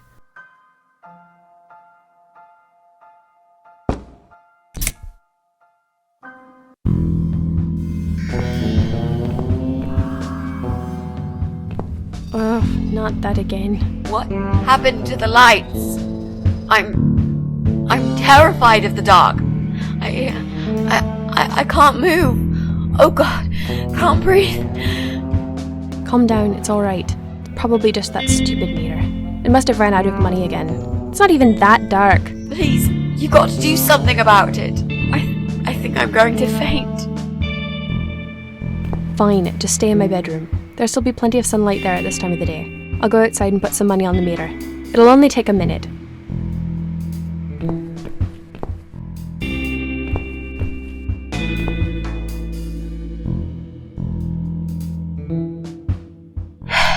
Right.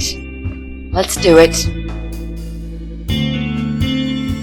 Is that you, Mrs. Ashworth? What happened?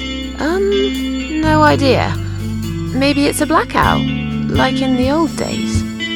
It's probably just the meter. Let me see.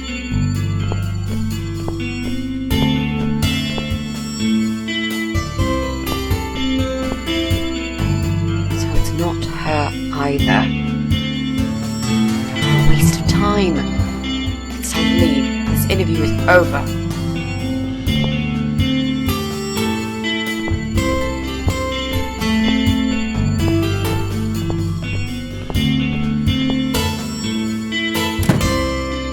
I don't get it. The cable's been cut. But why would anyone do that? I think we're going to go now. This whole power cut gave me a terrible headache. Is that you, Mitzi? But we haven't finished yet. Have you changed your mind about the job? No, of course not. I'm just scared of darkness. And I still feel sick, you know. Perhaps we can continue some other time. I've had it. I'm getting a new fuse box. Was that you, Jessie? Yeah. How are you doing, Pauline? Well, we need the power back. Can you do something? Yeah, I can easily fix that. There's an electrical store that's open till late. I'll get some stuff and I'll be back before you know it. Bear in mind it's not just the fuse box, it's the cable this time. I'll get a new cable too, don't worry. But in the meantime, go home, find some candles and chill, yeah? Thanks, Jessie. That's awfully nice of you. Well, it was great seeing you, but we're going to leave now. Hello. Who's that? My name is Rita Tickle. Rita who? What the hell is going on here? Do you know this woman, Mrs. Ashworth? I've never seen her before in all my life.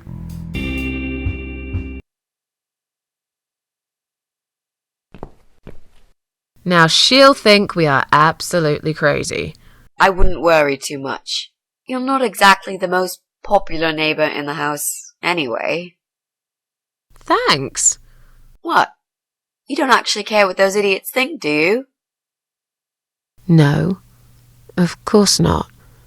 It's just that Pauline seems all right. I'm not too proud of causing her all this trouble. It'll get fixed soon. Look, Jesse's gone out. We can now get inside flat 7 and see what he's been up to. Okay, yeah, that sounds good. We can also cross Pauline off the list. I've searched through her internet history, and needless to say, there's nothing exciting there.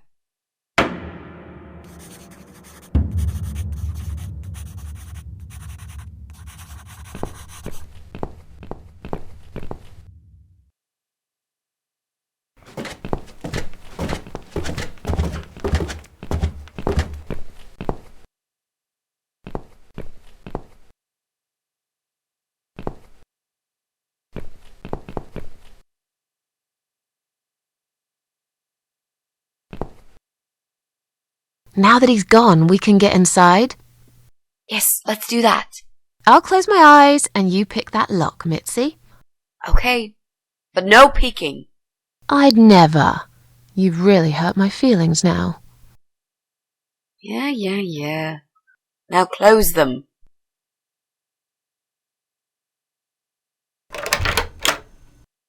There, job done. Jesus, are these... Relax, Mrs. A. They're just Halloween masks. Oh, good. That's good. Because I swear, if I see another bloody head...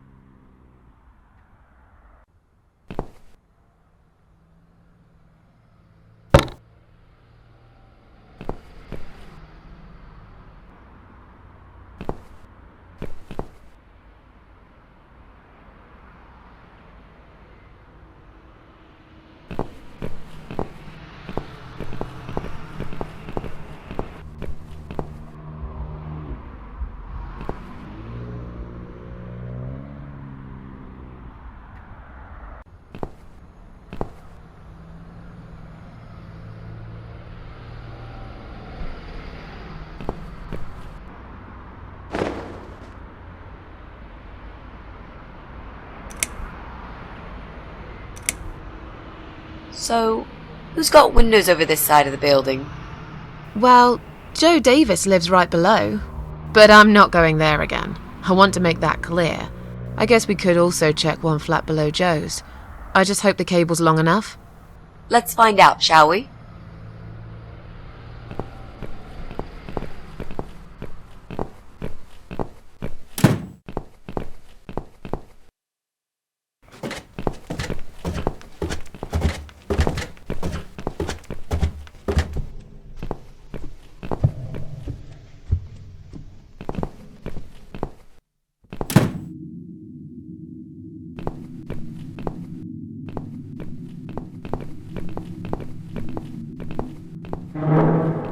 Mrs. A, what does depression feel like?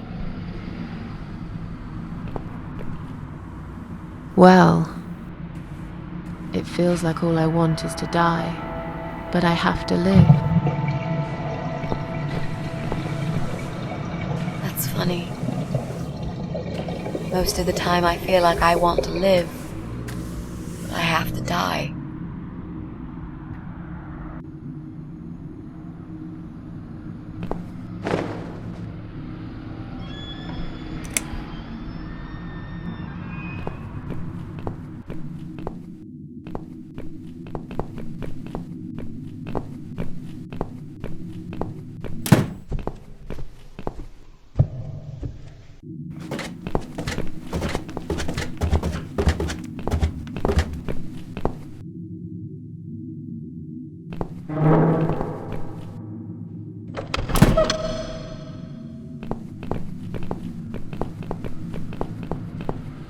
Right. I should be able to use that computer now. Could you give me 5 minutes, Mrs. A? Sure. Why not? I'll keep an eye on the door.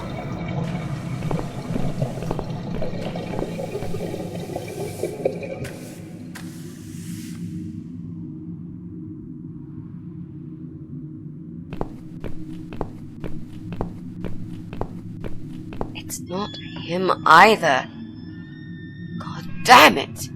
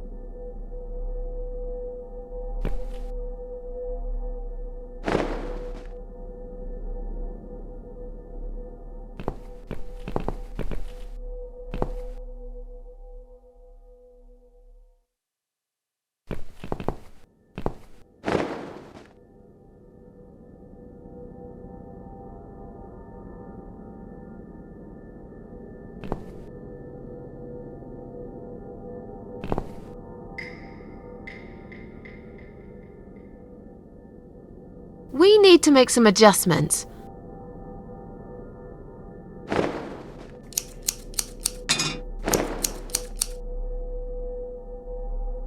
Now this is a dress worthy of the cat widow. Why don't you admit it was too small for you? Ha ha, bloody ha. Why don't you just shut up? Whoever wore this dress probably hadn't eaten in years. You'd struggle to get a skeleton into it. This is it. We've got all we need. Great! Are you going to tell me about the cat widow now? Yes, it's story time, Mitzi. The legend says there was once a bad man who hated cats. He hated his neighbours too, and his job. And when it rained, he'd curse and smash things. He hated his bald head and his weak, ugly body.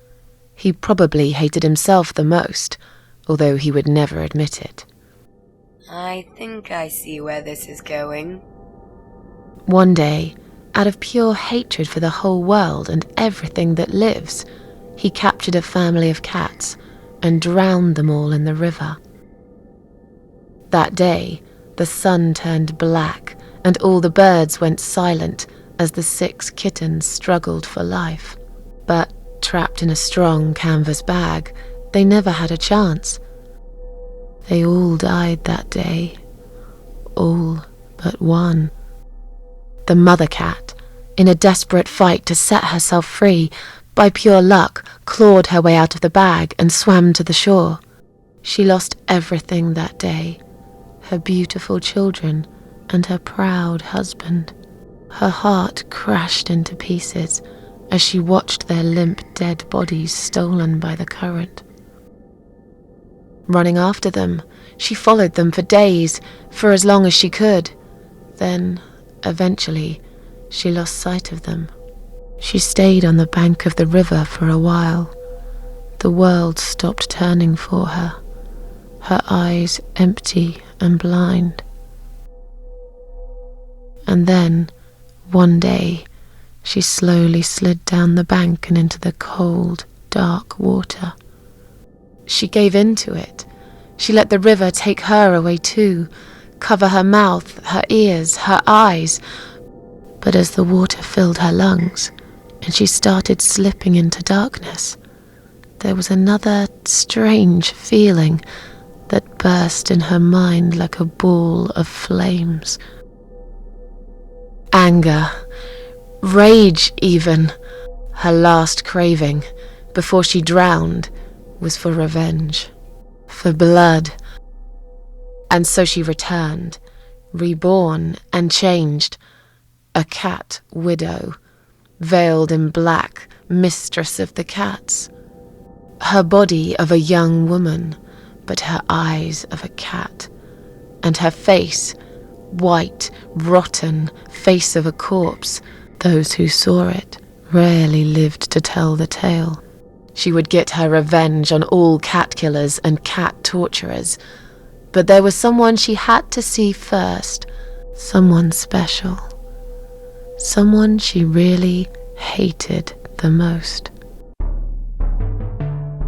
As the evening came, it was strangely quiet in the man's flat. As he lived alone, he usually liked to fill the silence with the sound of radio or TV shows.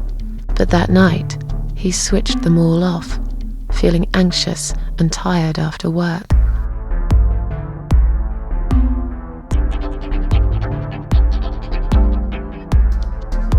He tried to sleep, but couldn't. And for once, there wasn't anyone there he could blame for it. As he stared through the window, he kept thinking about how much he hated that view. He liked it once, a long time ago, when his wife was still there and they were happy together. Suddenly, he heard knocking on the door. Some part of him was glad, because that meant he could take it out on whoever decided to bother him.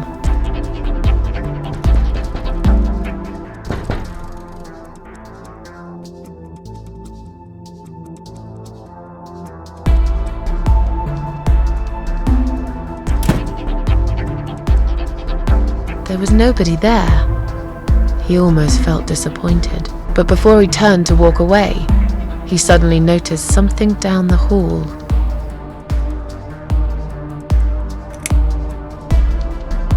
He noticed a shadow of a cloaked figure standing ahead.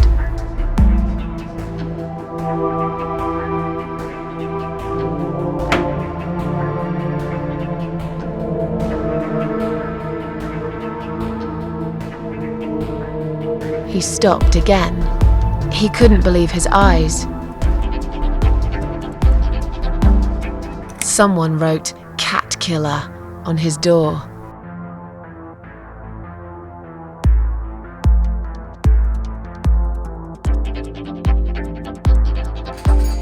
He had a passion for trains. Although he hated being a train driver, he had always enjoyed watching them move. But now, his train model was moving all on its own. He was absolutely certain he'd left it switched off. And yet, there it was, running at crazy speed, remote control missing. Something was seriously wrong, and that something had entered his home now too.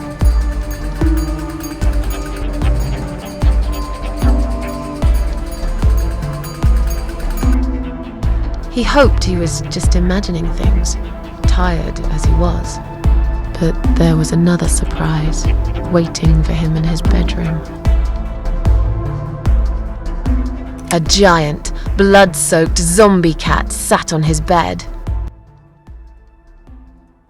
Now that's really stupid. Fair enough. That didn't really happen.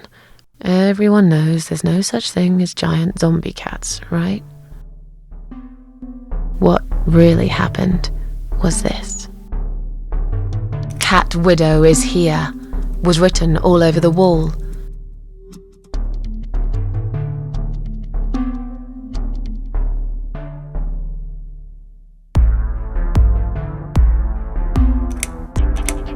As in a dream, he went to the kitchen to get a drink.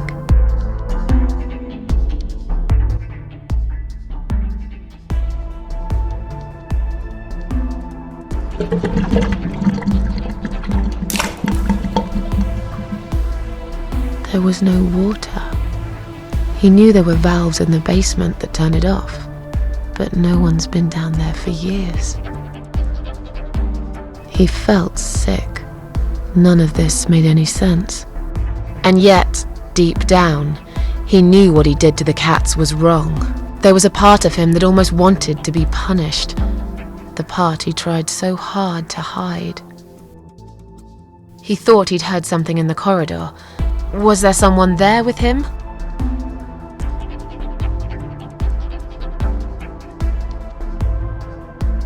His head was spinning. He felt ambushed, trapped, like an animal.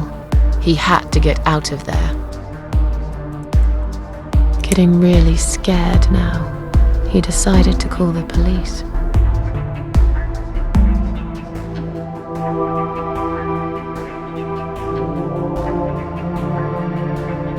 His phone was of no use. The SIM card had been removed, and that wasn't even the worst part. There was a photo of a black cat set as screensaver. He remembered this cat. He'd watched that strange pest control man put it in a cage and into his van. He'd looked at it through the window for a while, then pulled the curtains and went to bed.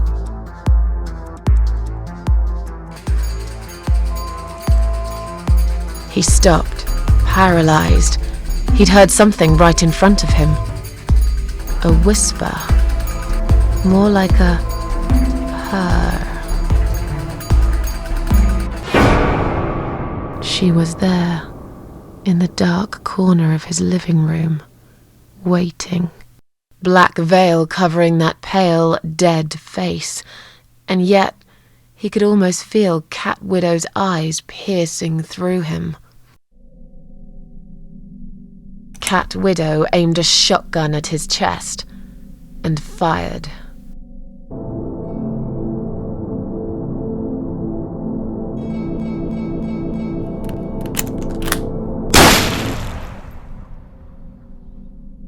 Really? Your sick imagination is running wild again, Mrs. A. Right, so that never really happened either. She came closer, like a ghost, and swiftly removed the veil.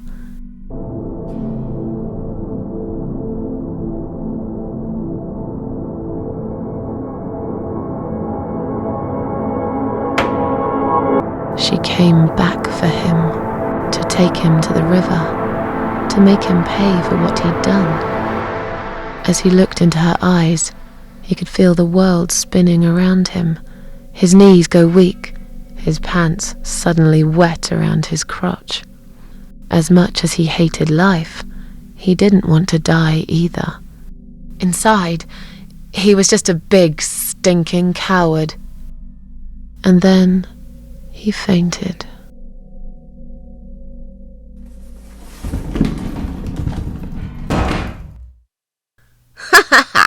Did you see his face? I knew he'd fall for this. Yeah, we scared the living shit out of him. Now that's teamwork. Are you sure he won't know it was you, though? Oh, he probably will, once he's had time to think about what happened. But he's too proud to ever admit he's been beaten by a woman. I know him just about enough to know that. Let's hope so. I don't want you to get in trouble because of me. No. That was something I had to do for myself. And I feel much better for it. The only problem now is that we still haven't found Eye of Adam. Because it definitely isn't Brian. I've searched through his laptop and all I found was a load of porn. Let's cross him off the list.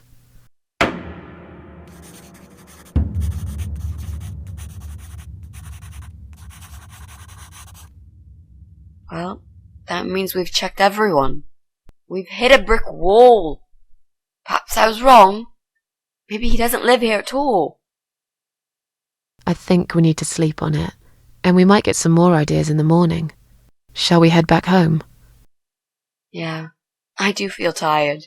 You're right, we need some sleep. Really wish there was an elevator in this building.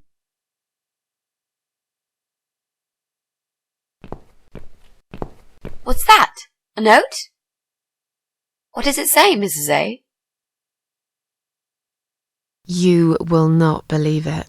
Meet me at midnight, both of you. I will wait.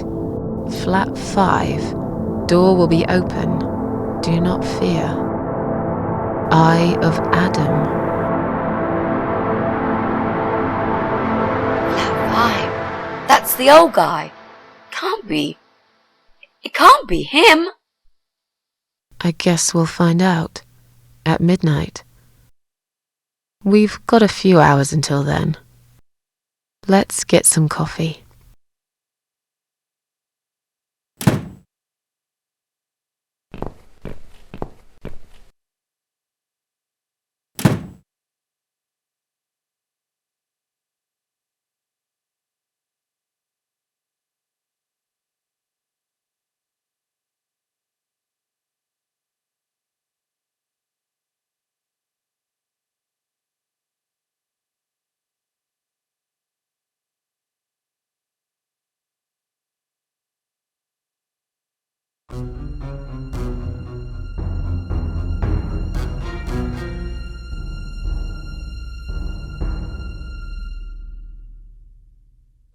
It's just you and me, my love.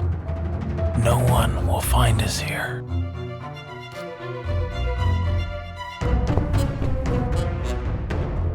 Stop worrying, Ivy. It will be alright. I will always love you. You know that.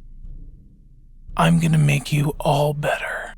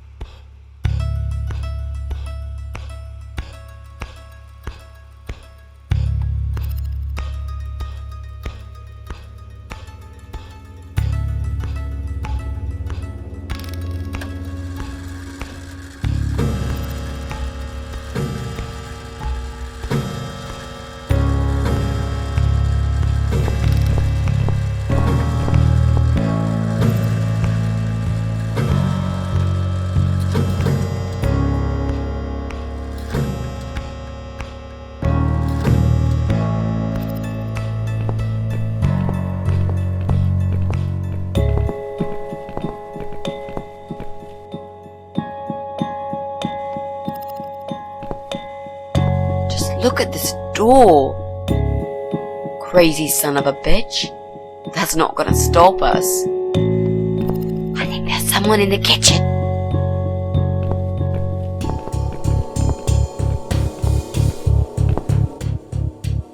Are you Adam? Me?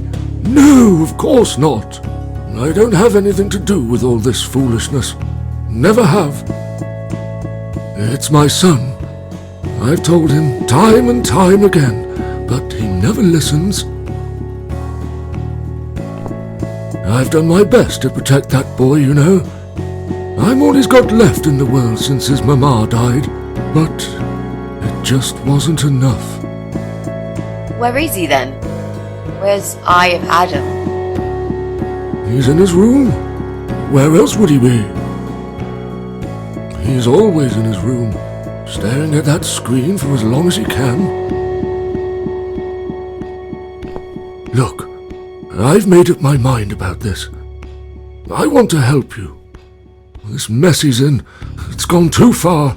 I can't be part of this. What are you talking about? Oh, you don't understand. He's watching us. Right now, he can see us on his camera. He's very clever with this stuff. I never got my head around it. Just as much as I needed to, I guess. But not a lot. Give us the key to his room. I want to talk to him. Look, it's a trap. He knows why you're here, and he will kill you. Both of you.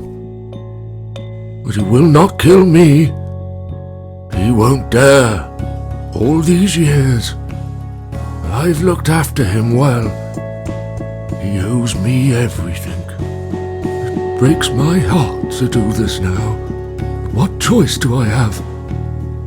He left me this. I was supposed to keep it for myself, but I want you to take it. He won't dare to kill his own father, and I won't let 2 innocent lives be lost because of him. What is it? Just take the damn thing. There's not much time. Didn't you hear me? He's watching.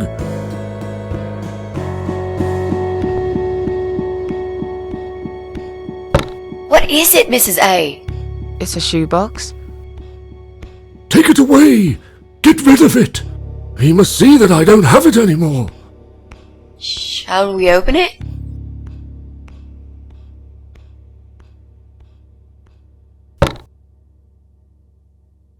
Oh God. Mitzi, we have to get out of here. Quickly. It's a gas mask. He's going to poison us.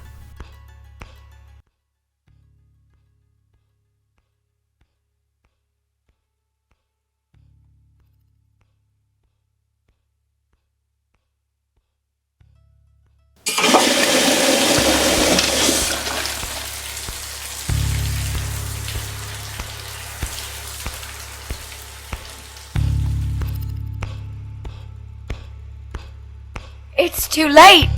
Shit. Oh, shit. Shit. Shit. No! Stop that, Adam! You're going to kill your father! We'll never make it to the door. That room is filling up with gas too quickly. Put the mask on, Mrs. A. What about you? No, I can't. You've got to. This is your only chance. No, I can't let you die. Not like this. It's my fault that you're here. I'm dying anyway. And you've got to live, Mrs. A. You'll live and you'll be happy again. You've been a great friend, Mrs. A. No. You've got a date, and I'll make sure you turn up for it. I can't. There is no time to argue. I'll be fine. Now. Do it!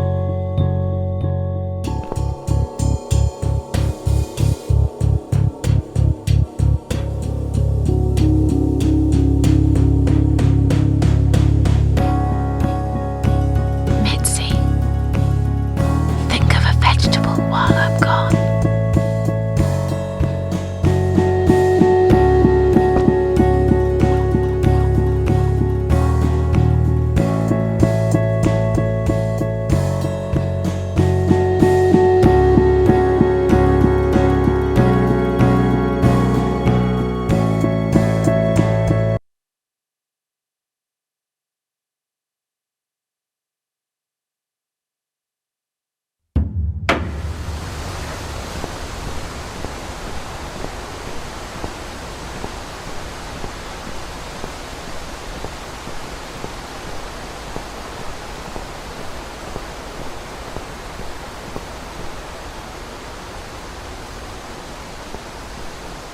Welcome home, darling.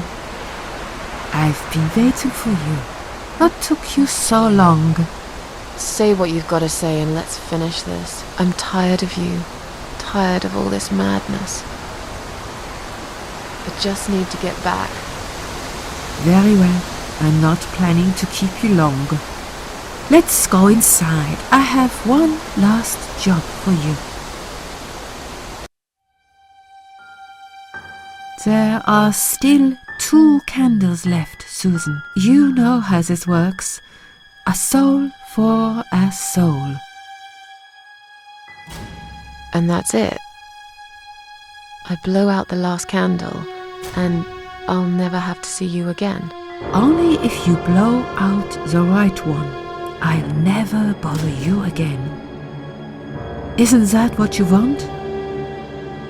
But if you choose wrong, it will be your life extinguished forever. Just take a deep breath and do it. But how should I know which one's right? That's the thing, Susan. You can't know that. In life, you can't always know the consequences before you make a decision. Haven't you learned that yet? That's not fair. Nothing is fair. You opened your heart talking to that doctor, and he butchered you like an animal. Then those disgusting cannibals, they chop you up and cook you for dinner if you'd let them. And what about the man with the flowers? All that he wanted was to hear you play before he split your skull open. The way your husband treated you, the way your neighbors laughed at you for years, just for being different. You did not deserve all that, and yet it happened. Am I forgetting something? Oh, yes, of course. Most of all, was it fair that... Shut up! Just shut up, you ugly bitch! Now I know who you really are.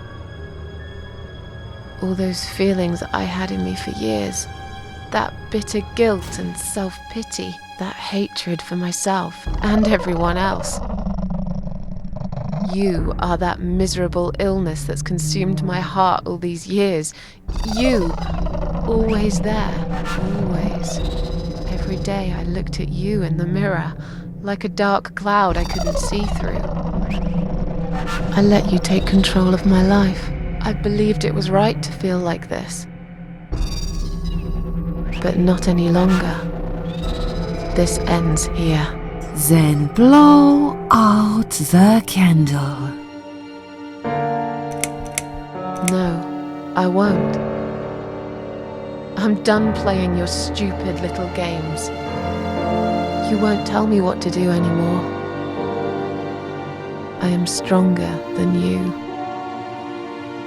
I can close my eyes and you'll be gone. Blow out the candle. It's time to say goodbye, sister. I'm not gonna miss you. You will never leave this place without me. You need me. We are one. No. Tomato. You were thinking about a tomato, right?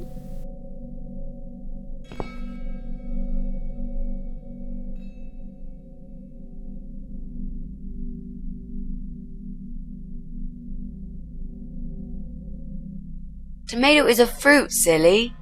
Who cares? I like tomatoes. So do I.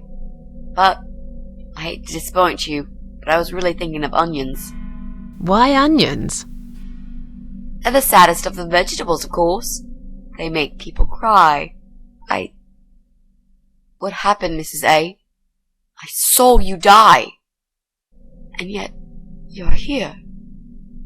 Alive, like if nothing's ever happened. Well, let's put it this way. Everyone knows cats have 9 lives. So do cat ladies, apparently. But this time, I feel there won't be second chances. I'm down to one last life now. I can't afford to waste it. You are such a nutter, Mrs. A. You are absolutely fucking bonkers. But I'm so happy to see you. Never, ever do that to me again, alright? I can happily promise you that, Mitzi. This is it. His room is through that door. It's time to face the eye of Adam. What are we waiting for? Let's do it.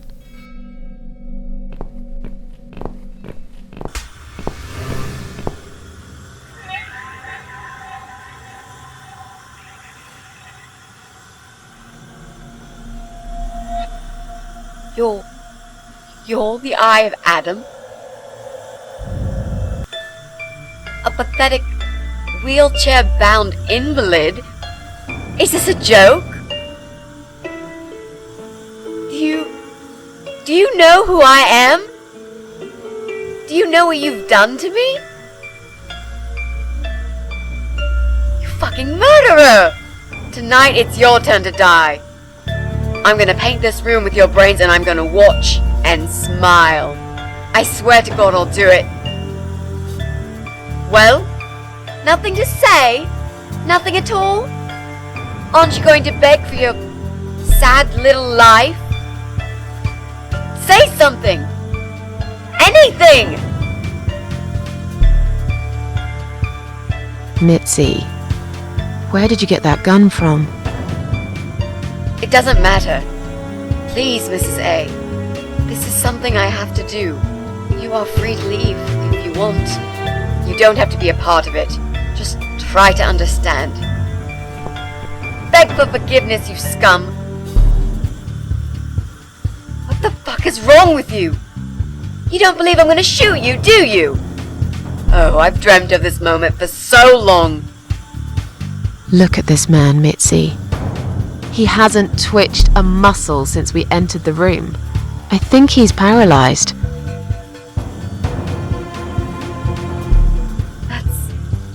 That's impossible.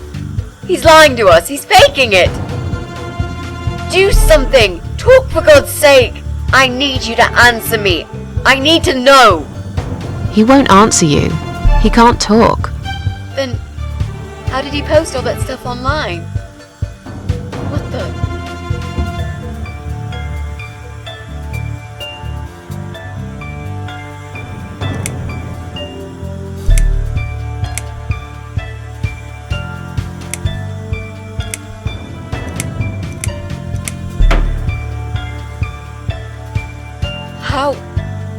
How did he do it? I think I know how. See that little device on his left eye? I've heard about these. It's a controller. It seems the only part of his body he can move is his eyeball. Controller connected to the computer tracks its movement, allowing him to... What? That's ridiculous. How do you even know such things? I'm a nurse? I've seen these before. Well, I've seen eye-controlled wheelchairs, but there's no reason why it wouldn't work with a computer. Jesus. That would explain the whole Eye of Adam thing. He really is just the eye. But no, that doesn't change anything. He must die. He deserves nothing more.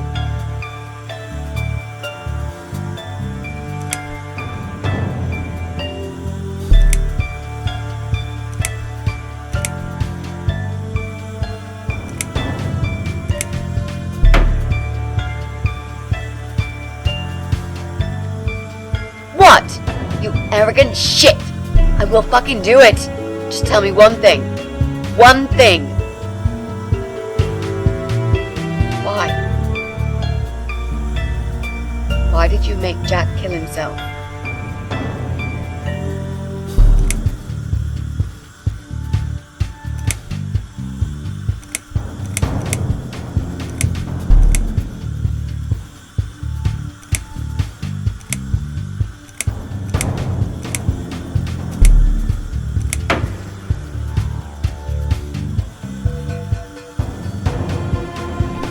Fine.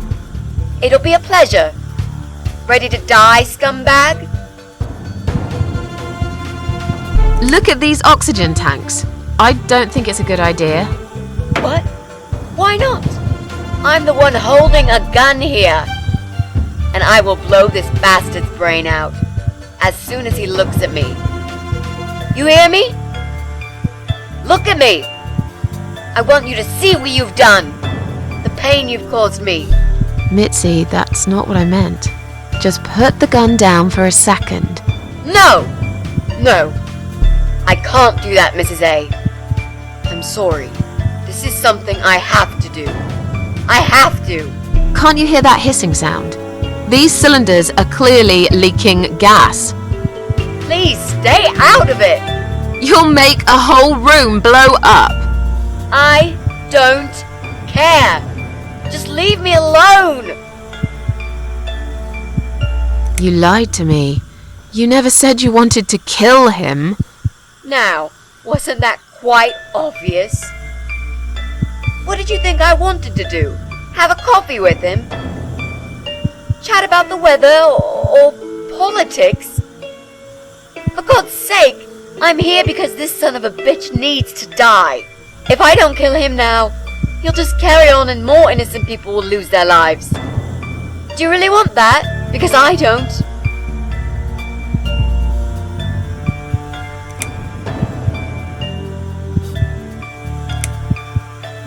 Think about it for a second.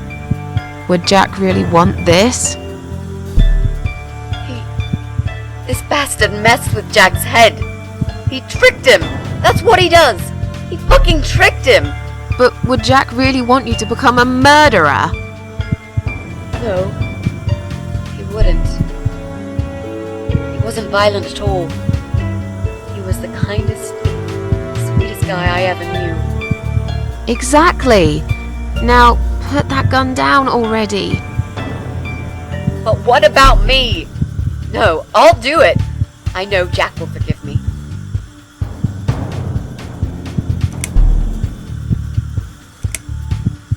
Without his father, he's harmless.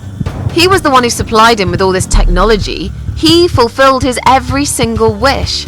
I know this guy's rotten bad. There's no excuse for what he did. But he will be punished for it. Trust me. They'll put him in some stinking nursing home. He'll live his life like a vegetable. Stuck to bed. He'll have time to think about what he's done. And he'll never see a computer screen again. Isn't that enough? He said, do it! He wants to die and I want to kill him.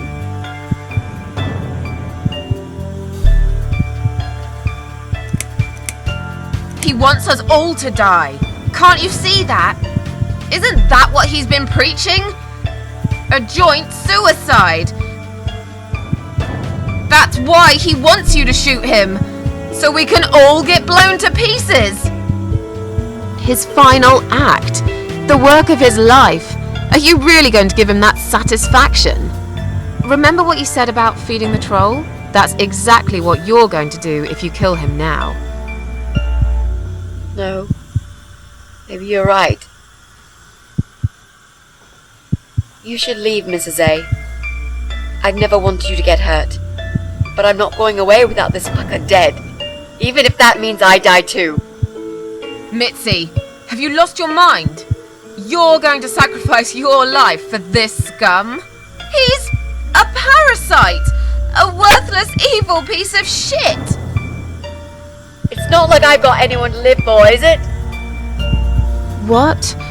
What about your mother? Your family? She's dead! Yeah, I lied. I always lie. I grew up in an orphanage.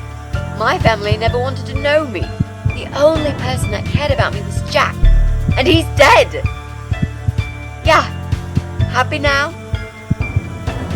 So get the fuck out of here and let me do what I got to do. I care about you. Do it for me.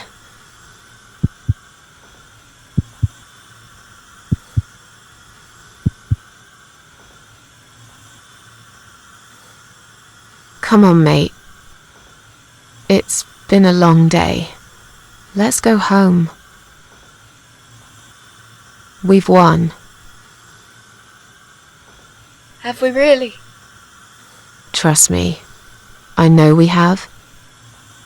How? I'm the cat lady.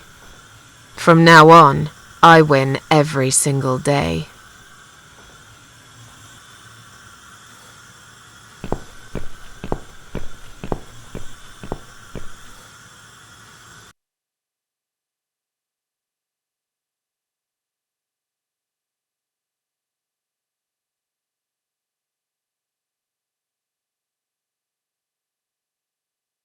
It's me, again, talking about my ordinary little life, as usual. I'm still surprised anyone would want to read this at all. The ramblings of a cat lady. I met some people. We go out sometimes. and I'm not alone anymore. It turned out there were others who felt like I did. I talked to them, tried to help.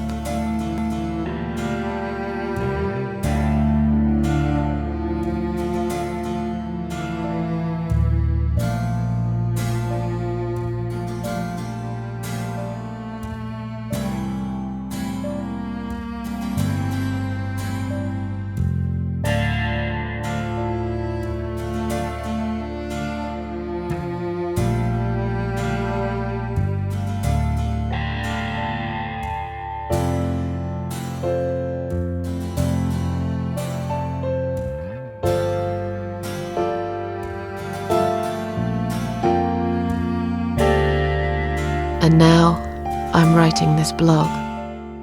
I must confess, yesterday was bad. It was one of those days when you feel like you're back in the past, and all the good stuff that happened was just a dream.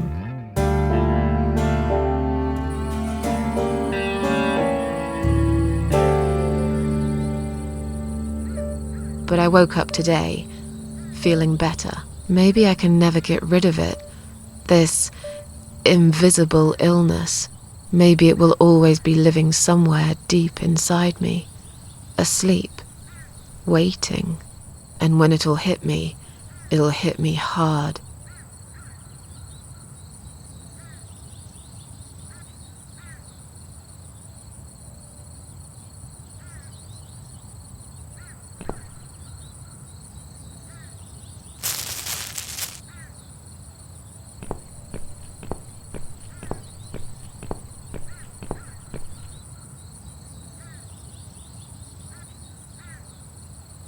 But if there's one thing Mitzi taught me, it's that you have to pick yourself up and carry on.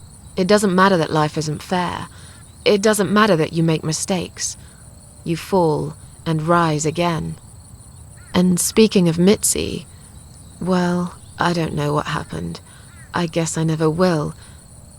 But against all odds, she just got better. Maybe it's because of that last candle. Or some other things I did that year. I don't really care. She's still here. That's all that matters to me. Every time I visit my daughter's grave, she comes too. We don't have to talk. It's just nice to have somebody there with me. Worlds full of liars, traitors, cowards. But every now and then, you meet someone like Mitzi, who will just smile at it all. Now, I've forgiven the world and myself too. I teach myself to smile again. One day I'll get there. I know I will. Even if it takes me not 9.